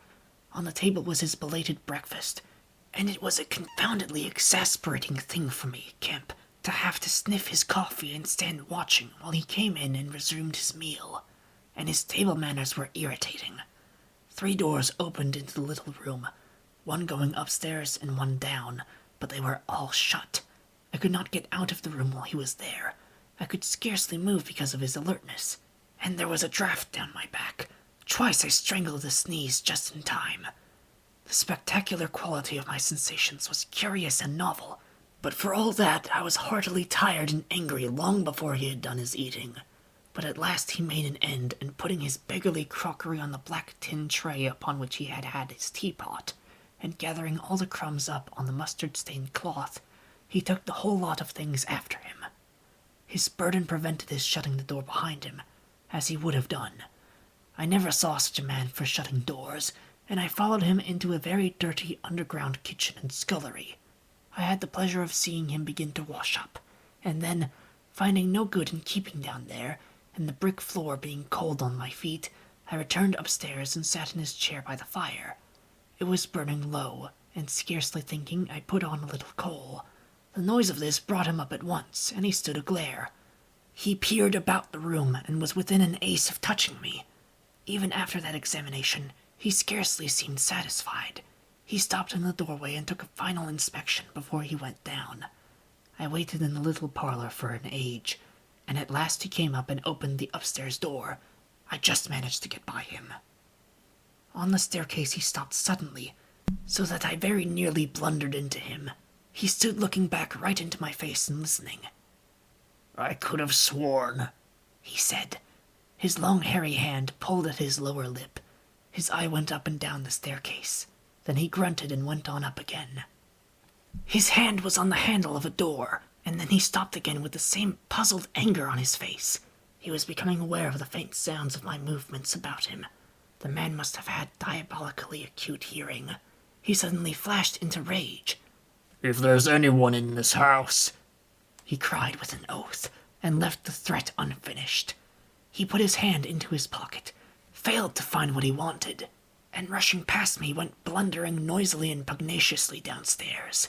But I did not follow him. I sat on the head of the staircase until his return. Presently he came up again, still muttering. He opened the door of the room, and before I could enter, slammed it in my face. I resolved to explore the house, and spent some time in doing so as noiselessly as possible. The house was very old and tumble-down, damp so that the paper in the attics was peeling from the walls, and rat-infested. Some of the door handles were stiff, and I was afraid to turn them.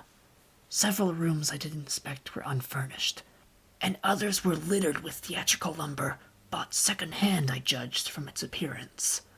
In one room next to his, I found a lot of old clothes.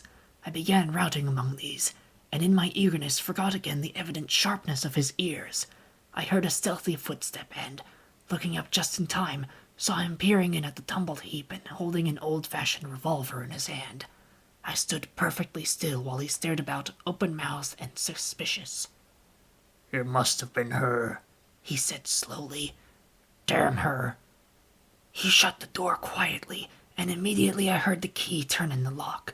Then his footsteps retreated. I realized abruptly that I was locked in. For a minute I did not know what to do. I walked from door to window and back, and stood perplexed. A gust of anger came upon me, but I decided to inspect the clothes before I did anything further. In my first attempt brought down a pile from an upper shelf. This brought him back, more sinister than ever. That time he actually touched me, jumped back with amazement, and stood astonished in the middle of the room. Presently he calmed a little. "Rats," he said in an undertone, fingers on lips. He was evidently a little scared. I edged quietly out of the room, but a plank creaked. Then the infernal little brute started going all over the house, revolver in hand, and locking door after door and pocketing the keys. When I realized what he was up to, I had a fit of rage. I could hardly control myself sufficiently to watch my opportunity. By this time I knew he was alone in the house, and so I made no more ado, but knocked him on the head. "Knocked him on the head?" exclaimed Kemp. Yes, stunned him as he was going downstairs. Hit him from behind with a stool that stood on the landing. He went downstairs like a bag of old boots. "But, I say, the common conventions of humanity are all very well for common people. But the point was, Kemp, that I had to get out of that house in disguise without his seeing me. I couldn't think of any other way of doing it. And then I gagged him with a Louis XIV's vest and tied him up in a sheet. Tied him up in a sheet? Made a sort of bag of it. It was a rather good idea to keep the idiot scared and quiet, and a devilish hard thing to get out of. Head away from the string. My dear Kemp, it's no good your sitting glaring as though I was a murderer.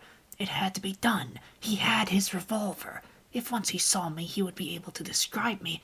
"But still," said Kemp, "in England, today, and the man was in his own house, and you were, well, robbing."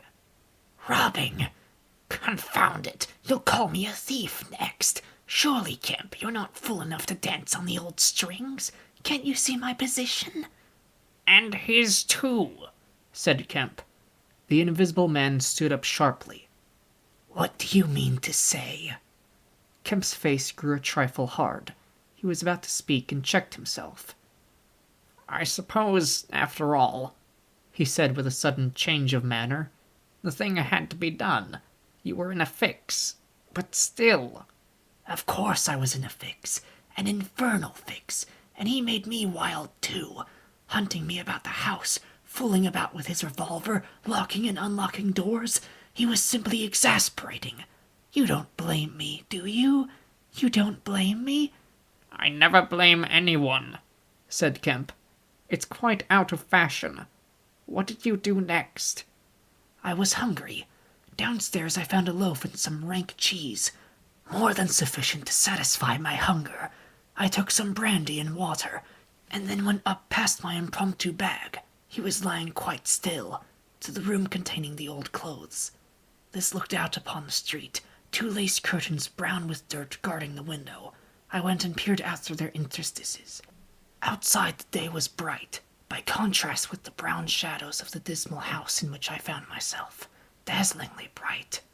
A brisk traffic was going by.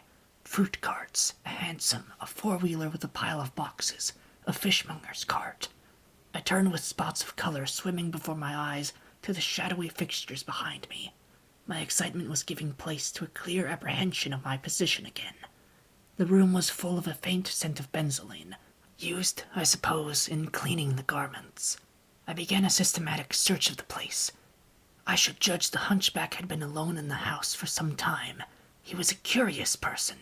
Everything that could possibly be of service to me I collected in the clothes storeroom, and then I made a deliberate selection. I found a handbag I thought a suitable possession, and some powder, rouge, and sticking plaster.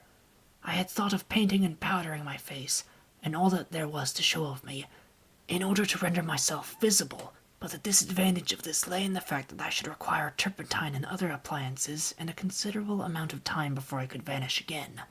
Finally, I chose a mask of the better type, slightly grotesque, but not more so than many human beings. Dark glasses, grayish whiskers, and a wig. I could find no underclothing, but that I could buy subsequently, and for the time I swathed myself in calico dominoes and some white cashmere scarves. I could find no socks, but the hunchback's boots were rather a loose fit and sufficed. In a desk in the shop were 3 sovereigns and about 30 shillings worth of silver, and in a locked cupboard I burst in the inner room were 8 pounds in gold. I could go forth into the world again, equipped.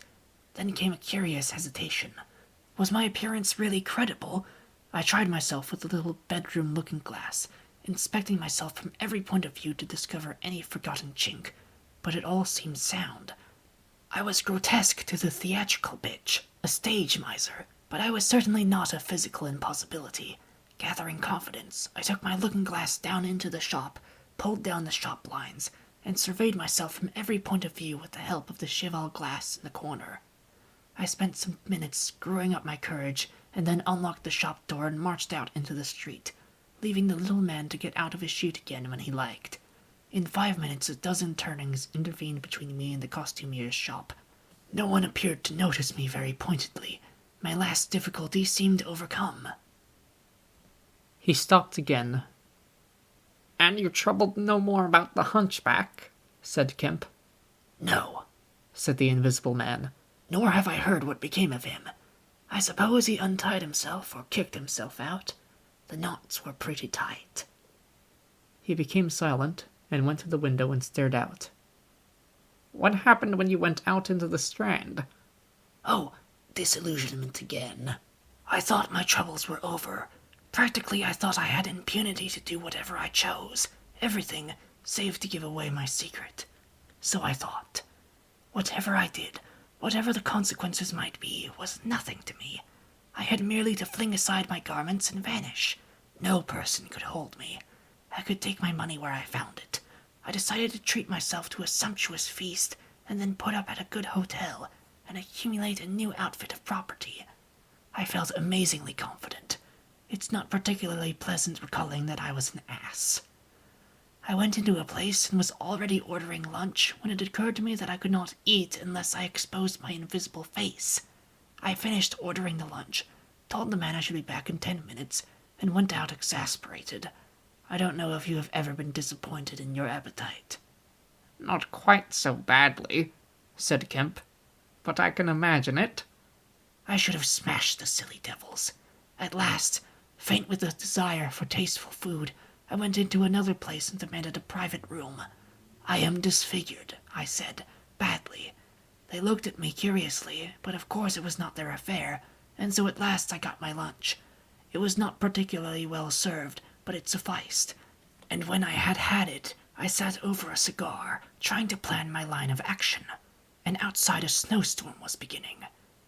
The more I thought it over, Kemp, the more I realized what a helpless absurdity an invisible man was, in a cold and dirty climate in a crowded, civilized city. Before I made this mad experiment, I had dreamt of 1,000 advantages. That afternoon it seemed all disappointment. I went over the heads of the things a man reckons desirable. No doubt invisibility made it possible to get them, but it made it impossible to enjoy them when they are got. Ambition. What is the good of pride of place when you cannot appear there? What is the good of the love of woman when her name must needs be Delilah?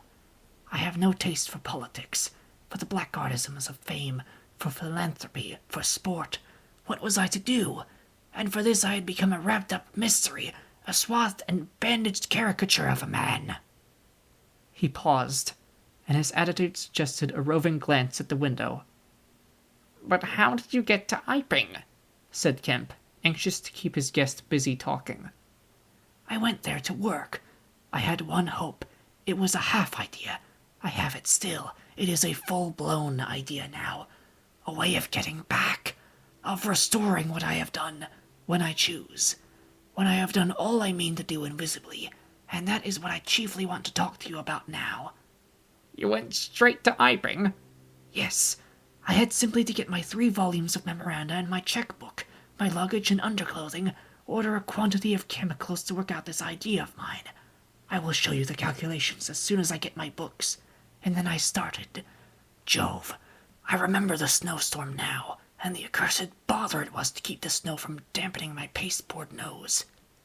"At the end," said Kemp, "the day before yesterday, when they found you out, you rather, to judge by the papers—" I did. Rather.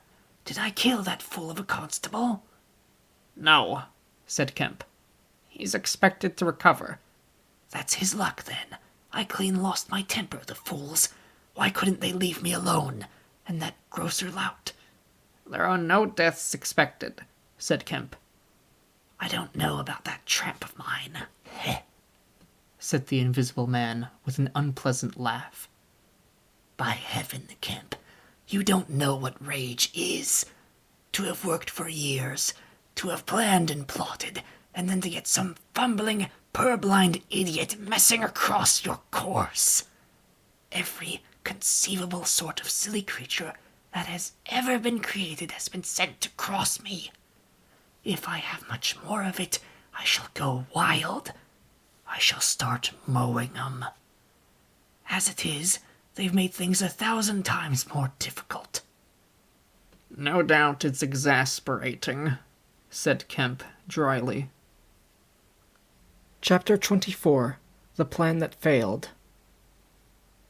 "But now," said Kemp, with a side glance out of the window, "what are we to do?" He moved nearer his guest as he spoke in such a manner as to prevent the possibility of a sudden glimpse of the 3 men who were advancing up the hill road, with an intolerable slowness as it seemed to Kemp. "What were you planning to do when you were heading for Port Burdock? Had you any plan?" I was going to clear out of the country, but I have altered that plan rather since seeing you. I thought it would be wise, now the weather is hot and invisibility possible, to make for the south, especially as my secret was known, and everyone would be on the lookout for a masked and muffled man. You have a line of steamers from here to France. My idea was to get aboard one and run the risks of the passage. Thence I could go by train into Spain, or else get to Algiers. It would not be difficult.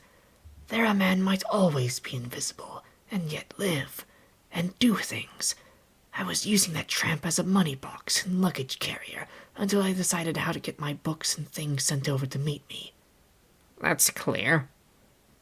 And then the filthy brute must needs try and rob me. He has hidden my books, Kemp. Hidden my books!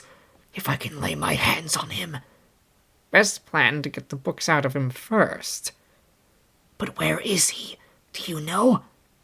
"He's in the town police station, locked up by his own request, in the strongest cell in the place." Cur, said the Invisible Man. But that hangs up your plans a little. We must get those books. Those books are vital. Certainly, said Kemp, a little nervously, wondering if he heard footsteps outside.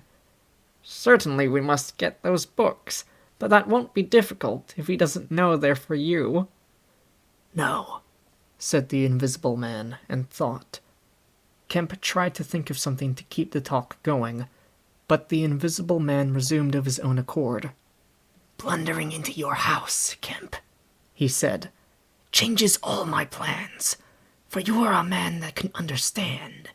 In spite of all that has happened, in spite of this publicity or the loss of my books, of what I have suffered, there still remain great possibilities, huge possibilities. You have told no one I am here? He asked abruptly. Kemp hesitated. That was implied, he said. No one? Insisted Griffin. Not a soul. Ah, now. The Invisible Man stood up, and sticking his arms akimbo began to pace the study. I made a mistake, Kemp. A huge mistake in carrying this thing through alone. I have wasted strength, time, opportunities. Alone. It is wonderful how little a man can do alone. To rob a little, to hurt a little, and there is the end.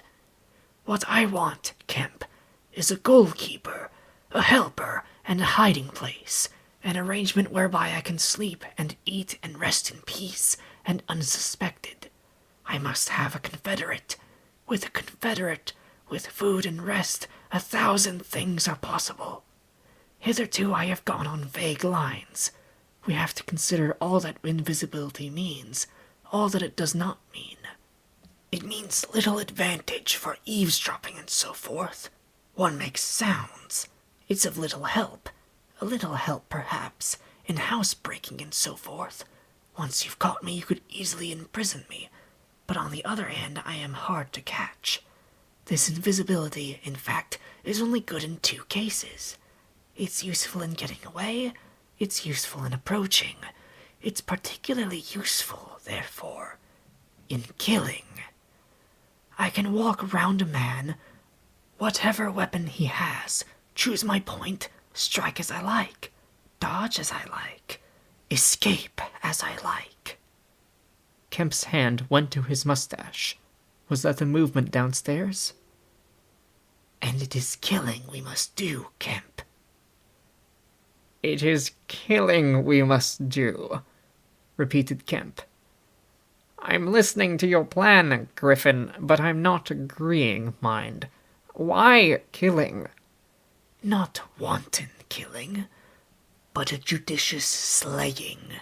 The point is, they know there is an invisible man, as well as we know there is an invisible man, and that invisible man, Kemp, must now establish a reign of terror. Yes, no doubt it's startling, but I mean it. A reign of terror. He must take some town like your Burdock and terrify and dominate it. He must issue his orders. He can do that in 1,000 ways. Scraps of paper thrust under doors would suffice, and all who disobey his orders he must kill, and kill all who would defend them. Humph, said Kemp, no longer listening to Griffin, but to the sound of his front door opening and closing. It seems to me, Griffin, he said, to cover his wandering attention, that your confederate would be in a difficult position. No one would know he was a confederate, said the Invisible Man eagerly, and then suddenly, Hush! What's that downstairs? Nothing, said Kemp, and suddenly began to speak loud and fast. I don't agree to this, Griffin, he said. Understand me, I don't agree to this. Why dream of playing a game against the race? How can you hope to gain happiness? Don't be a lone wolf. Publish your results. Take the world, take the nation at least, into your confidence. Think what you might do with 1,000,000 helpers. The Invisible Man interrupted, arm extended. There are footsteps coming upstairs, he said in a low voice. Nonsense, said Kemp. Let me see, said the Invisible Man, and advanced, arm extended, to the door. And then things happened very swiftly. Kemp hesitated for a moment and then moved to intercept him. The invisible man started and stood still. "Traitor!" cried the voice, and suddenly the dressing gown opened, and sitting down the unseen began to disrobe. Kemp made 3 swift steps to the door, and forthwith the invisible man, his legs had vanished, sprang to his feet with a shout. Kemp flung the door open. As it opened, there came a sound of hurrying feet downstairs and voices. With a quick movement, Kemp thrust the invisible man back, sprang aside, and slammed the door. The key was outside and ready. In another moment, Griffin would have been alone in the Belvedere study, a prisoner, save for one little thing. The key had been slipped in hastily that morning. As Kemp slammed the door, it fell noisily upon the carpet. Kemp's face became white. He tried to grip the door handle with both hands. For a moment he stood lugging. Then the door gave 6 inches, but he got it closed again. The second time it was jerked a foot wide, and the dressing gown came wedging itself into the opening.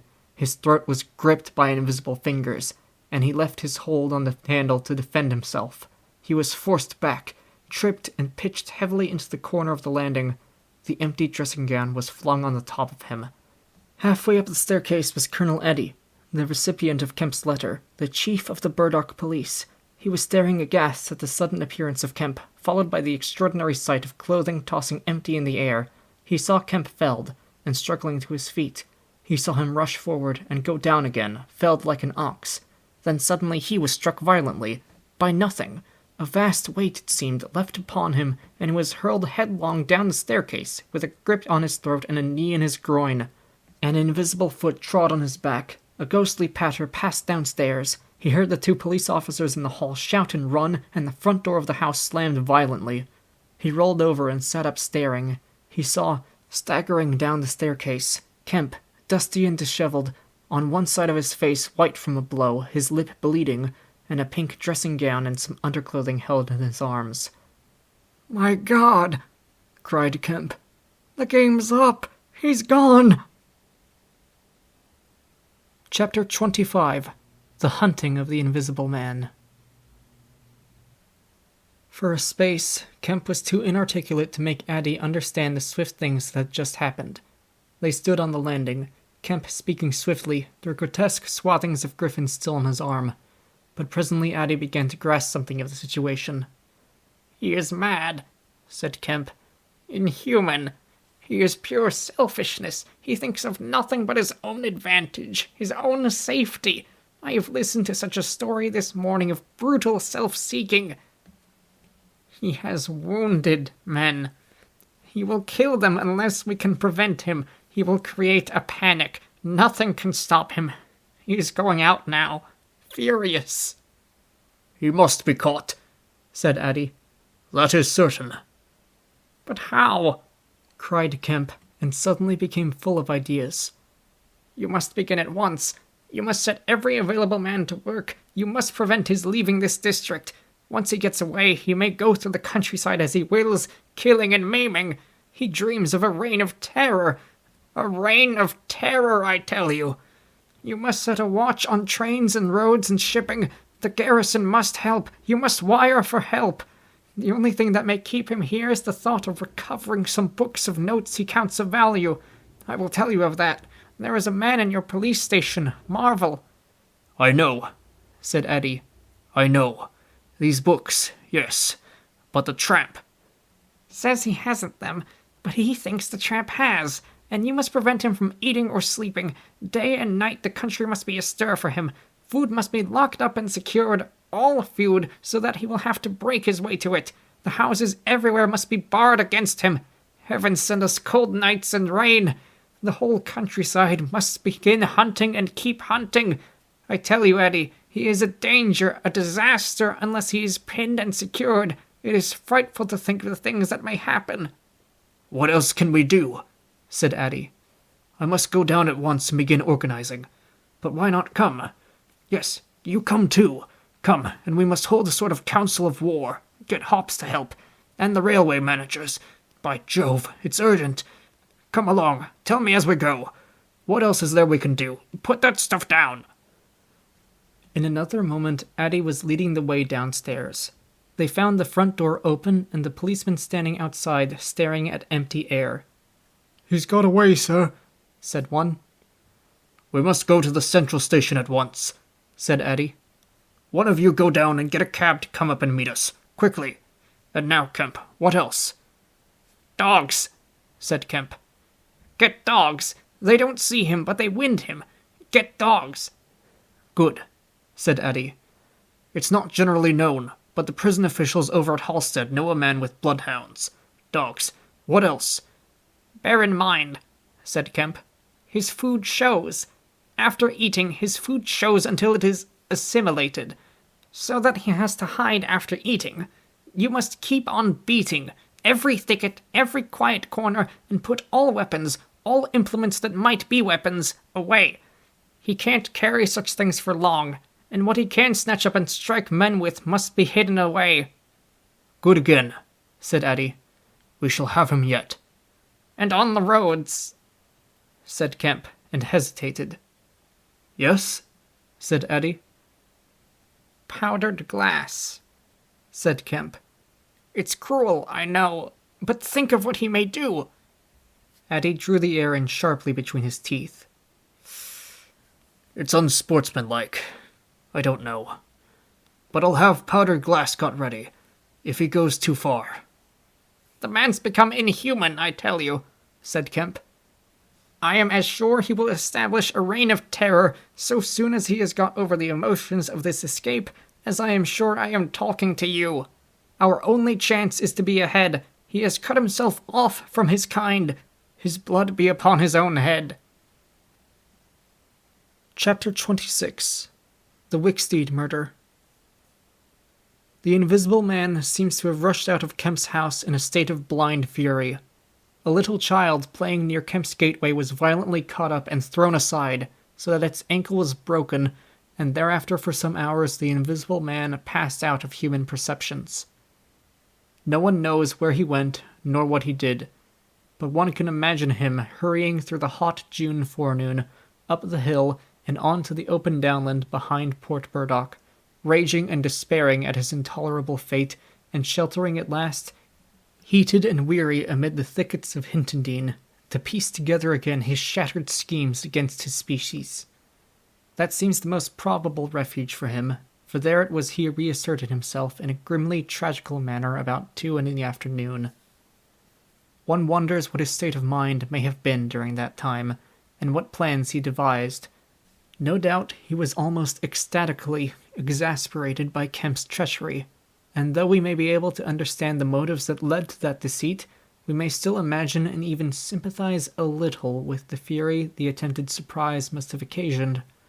Perhaps something of the stunned astonishment of his Oxford Street experiences may have returned to him, for he had evidently counted on Kemp's cooperation in his brutal dream of a terrorized world.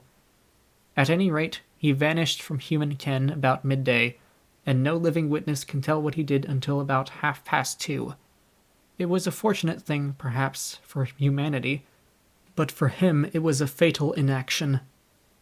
During that time, a growing multitude of men scattered over the countryside were busy. In the morning he had still been simply a legend, a terror. In the afternoon, by virtue chiefly of Kemp's dryly worded proclamation, he was presented as a tangible antagonist, to be wounded, captured, or overcome, and the countryside began organizing itself with inconceivable rapidity. By 2 o'clock, even he might still have removed himself out of the district by getting aboard a train, but after 2 that became impossible. Every passenger train along the lines on a great parallelogram between Southampton, Manchester, Brighton, and Horsham travelled with locked doors, and the goods traffic was almost entirely suspended. And in a great circle of 20 miles round Port Burdock, men armed with guns and bludgeons were presently setting out in groups of 3 and 4, with dogs, to beat the roads and fields. Mounted policemen rode along the country lanes, stopping at every cottage and warning the people to lock up their homes and keep indoors unless they were armed, and all the elementary schools had broken up by 3 o'clock, and the children, scared and keeping together in groups, were hurrying home. Kemp's proclamation, signed indeed by Addie, was posted over almost the whole district by 4 or 5 o'clock in the afternoon. It gave briefly but clearly all the conditions of the struggle: the necessity of keeping the Invisible Man from food and sleep, the necessity for incessant watchfulness, and for a prompt attention to any evidence of his movements.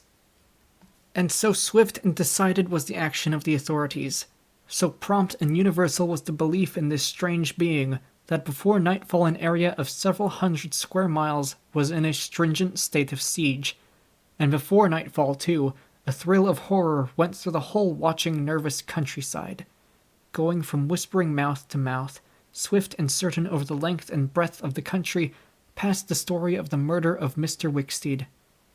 If our supposition that the Invisible Man's refuge was the Hintondean thickets, then we must suppose that in the early afternoon he sallied out again, bent upon some project that involved the use of a weapon.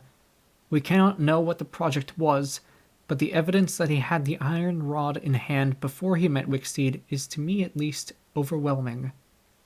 Of course we can know nothing of the details of that encounter. It occurred on the edge of a gravel pit, not 200 yards from Lord Burdock's lodge gate. Everything points to a desperate struggle. The trampled ground, the numerous wounds Mr. Wicksteed received, his splintered walking stick. But why the attack was made, save in a murderous frenzy, it is impossible to imagine. Indeed, the theory of madness is almost unavoidable. Mr. Wicksteed was a man of 45 or 46, steward to Lord Burdock, of inoffensive habits and appearance, the very last person in the world to provoke such a terrible antagonist. Against him it would seem the Invisible Man used an iron rod dragged from a broken piece of fence. He stopped this quiet man, going quietly home to his midday meal, attacked him, beat down his feeble defenses, broke his arm, felled him, and smashed his head to a jelly. Of course, he must have dragged this rod out of the fencing before he met his victim. He must have been carrying it ready in his hand. Only 2 details beyond what has already been stated seem to bear on the matter. One is the circumstance that the gravel pit was not in Mr. Wicksteed's direct path home, but nearly a couple of 100 yards out of his way. The other is the assertion of a little girl to the effect that, going to her afternoon school, she saw the murdered man trotting in a peculiar manner across a field towards the gravel pit. Her pantomime of his action suggests a man pursuing something on the ground before him and striking at it ever and again with his walking stick. She was the last person to see him alive. He passed out of her sight to his death, the struggle being hidden from her only by a clump of beech trees and a slight depression in the ground. Now this, to the present writer's mind at least, lifts the murder out of the realm of the absolutely wanton. We may imagine that Griffin had taken the rod as a weapon indeed, but without any deliberate intention of using it in murder. Wicksteed may then have come by and noticed this rod inexplicably moving through the air, without any thought of the Invisible Man, for Port Burdock is 10 miles away. He may have pursued it. It is quite conceivable that he may not even have heard of the Invisible Man. One can then imagine the Invisible Man making off, quietly in order to avoid discovering his presence in the neighborhood, and Wicksteed, excited and curious, pursuing this unaccountably locomotive object, finally striking at it. No doubt the Invisible Man could easily have distanced this middle-aged pursuer under ordinary circumstances, but the position in which Wicksteed's body was found suggests that he had the ill luck to drive his quarry into a corner between a drift of stringy nettles and the gravel pit. To those who appreciate the extraordinary irascibility of the Invisible Man, the rest of the encounter will be easy to imagine. But this is pure hypothesis. The only undeniable facts, for stories of children are often unreliable, are the discovery of Wicksteed's body, done to death, and of the blood-stained iron rod flung among the nettles. The abandonment of the rod by Griffin suggests that in the emotional excitement of the affair, the purpose for which he took it, if he had a purpose, was abandoned. He was certainly an intensely egotistical and unfeeling man, but the sight of his victim, his first victim, bloody and pitiful at his feet, may have released some long-pent fountain of remorse which for a time may have flooded whatever scheme of action he had contrived. After the murder of Mr. Wicksteed, he would seem to have struck across the country towards the downland. There is a story of a voice heard about sunset by a couple of men in a field near Fern Bottom. It was wailing and laughing, sobbing and groaning, and ever and again it shouted. It must have been queer hearing. It drove up across the middle of a clover field and died away towards the hills. That afternoon the Invisible Man must have learnt something of the rapid use Kemp had made of his confidences. He must have found houses locked and secured. He may have loitered about railway stations and prowled about inns, and no doubt he read the proclamations and realized something of the nature of the campaign against him. And as the evening advanced, the fields became dotted here and there with groups of 3 or 4 men, and noisy with the yelping of dogs. These men-hunters had particular instructions in the case of an encounter as to the way they should support one another, but he avoided them all. We may understand something of his exasperation, and it could have been none the less because he himself had supplied the information that was being used so remorselessly against him. For that day at least he lost heart. For nearly 24 hours, save when he turned on Wicksteed, he was a hunted man. In the night, he must have eaten and slept, for in the morning he was himself again, active, powerful, angry, and malignant, prepared for his last great struggle against the world. Chapter 27. The Siege of Kemp's House. Kemp read a strange missive, written in pencil on a greasy sheet of paper. You have been amazingly energetic and clever, this letter ran. though what you stand to gain by it I cannot imagine. You are against me. For a whole day you have chased me. You have tried to rob me of a night's rest. But I have had food in spite of you. I have slept in spite of you. And the game is only beginning. The game is only beginning. There is nothing for it but to start the terror. This announces the first day of the terror. Port Burdock is no longer under the Queen. Tell your colonel of police, and the rest of them, it is under me, the terror. This is day 1 of year 1 of the new epoch, the epoch of the Invisible Man. I am Invisible Man the first. To begin with, the rule will be easy. The first day there will be one execution for the sake of example. A man named Kemp. Death starts for him today. He may lock himself away, hide himself away, get guards about him, put armor on if he likes. Death, the unseen death, is coming. Let him take precautions. It will impress my people. Death starts from the pillar box by midday. The letter will fall in as the postman comes along, then off. The game begins. Death starts. Help him not, my people, lest death fall upon you also. Today Kemp is to die.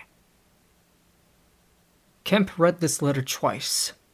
"It's no hoax," he said. "That's his voice, and he means it." He turned the folded sheet over and saw on the addressed side of it the postmark Hintondine, and the prosaic detail, 2D to pay. He got up slowly, leaving his lunch unfinished. The letter had come by the 1 o'clock post, and went into his study. He rang for his housekeeper, and told her to go round the house at once, examine all the fastenings of the windows, and close all the shutters. He closed the shutters of his study himself. From a locked drawer in his bedroom he took a little revolver, examined it carefully, and put it into the pocket of his lounge jacket. He wrote a number of brief notes, one to Colonel Eddy, gave them to his servant to take, with explicit instructions as to her way of leaving the house. "There is no danger," he said, and added a mental reservation. "To you." He remained meditative for a space after doing this, then returned to his cooling lunch. He ate with gaps of thought. Finally, he struck the table sharply. "We will have him," he said. "And I am the bait. He will come too far." He went up to the Belvedere, carefully shutting every door after him. "It's a game," he said. "An odd game. But the chances are all for me, Mr. Griffin, in spite of your invisibility. Griffin contra mundum, with a vengeance." He stood at the window staring at the hot hillside. "He must get food every day, and I don't envy him. Did he really sleep last night? Out in the open somewhere, secure from collisions. I wish we could get some good cold wet weather instead of the heat. He may be watching me now." He went close to the window. Something rapped smartly against the brickwork over the frame and made him start violently back. "I'm getting nervous," said Kemp, but it was 5 minutes before he went to the window again. "It must have been a sparrow," he said. Presently he heard the front doorbell ringing and hurried downstairs. He unbolted and unlocked the door, examined the chain, put it up, and opened cautiously without showing himself. A familiar voice hailed him. It was Eddie. "Your servant's been assaulted, Kemp," he said round the door. "What?" exclaimed Kemp. "Had that note of yours taken away from her. He's close about here. Let me in." Kemp released the chain, and Eddie entered through as narrow an opening as possible. He stood in the hall, looking with infinite relief at Kemp refastening the door. "Note was snatched out of her hand. Scared her horribly. She's down at the station. Hysterics. He's close here. What was it about?" Kemp swore. "What a fool I was," said Kemp. "I might have known. It's not an hour's walk from Hintondean already." "What's up?" said Eddie. "Look here," said Kemp, and led the way into his study. He handed Eddie the Invisible Man's letter. Eddie read it and whistled softly. "And you?" said Eddie. "Proposed a trap, like a fool," said Kemp, "and sent my proposal out by a maidservant. To him." Eddie followed Kemp's profanity. "He'll clear out," said Eddie. "Not he," said Kemp. A resounding smash of glass came from upstairs. Eddie had a silvery glimpse of a little revolver half out of Kemp's pocket. "It's a window, upstairs," said Kemp, and led the way up. There came a second smash while they were still on the staircase. When they reached the study, they found 2 of the 3 windows smashed, half the room littered with splintered glass, and one big flint lying on the writing table. The 2 men stopped in the doorway, contemplating the wreckage. Kemp swore again, and as he did so the 3rd window went with a snap like a pistol, hung starred for a moment, and collapsed in jagged, shivering triangles into the room. "What's this for?" said Eddie. "It's a beginning," said Kemp. "There's no way of climbing up here?" "Not for a cat," said Kemp. "No shutters?" "Not here. All the downstairs rooms. Hello!" Smash, and then a whack of boards, hit hard, came from downstairs. "Confound him," said Kemp. "That must be... Yes, it's one of the bedrooms. He's going to do all the house. But he's a fool. The shutters are up, and the glass will fall outside. He'll cut his feet." Another window proclaimed its destruction. The 2 men stood on the landing perplexed. "I have it," said Eddie. "Let me have a stick or something, and I'll go down to the station and get the bloodhounds put on. That ought to settle him. They're hard by. Not 10 minutes. Another window went the way of its fellows. "You haven't a revolver?" asked Eddie. Kemp's hand went to his pocket. Then he hesitated. "I haven't one. At least a spare." "I'll bring it back," said Eddie. "You'll be safe here." Kemp, ashamed of his momentary lapse from truthfulness, handed him the weapon. "Now for the door," said Eddie. As they stood hesitating in the hall, they heard one of the first-floor bedroom windows crack and clash. Kemp went to the door and began to slip the bolts as silently as possible. His face was a little paler than usual. "You must step straight out," said Kemp. In another moment Eddie was on the doorstep, and the bolts were dropping back into the staples. He hesitated for a moment, feeling more comfortable with his back against the door. Then he marched, upright and square, down the steps. He crossed the lawn and approached the gate. A little breeze seemed to ripple over the grass. Something moved near him. "Stop a bit," said the voice, and Eddie stopped dead and his hand tightened on the revolver. "Well?" said Eddie, white and grim, and every nerve tense. "Oblige me by going back to the house," said the voice, as tense and grim as Eddie's. "Sorry," said Eddie a little hoarsely, and moistened his lips with his tongue. The voice was on his left front, he thought. Suppose he were to take his luck with a shot? "What are you going for?" said the voice, and there was a quick movement of the two, and a flash of sunlight from the open lip of Eddie's pocket. Eddie desisted and thought. "Where I go," he said slowly, "is my own business." The words were still on his lips when an arm came round his neck, his back felt a knee, and he was sprawling backward. He drew clumsily and fired absurdly, and in another moment he was struck in the mouth and the revolver wrested from his grip. He made a vain clutch at a slippery limb, tried to struggle up, and fell back. "Damn," said Eddie.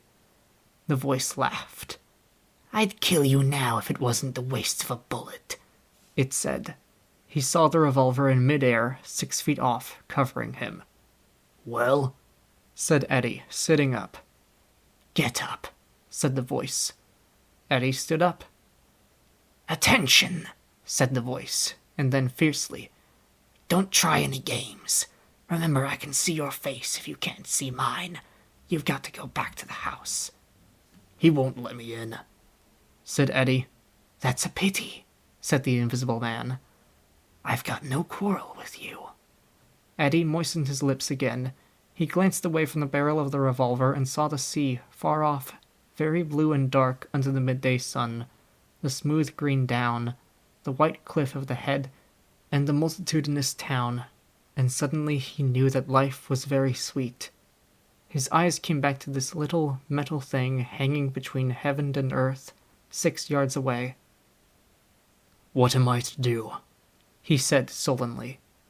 "What am I to do?" asked the Invisible Man. "You will get help. The only thing is for you to go back." "I will try.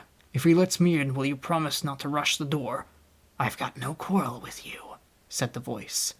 Kemp had hurried upstairs after letting Eddie out, and now crouching among the broken glass and peering cautiously over the edge of the study window-sill, he saw Eddie stand parleying with the unseen.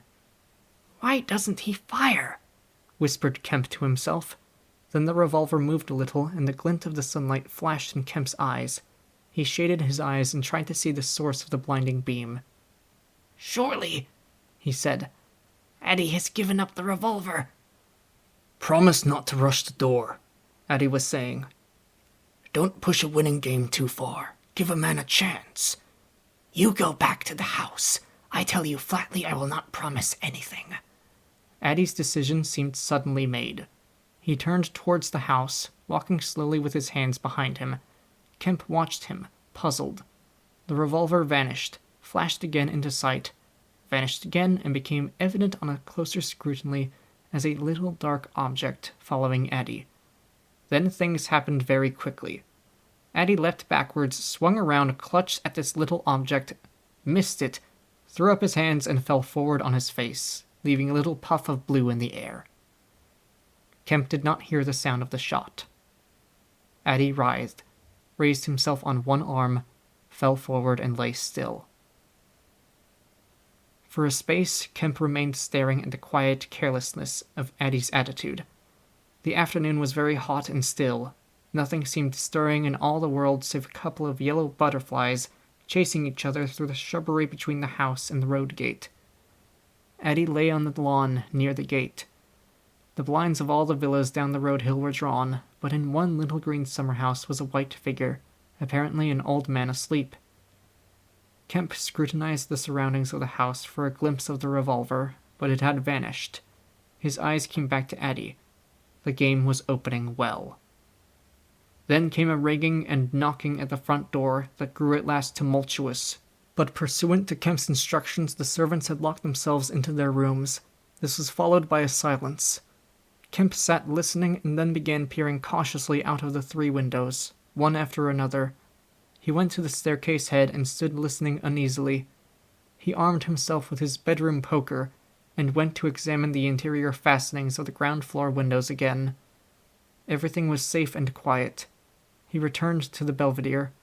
Addie lay motionless over the edge of the gravel, just as he had fallen. Coming along the road by the villas were the housemaid and 2 policemen. Everything was deadly still. The 3 people seemed very slow in approaching. He wondered what his antagonist was doing. He started. There was a smash from below. He hesitated and went downstairs again. Suddenly the house resounded with heavy blows and the splintering of wood. He heard a smash and the destructive clang of the iron fastenings of the shutters. He turned the key and opened the kitchen door. As he did so, the shutters, split and splintering, came flying inward. He stood aghast. The window frame, save for 1 crossbar, was still intact, but only little teeth of glass remained in the frame. The shutters had been driven in with an axe, and now the axe was descending in and sweeping blows upon the window frame and the iron bars defending it. Then suddenly it leapt aside and vanished. He saw the revolver lying on the path outside, and then the little weapon sprang into the air. He dodged back. The revolver cracked just too late, and a splinter from the edge of the closing door flashed over his head. He slammed and locked the door, and as he stood outside he heard Griffin shouting and laughing. Then the blows of the axe with its splitting and smashing consequences were resumed. Kemp stood in the passage trying to think. In a moment the invisible man would be in the kitchen. This door would not keep him in a moment, and then... A ringing came at the front door again.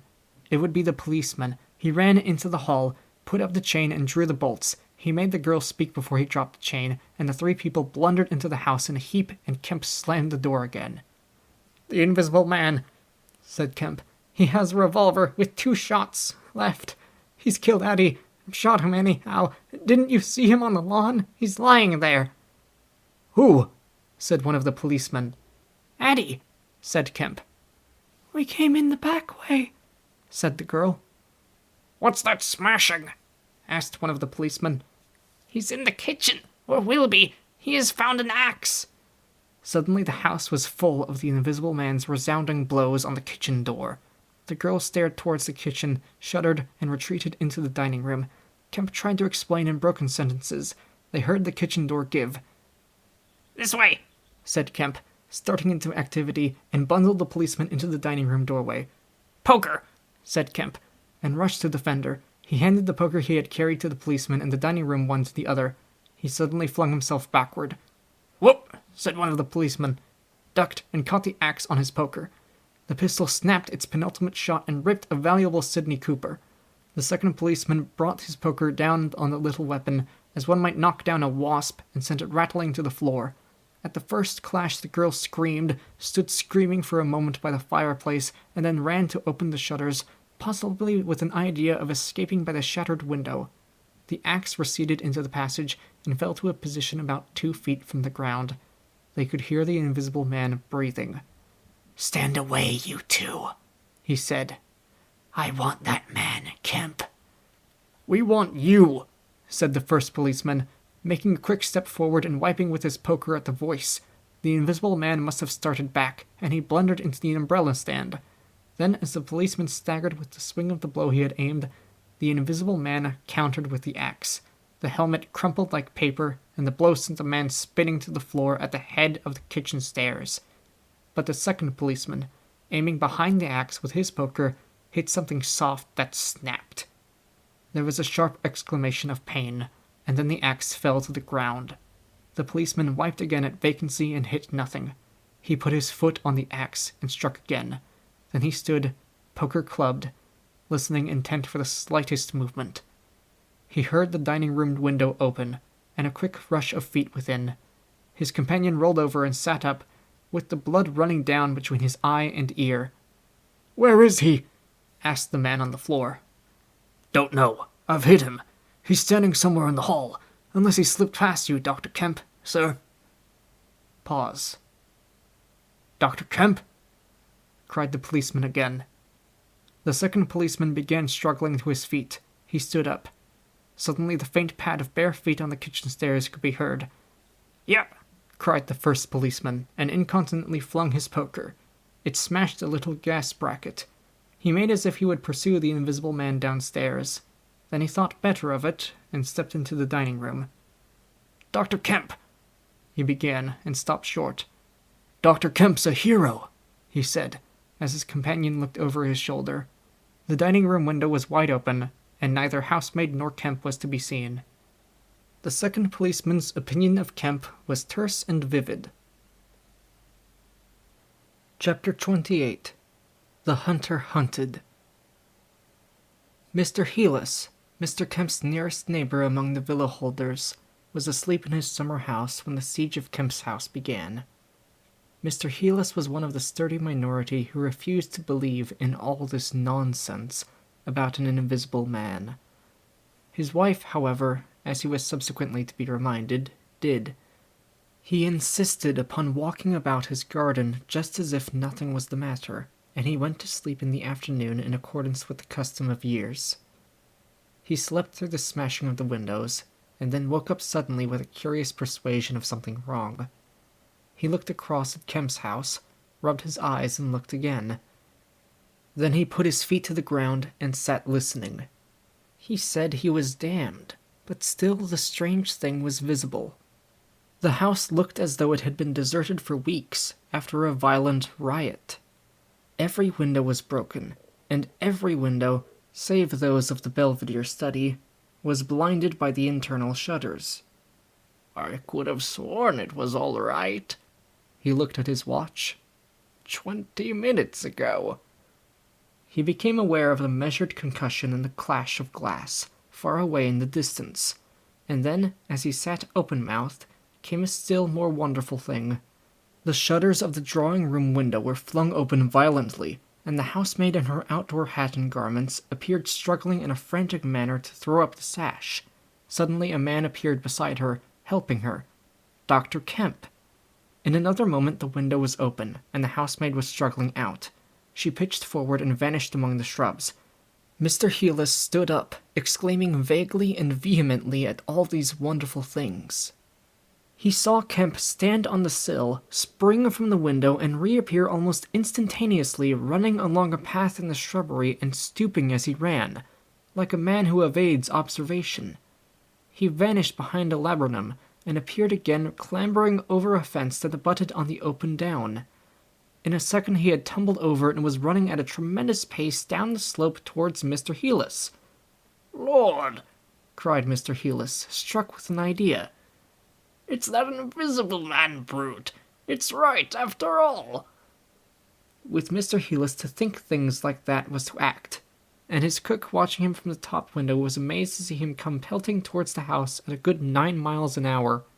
There was a slamming of doors, a ringing of bells, and the voice of Mr. Heelis bellowing like a bull. "Shut the doors! Shut the windows! Shut everything! The invisible man is coming!" Instantly the house was full of screams and directions, and scurrying feet. He ran himself to shut the French windows that opened on the veranda. As he did so, Kemp's head and shoulders and knee appeared over the edge of the garden fence. In another moment Kemp had plowed through the asparagus, and was running across the tennis lawn to the house. "You can't come in," said Mr. Heelis, shutting the bolts. "I'm very sorry if he's after you, but you can't come in." Kemp appeared with a face of terror close to the glass, rapping and then shaking frantically at the French window. Then, seeing his efforts were useless, he ran along the veranda, vaulted the end, and went to hammer at the side door. Then he ran round by the side gate to the front of the house, and so into the hill road. And Mr. Heelis, staring from his window, a face of horror, had scarcely witnessed Kemp vanish ere the asparagus was being trampled this way and that by feet unseen. At that Mr. Heelis fled precipitately upstairs, and the rest of the chase is beyond his purview. But as he passed the staircase window, he heard the side gate slam.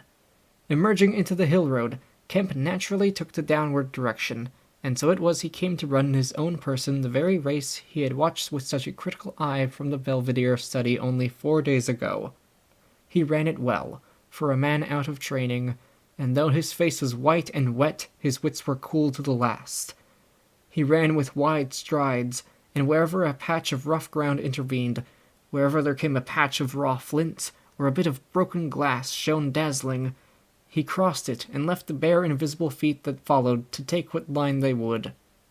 For the first time in his life, Kemp discovered that the hill road was indescribably vast and desolate. and that the beginnings of the town far below at the hill foot were strangely remote. Neither had there been a slower or more painful method of progression than running. All the gaunt villas, sleeping in the afternoon sun, looked locked and barred. No doubt they were locked and barred by his own orders. But at any rate they might have kept a lookout for an eventuality like this. The town was rising up now. The sea had dropped out of sight behind it, and people down below were stirring. A tram was just arriving at the hill foot. Beyond that was the police station. Was that footsteps he heard behind him? Spurt! The people below were staring at him. One or two were running, and his breath was beginning to saw in his throat. The tram was quite near now, and the Jolly Cricketers was noisily barring its doors.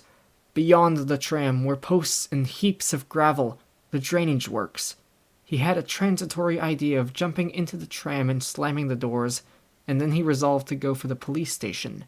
In another moment he had passed the door of the Jolly Cricketers, and was in the fag end of the street, with human beings about him. The tram driver and his helper, arrested by the sight of his furious haste, stood staring with the tram horses unhitched. Further on, the astonished features of navvies appeared above the mounds of gravel. His pace broke a little, and then he heard the swift pad of his pursuer and leapt forward again. "The Invisible Man!" he cried to the navvies, with a vague indicative gesture, and by an inspiration leapt the excavation and placed a burly group between him and the chase. Then, abandoning the idea of the police station, he turned into a little side street, rushed by a greengrocer's cart, hesitated for the 10th of a second at the door of a sweetstuff shop, and then made for the mouth of an alley that ran back into the main hill street again. 2 or 3 little children were playing here, and shrieked and scattered at his apparition, and forthwith doors and windows opened and excited mothers revealed their hearts. Out he shot into Hill Street again, 300 yards from the tramline end, and immediately he became aware of the tumultuous vociferation and running people. He glanced up the street towards the hill. Hardly a dozen yards off ran a huge navvy, cursing in fragments and slashing viciously with a spade, and hard behind him came the tram conductor with his fist clenched. Up the street others followed these two, striking and shouting. Down towards the town, men and women were running, and he noticed clearly one man coming out of a shop door with a stick in his hand. "Spread out! Spread out!" cried someone. Kemp suddenly grasped the altered condition of the chase. He stopped and looked round, panting. "He's close here!" he cried. "Form a line across!" He was hit hard under the ear and went reeling, trying to face round towards his unseen antagonist. He just managed to keep his feet, and he struck a vain counter in the air. Then he was hit again under the jaw and sprawled headlong on the ground. In another moment a knee compressed his diaphragm, and a couple of eager hands gripped his throat, but the grip of one was weaker than the other. He grasped the wrists, heard a cry of pain from his assailant, and then the spade of the navvy came whirling through the air above him and struck something with a dull thud. He felt a drop of moisture on his face. The grip at his throat suddenly relaxed, and with a convulsive effort, Kemp loosed himself, grasped a limp shoulder, and rolled uppermost. He gripped the unseen elbows near the ground. "I've got him!" screamed Kemp. "Help! Help! Hold! He's down! Hold his feet!" In another second there was a simultaneous rush upon the struggle, and a stranger coming into the road suddenly might have thought an exceptionally savage game of rugby football was in progress. And there was no shouting after Kemp's cry, only a sound of blows and feet and heavy breathing. Then came a mighty effort, and the Invisible Man threw off a couple of his antagonists and rose to his knees. Kemp clung to him in front like a hound to a stag, and a dozen hands gripped, clutched, and tore at the unseen. The tram conductor suddenly got the neck and shoulders and lugged him back.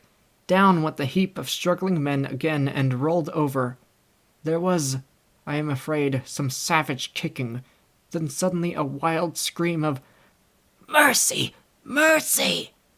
that died down swiftly to a sound like choking. "Get back, you fools!" cried the muffled voice of Kemp, and there was a vigorous shoving back of stalwart forms. "He's hurt, I tell you! Stand back!" There was a brief struggle to clear a space, and then the circle of eager faces saw the doctor kneeling, as it seemed, 15 inches in the air, and holding invisible arms to the ground. Behind him, a constable gripped invisible ankles. "Don't you leave go of un," cried the big navvy, holding a blood-stained spade. "He's shamming." He's not shamming, said the doctor, cautiously raising his knee. and I'll hold him. His face was bruised and already going red. He spoke thickly because of a bleeding lip. He released one hand and seemed to be feeling at the face. "The mouth's all wet," he said, and then, "Good God!" he stood up abruptly and then knelt down on the ground by the side of the thing unseen. There was a pushing and shuffling, a sound of heavy feet as fresh people turned up to increase the pressure of the crowd. People now were coming out of the houses. The doors of the Jolly Cricketers stood suddenly wide open. Very little was said. Kemp felt about, his hand seeming to pass through empty air. "He's not breathing," he said, and then, "I can't feel his heart, his side. Ugh." Suddenly an old woman, peering under the arm of the big navvy, screamed sharply. "Looky there," she said, and thrust out a wrinkled finger. And looking where she pointed, everyone saw, faint and transparent as though it was made of glass, so that veins and arteries and bones and nerves could be distinguished, the outline of a hand limp and prone. It grew clouded and opaque even as they stared. "Hullo!" cried the constable. "Here's his feet a-showing!" And so slowly, beginning at his hands and feet and creeping along his limbs to the vital centers of his body, that strange change continued. It was like the slow spreading of a poison. First came the little white nerves, a hazy gray sketch of a limb, then the glassy bones and intricate arteries, then the flesh and skin, first a faint fogginess, and then growing rapidly dense and opaque. Presently they could see his crushed chest and his shoulders, and the dim outline of his drawn and battered features. When at last the crowd made way for Kemp to stand erect, there lay, naked and pitiful on the ground, the bruised and broken body of a young man about 30. His hair and brow were white, not gray with age, but white with the whiteness of albinism, and his eyes were like garnets. His hands were clenched, his eyes wide open, and his expression was one of anger and dismay. "Cover his face!" said a man. "For God's sake, cover that face!" And 3 little children, pushing forward through the crowd, were suddenly twisted round and sent packing off again. Someone brought a sheet from the Jolly Cricketers, and having covered him, they carried him into that house.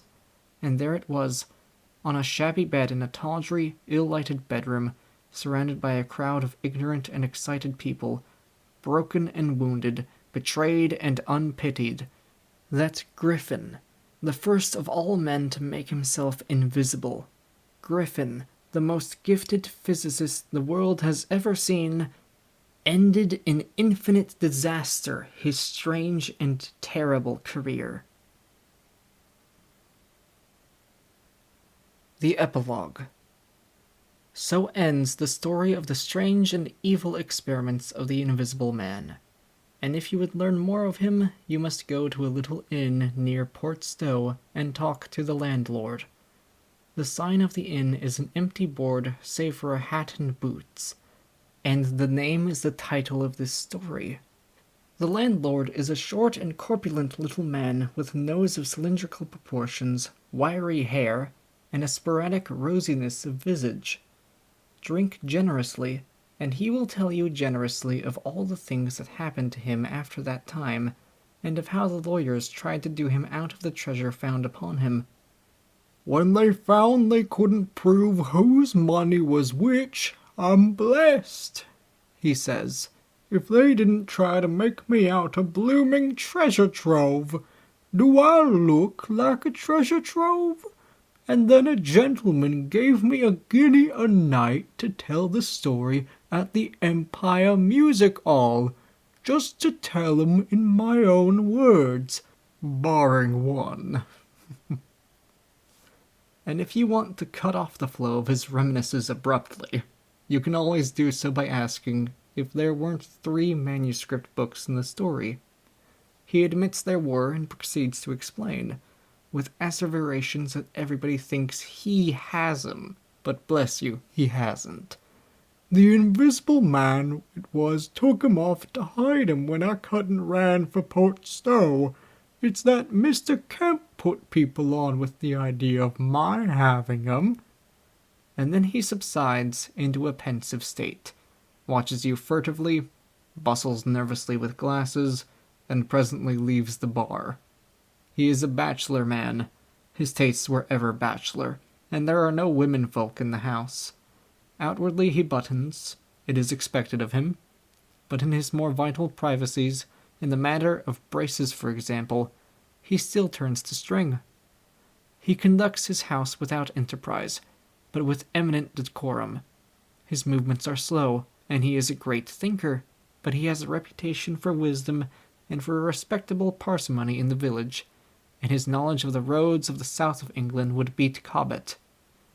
And on Sunday mornings, every Sunday morning, all the year round, while he is closed to the outer world, and every night after 10 he goes into his bar parlour, bearing a glass of gin faintly tinged with water, and having placed this down, he locks the door and examines the blinds, and even looks under the table. And then, being satisfied of his solitude, he unlocks the cupboard and a box in the cupboard and a drawer in that box, and produces 3 volumes bound in brown leather, and places them solemnly in the middle of the table. The covers are weather-worn and tinged with an algal green, for once they sojourned in a ditch, and some of the pages have been washed blank by dirty water. The landlord sits down in an armchair, fills a long clay pipe slowly, gloating over the books the while. Then he pulls one towards him and opens it, and begins to study it, turning over the leaves backwards and forwards. His brows are knit, and his lips move painfully. Hex, little 2 up in the air, cross and a fiddle-de-dee. Lord, what a one he was for intellect. Presently he relaxes and leans back, and blinks through his smoke across the room at things invisible to other eyes. Full of secrets, he says. Wonderful secrets. Once I get the haul of them, Lord, I wouldn't do what he did. I'd just, well. He pulls at his pipe. So he lapses into a dream, the undying, wonderful dream of his life. And though Kemp has fished unceasingly, no human being save the landlord knows those books are there, with the subtle secret of invisibility and a dozen other strange secrets written therein. And none other will know of them until he dies.